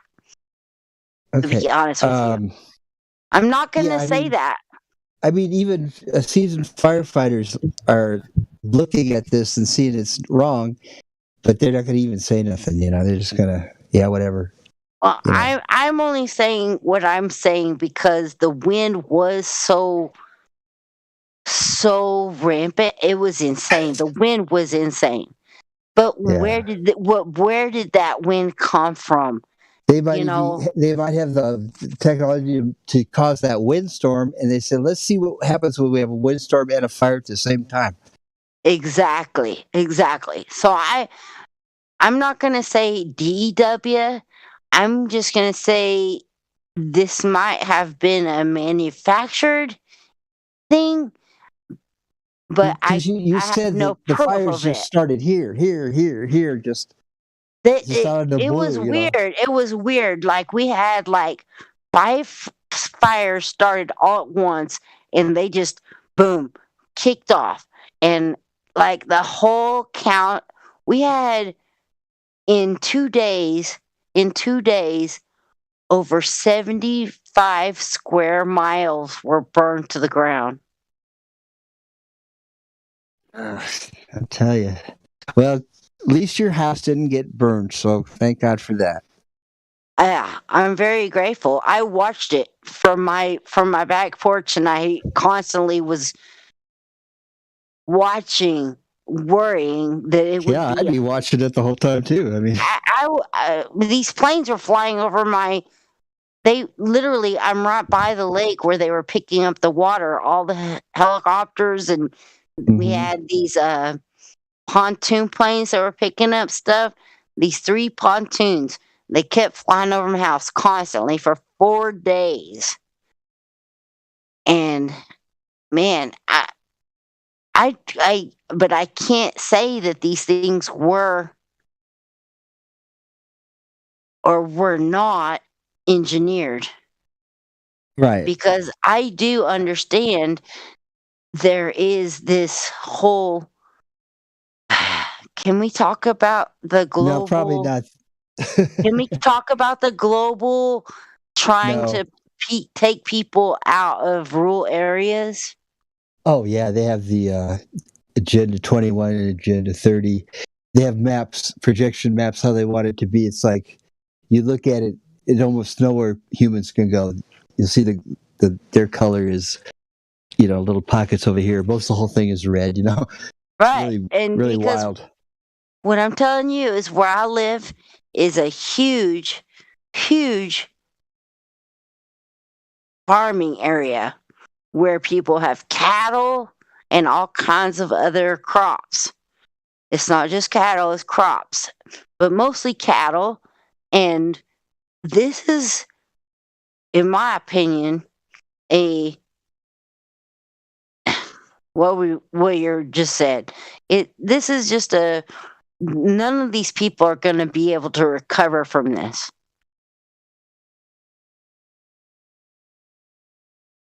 This is devastating. Those people are not going to be able to recover. And this is, it's a very small part of the country, but this has been happening in many parts of the country, all over the place. and I do believe that this is something that is a impact upon driving people into a more getting people out of rural areas and driving them into the cities.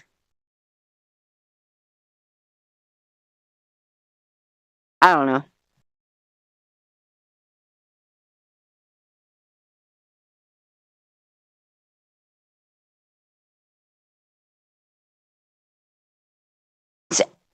Anybody here? Anybody here? Maybe people just do it themselves. They just do it to themselves. They move into the cities because it's easier. Well, it definitely is easier when your crops get burnt down to the ground and you're just like, Yes, well, I yeah. ain't got nothing else to do. Yeah. You know? This is very devastating, and this is going to be huge on the market for you and everybody else that is buying products, because this is going to really be hard on everybody's pocketbooks, is what I'm saying. Huge. This is going to be huge.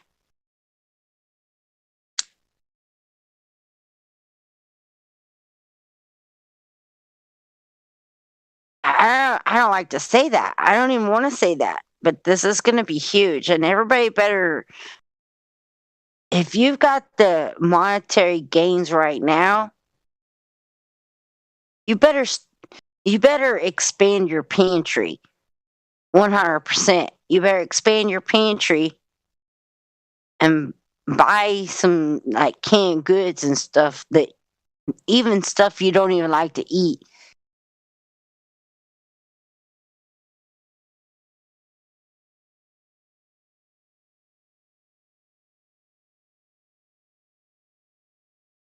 You got a lot of stuff stored up? No, I don't have a lot of stuff stored up, but I'm working on it. Oh, better start now. And I'm not one of those people. I'm not gonna like go to the grocery store and, I buy all of this or that. Every time I go to the store and I shop for the past year, even if I'm not out of this or that, I buy a couple Extra. of this or that. Yeah, because I've been watching how it's going, and I understand, but I don't want to wipe out the shelves or this or that, So I'm one of those smart buyers. I'm not a creepy weirdo that likes to stockpile crap. There's nothing weird about that. But every single time I go grocery shopping, I have a few things on my list that I buy every time. Gotcha. And that is pasta, rice, beans, toilet paper, and bullets. Well, I don't buy bullets, but that's because I don't have a gun. But if I did, I'd buy bullets. And I have a bow and arrow. I have a bow and arrow. Oh, But Tonto stopped bad man. We're good with my bow and arrow. We killed like 8 rattlesnakes with that bow and arrow, so it's okay.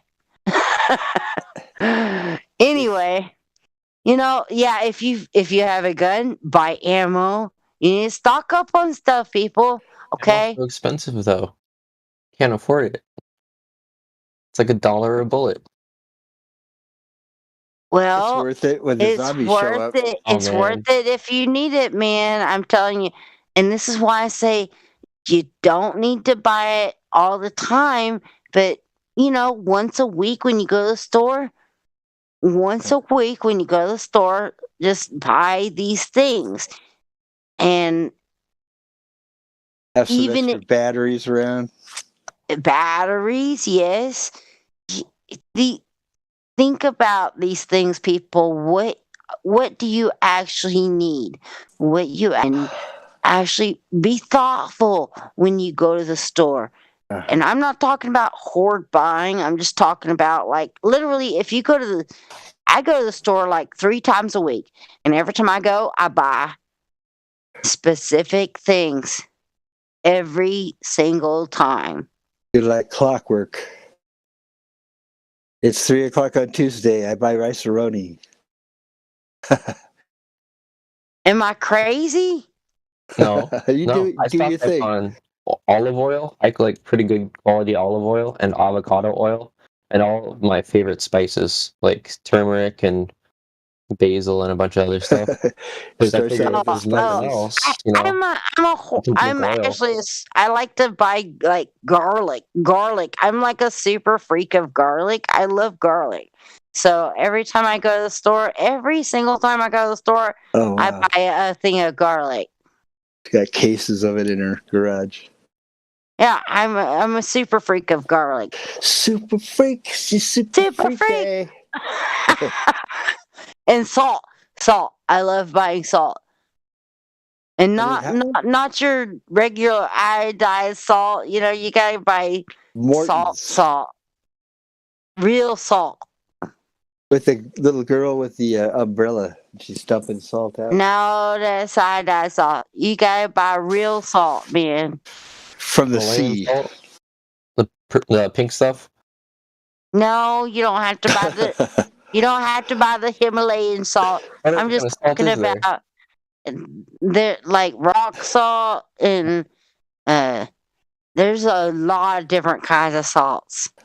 I just use sweet and low. I mean, iodized salt's good, and so is the little umbrella, and so is the Himalayan salt. That's all good, but you know, I like me some aspartame. and swing by your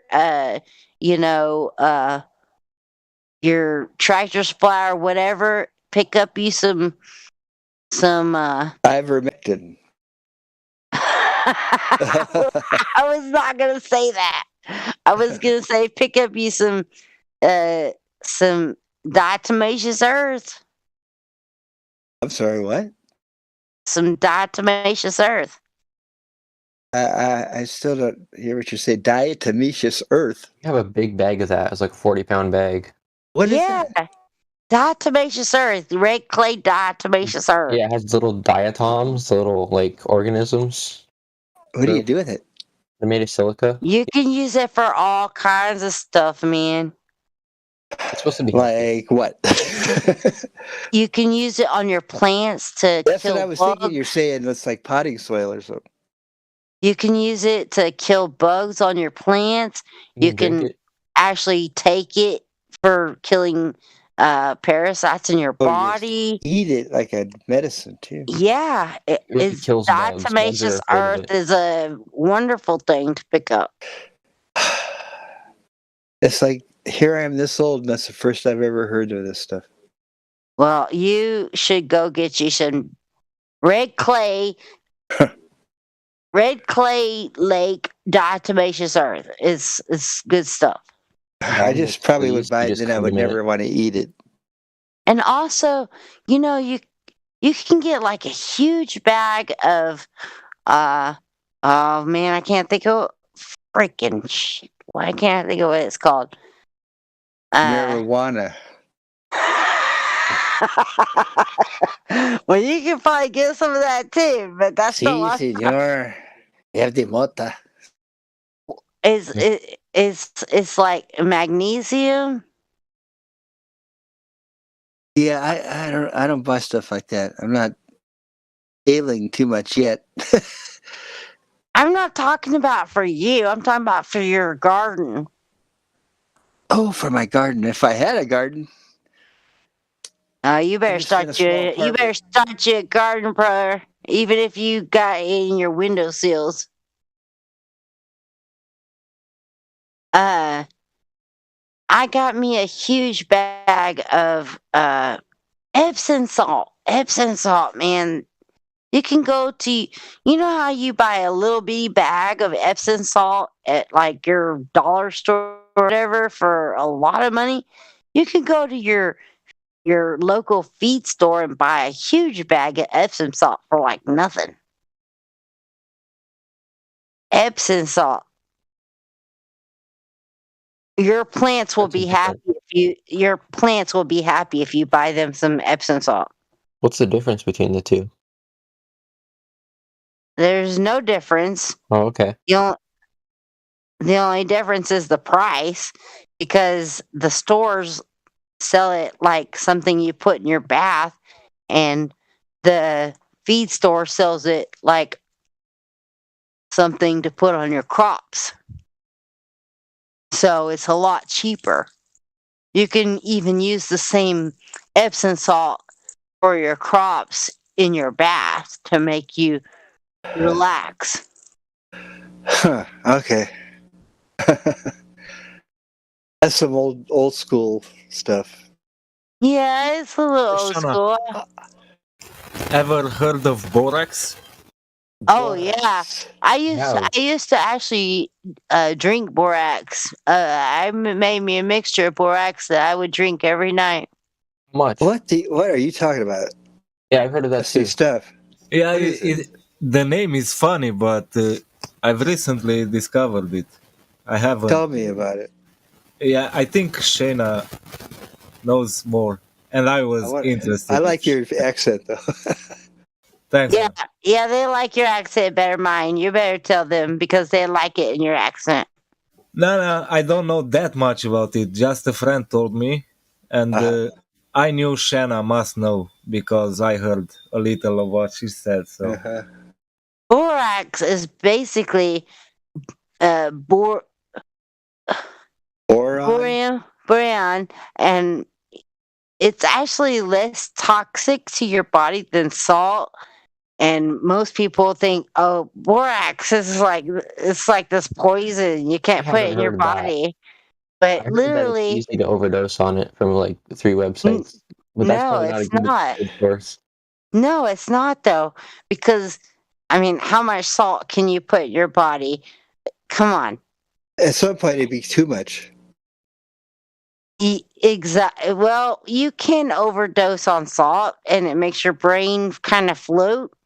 So, but the same is with borax. But borax is actually less toxic to your body than salt. Well, what do? Put it on your food? I actually would boil water and let it come to a kind of medium boil, where and I put the borax in it, and then I would let it come to a still where it wouldn't And it's hot, kind of warm. Oh, like a tea, you know. Yeah. And I would drink it. Because you have to, just like salt, you know, if salt is not solidified into the liquid, your body can't take it in as well. So the borax is the same way. And so what I would do is boil the water and let the borax seep in it and let it solidify, and then I would drink it. Yeah, I remember my dad used to get this stuff, Pepto-Bismol. It's got these, you open up the package, it's got 2 discs. You pop them in the tap water, and it starts fizzing up real heavy, you know. And you drink that down, and it like calms your gut. Oh, this is very different. This is very, very different. What's in Pepto-Bismol? Do you know what's in Pepto-Bismol? What's in there? Heck no. I do know what's in borax. It's borax. It's boronic acid. Pepto-Bismol's probably got borax in it, I would guess. It's possible. I don't know. I heard that boron or borax or whatever it is really good for your joints. It's And, also arthritis, they say it's good for that. It's good for your. It's supposed to be really good for arthritis. It's also good for purging your body of heavy metals. Heavy metal, dude. heavy metal did. It's supposed to I help thought your body borax was purge. used to kill. I thought borax was used to kill roaches. It is used to kill roaches, but it's also used to kill cancer and a lot don't of trust. other things. How did we get talking on borax? I don't know who brought up You borax. did. Some You no, did. no, I didn't. My bad. Sorry. Some guy with a weird accent brought borax up. Oh yeah. Let's talk about the joys of castor oil. You go first. Ooh, castor oil. You know you can cure your cataracts in your eyes with castor oil? No way. That's crazy. Your eyes are all oiled up. If you have cataracts, you can put castor oil in your eye every night, 2 drops, go to sleep, and you will cure your cataracts. I'll keep that in mind if I ever need it. Man, listen. Our Father Creator gave us everything we need on this earth to make us better. I believe that. Mankind has given us all kinds of cures to keep us ailment. It's an evil system. It is an evil system.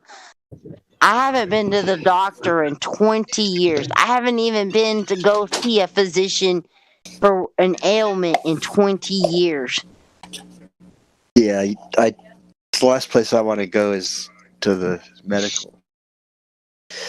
I'm 43 years old and I haven't been to the doctor in 20 years because I know that I can cure myself, and I try to I try to cure myself of every ailment I have with what I know that the Father has put here for me.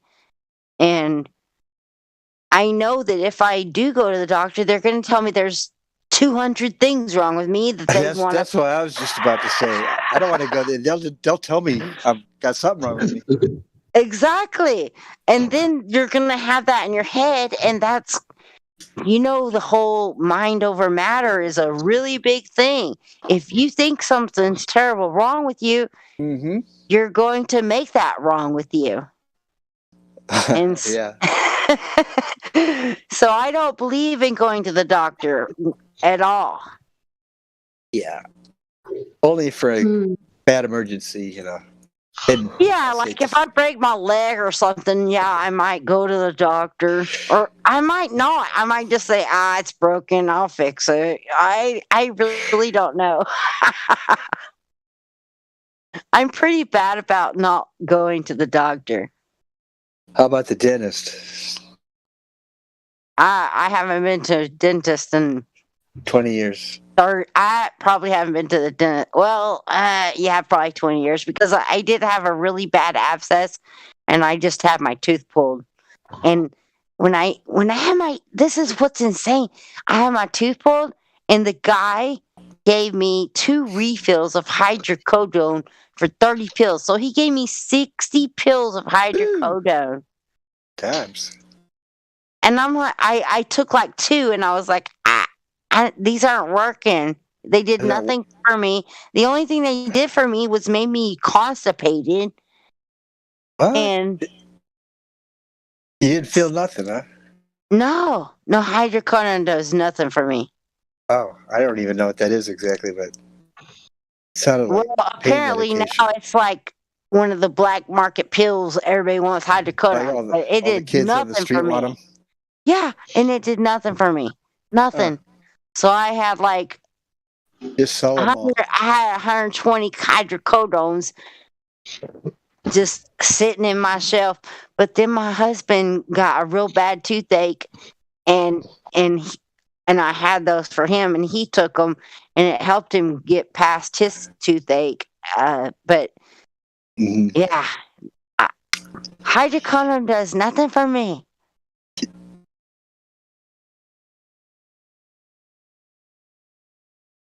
I can't believe my dentist gave me 120 hydrocodone. So I know he wants you to be an I addict. You know? do. He's retired now. Damn it! Or I know. You think he'd I can think make he would some just give money. you like a month's worth, like 30 pills. I know, right? You think, but no. But He's like, I know you're gonna take double the dose, so here's 60. But we're talking like 15 years ago, you know. Yeah. But seriously, yeah, I don't go to the dentist. I don't go to the doctor. I only brush my teeth with I only brush my teeth with water. Occasionally, I use like a mouthwash. But I try. I'm a very natural person. Like I don't mouthwash. use any man-made stuff. You have, like, I'm a special I'm a mouthwash that you weirdo. What? I've heard of like lemon juice mouthwashes. Yeah, but that's still acidic, very acidic, and Yeah, it's hard on your enamel. you gotta like rinse your teeth out afterwards, but it's supposed to it dissolves all the plaque. I wanted to that say it something can. about the medication thing real quick, and then I think we need to stop talking about it. But the toothpaste is better than what I'm about to say. But I wanted to mention to everybody listening, because this is very important. A doctor saying, you know what, I'll just give you twice the script because I know you're going to take twice the pills. That's the number one problem with opioid addiction today. Thank you. Yeah, I was now. See, I wasn't awake back in the day when The doctors are the ones making these addicts. So we need to figure that one out. But anyway, go ahead. Hey, I wasn't awake back in the day when my doctor prescribed me that two prescription refill. Exactly. You don't need a 2 prescription. Well, was it hip surgery? Open heart surgery? What'd you have? I had a what's your back tooth called? Molars? I have no idea. I think they're molars. No, the other one. The wisdom teeth. I had a wisdom tooth removed, and he gave me a 2 prescription. Yeah, 2 you don't need that. prescriptions. You should get half of a prescription at a regular dose, or even like a dog's dose, and then you should go to Tylenol and Advil after that. I'm not kidding. These doctors, they give you so much meds because they get so much money for it. It's terrible. But anyway. I'm laughing because it's hilarious that he gave me so much. He gave me 2 prescriptions for 60 pills. There was a time I was trying to get sober, and I had an injury, and a doctor tried to prescribe me opiates, and I was like, no. And he's like, I'm sorry, but these are what you should take. And I said, I don't care. And you can eat that literally, prescription, dude. I I'm don't going to know get if you're. Advil. I don't know if you heard me, but I took like 2 of those hydrocodones, and they did nothing to help my pain. And so Right. I didn't take no more. So I had all of those pills on reserve for when, I might need them, Sure. I kept them. And it's not bad to have a high quality painkiller or 2 or 5 pills when you really, really need them. But yeah, how many pills is that? 100 pills, 120 pills that he gave you? 120. Yeah. Yeah. Right. Who needs 120 oxys? It's ridiculous. Exactly. But I was actually grateful to have them at the time because Right. Of course. I kept them over the course of 10 years, and we used them over the course of 10 years. My husband See, that's responsible use of them. Yep. That's the only responsible use of an overprescription. Yeah. The only other responsible use is taking it back to the pharmacy and reporting the physician. Which, by the way, takes a lot to get a physician fired. Hey, I would never want to take that physician out because I'm glad he gave me that overprescription because I had it to use throughout 10 years of my life. Right. And you are the 0.01% of people who can be trusted to do that. Yeah. I'm a super weirdo because I don't even like taking Tylenol or ibuprofen. I don't like taking painkillers or anything because I like to endure my pain. because it lets me know my body's hurting, and it means, hey, I need to do something different. It lets me know I need to change my diet. Something's going wrong. Something this, that. Listen to your body, exactly. And so I'm not I've never been. Well, I shouldn't say I've never been, because back, I would say 10 years ago, I was over 200 pounds, and I'm a little girl. I'm a small girl. I'm like 5'7", you know. I'm not a big girl, but I was over 200 pounds, and I'm at 135 now. But back in the day, Congratulations, that's hard. thank you. But when I was over 200 pounds, I was taking like 8 ibuprofen a day because my knees were hurting so bad and shit. And I got to a point I was like, be taking all this medicine. So I started working out, and I literally ate tuna fish canned in spring water. Tuna fish. This is what I ate for a year. I'm not kidding you. I ate tuna fish. A lot of salads or no? No, just tuna fish. Just tuna fish? For a year. Didn't you ever want to have some salad or something? Well, I'd throw some mustard and like maybe some spinach in there every now and I did eat chicken some other of the sea. But I ate that for a year, and I got down to 135 in a year. It was all that meth. And I stopped taking ibuprofen because I was like, I don't need to be this. I knew these pills were hard on my body. And I knew the weight was hard on my body. So I got down to 135 so that I wouldn't have to take no more pills. Did it take a lot of determination?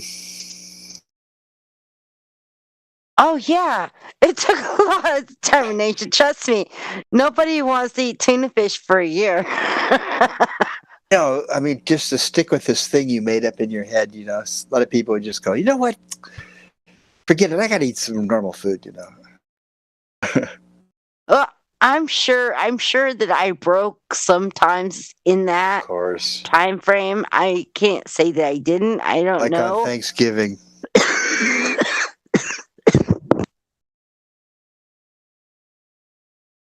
Yeah, tuna fish and some turkey on Thanksgiving. But generally, over the course of a year, yeah, that's excuse me. That's generally what I ate for about a year. Did you go to the gym too? No, I didn't go to the gym. I had weights at home. I had those ankle weights.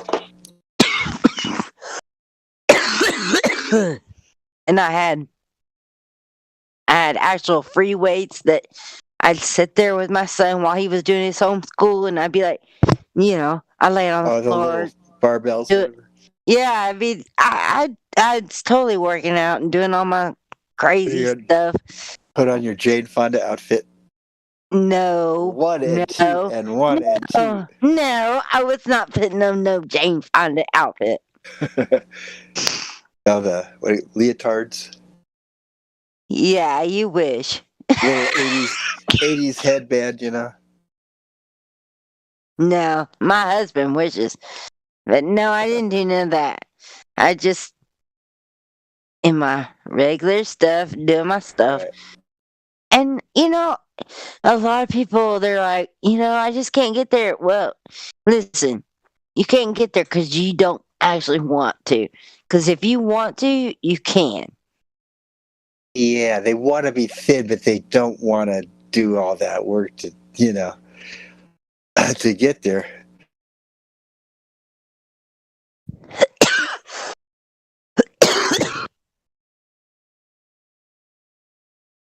It's not easy. It's not easy.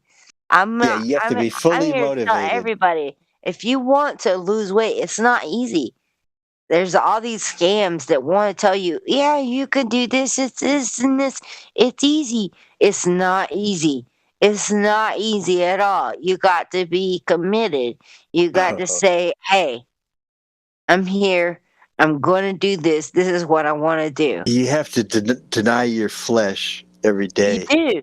You have The to. flesh is screaming for all that stuff you used to eat. Absolutely. You have to deny your flesh 100%. And it's not. The flesh wants to run your body, but your spirit's like, no, we're not going to do that. It's not easy. It's not easy at all. Yeah. I will attest to that 100%. Listen, I was probably at 220 pounds. 220 pounds. That's a big drop. That's a big drop. And I'm 135 now. That's incredible. Because that's almost 100 pounds, isn't it? I said I was tired. I'm tired of being this person. I'm tired of being fat. I'm tired of feeling like shit. Yeah. And now I feel great. At 40, I'm 43 years old. And at 43 years old, I feel better than I did at 33 years old. Well, thank goodness for that. Hey, Shannon. Can you hear me? I hear you. What's up? Can we see if Sad Cocoa Monster wants to talk and get back on subject here? I'm not trying to interrupt, but does anybody want to unmute Sad Cocoa Monster and go up to Chicken? Cocoa Monster? I love that name. Hey, you don't have to interrupt me, man. You talk whatever you want to talk, brother. I'm just trying to get it back on the topic here. I don't see his name on the list here. I agree. We're very off topic of flat Earth. I'm so sorry. I'm so sorry. I don't need to apologize. Let's just get on topic. Sad Cocoa Monster. Can somebody unmute them or they need hello? I'm just happy to tell y'all I'm happy to be not fat anymore. Cool. Let's see if Sad Cocoa Monster wants to talk. You unmuted then, but you started talking. Go ahead, Sad Cocoa Monster. Do you want to say hi? Hello. Hi. Welcome. Hi. Welcome to the server. What brings you by tonight? My friend just sent this server to the group chat, so I just wanted to listen. Are you curious? Well, welcome here, Cocoa Monster. What do you got to say about what we have to say here? I don't know. I wasn't really paying attention at the moment. I'm sorry. She's not even paying attention. You weren't paying attention, but we were rambling on about pretty much nothing for a long time. But you are familiar that you are in a flat Earth chat, right? Yeah, my sent it to the group chat, and it was like, she's here to troll. No, I'm just kidding. I just wanted to listen, you guys. Yeah. I'm not saying that I'm agree. Huh? What do you think about flat Earth? Do I have to identify or no? No, you don't have to identify. I'm just curious what you think about it. She said she just wants to listen. What do I think about it? I mean, I don't believe in it. I don't believe the flat Earth theorem, but I don't want to start a fight or anything. I'm just here because I want to listen. Well, hey, girl, you're not gonna start a fight. You're not gonna start a fight. Yeah, You're not gonna start a fight at all. I promise you that. We are very open to hear whatever you have to say and think about what you think. Well, thank you. You're super nice. Thank you so much. I appreciate that. So what kind of background do you have of anything you've been? Do you have friends that talk about flat Earth? Not really. I just came here just to hear the conversation because I was curious about what you guys would talk about, and it was about working out. So it was actually a fun topic. You know, I enjoyed it. I wasn't really paying attention, so I don't have but it was a fun topic, and she was really passionate about it. So, yeah. Would you be willing to take 3 questions, and you can quit talking if you want to after the 3 questions? This is just a civil discussion. We're here to share information. This is the legal disclaimer. No, I'm just here to listen. I don't, yeah. Well, I'm just curious if you want to know what you know about the globe real quick. Would you mind? Sorry, she doesn't want to be put on the spot right now. Well, do you know, just the one question, okay? Okay. You know when any time in history someone measured the curvature of the earth? Sorry, I couldn't catch that. What? Do you know of any time in history? I have no clue. I'm sorry. I'm super uneducated about this stuff. That's a good answer. I don't know is one of the best answers you can have to that question. I think the caveman accomplished that feat. Maybe somebody else knows it. Like, the answer is no. Nobody's ever measured the ball. There's been some. I've been here for 7 years waiting for an answer to that question. Nobody measured it, as far as we know. Not a direct measurement of the curvature. I mean, how would you even do that? I mean, no matter the shape we are on Earth, so like, I don't know, we're on the Earth, so like. We can at least agree on that. We all share the same place. Yeah, so, I mean, I didn't see what Earth looks like. Wait. Well, for example, it just doesn't. I don't know.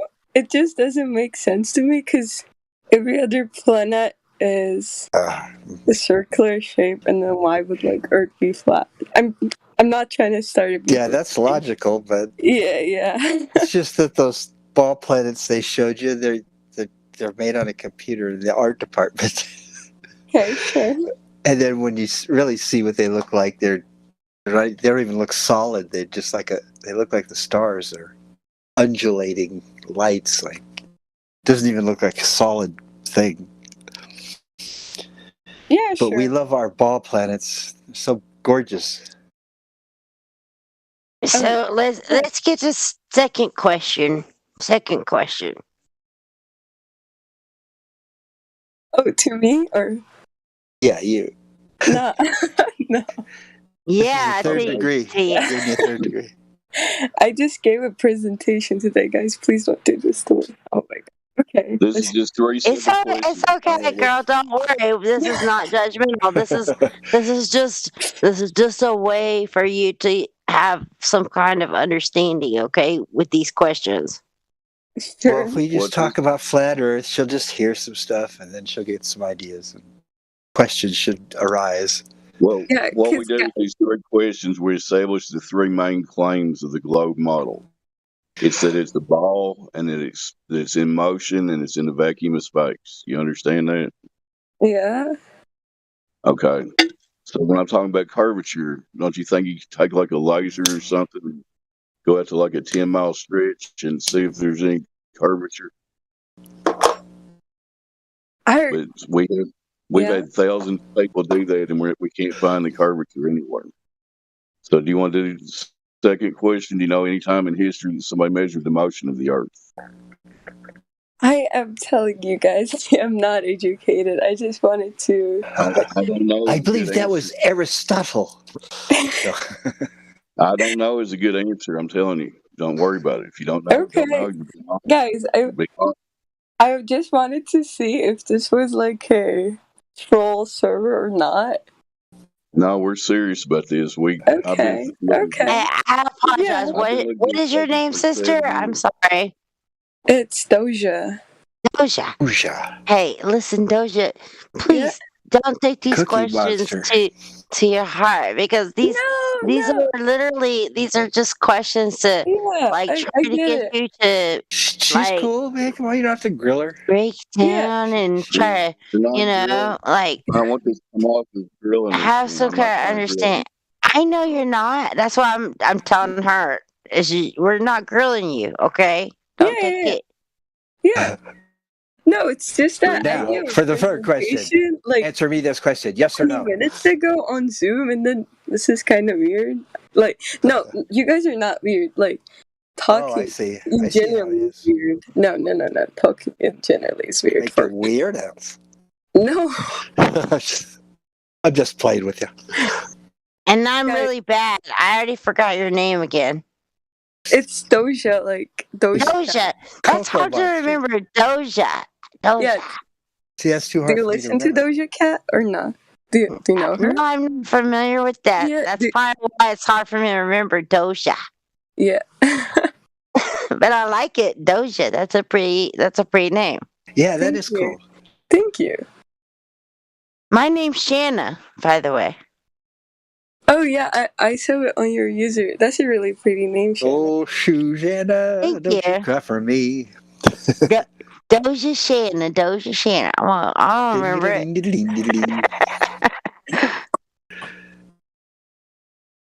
But we have a couple more questions. Sure. Oh my god. Oh my god. They don't take a hit very well. Doja. I just want you to relax. Guys, we're not grilling you or nothing. Okay. No. It's fine. Well, I'm covering the. We all got taught we live on this ball that's spinning in the vacuum of space. So that's the three main claims of the globe. So when it comes to the vacuum of space, we have air pressure here on Earth. We're all breathing, right? So how does our air pressure system exist next to the vacuum of space without a container? Do you know? I feel so dumb. I am so sorry. I don't know. I think I have actually talked to many people in this live stream that don't understand what the vacuum of space is. And I would encourage you, Doja, to go watch a video about the vacuum of space, because if you don't know what a vacuum of space is, it's very hard to understand this argument. Can I just say what it is real quick? Yeah, Go ahead, please Captain. tell her. But it's Okay, even when somebody tells you what it is, unless you watch what it is, it's very hard to understand. It's pretty easy, really. Here's in their globe model. Okay, in the globe model, we have an atmosphere all around our planet, the air we breathe, right? Okay, and then as you go up, this is their claim. You enter different stratas of height, and eventually, if you go far enough, you enter the area they call a vacuum of space, where it's weightless and you just start floating around. And so they're saying that this vacuum of space is right up against our atmosphere, which is silly because a vacuum would suck our atmosphere right off the planet. So it's just that NASA science that doesn't check out. Corrections at the end. I'm sorry, but no sucking. The gas would expand to the available volume. Now go ahead. So that's all it is. It's a magical where you finally get to outer space now, and there's weightless. Well, the thing,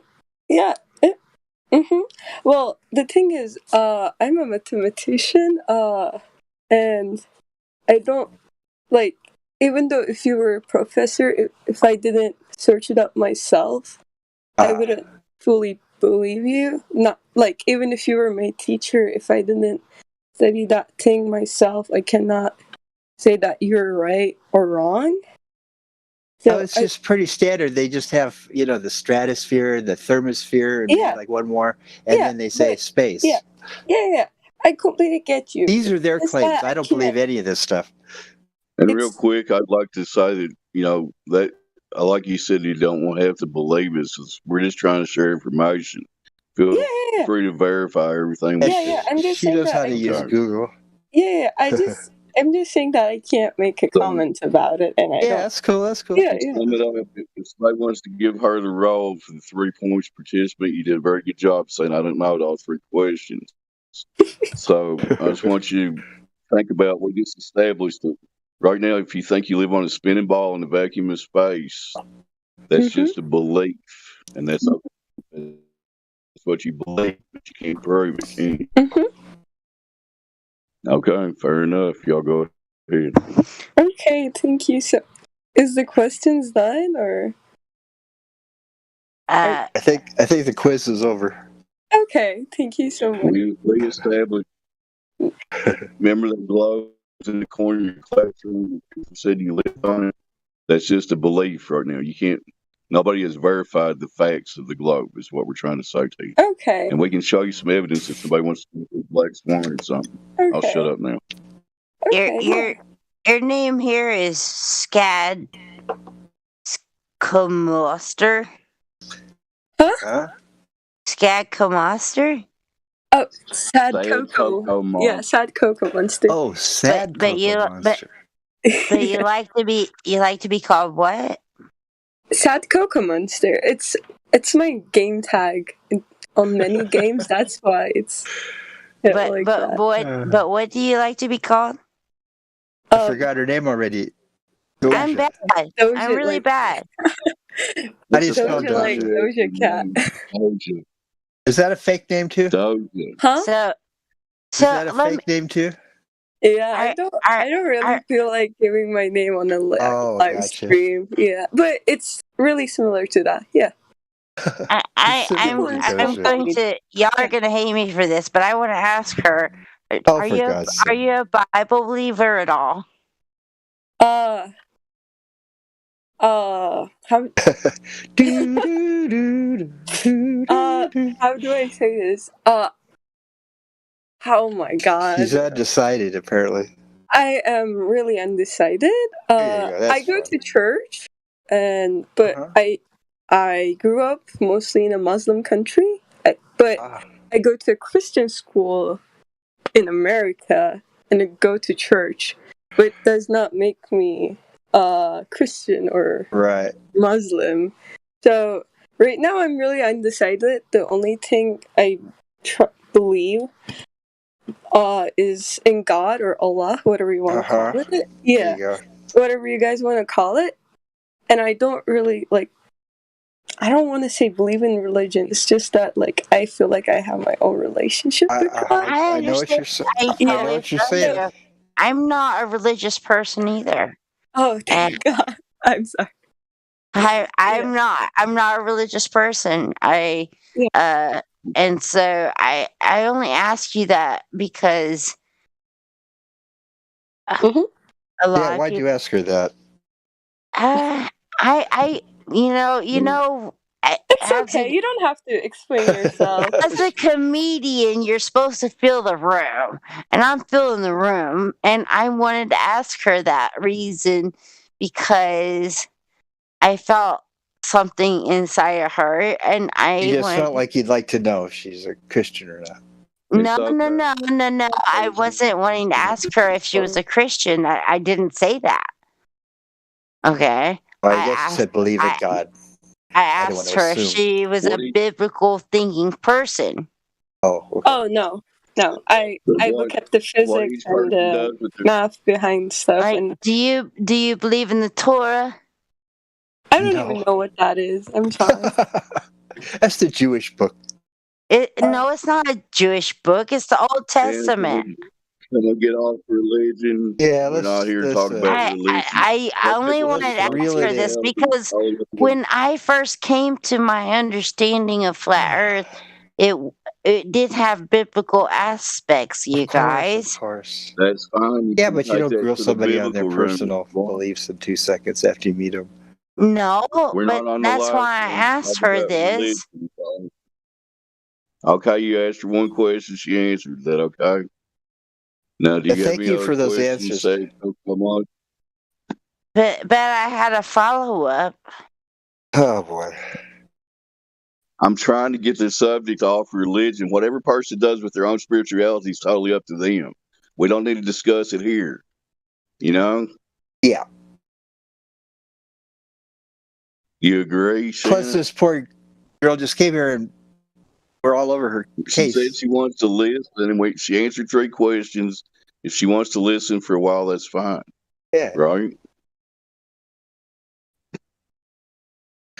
All right. So I'll take a deep breath.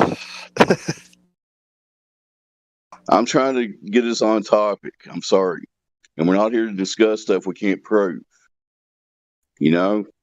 Maybe she wants to see, but she left now. Maybe she didn't get to see Black Swan or anything. Yeah. Oh my God. You guys, she just question after question. It's okay to ask her one question, and I'm just going to direct the conversation back. I'm sorry if I'm being an asshole.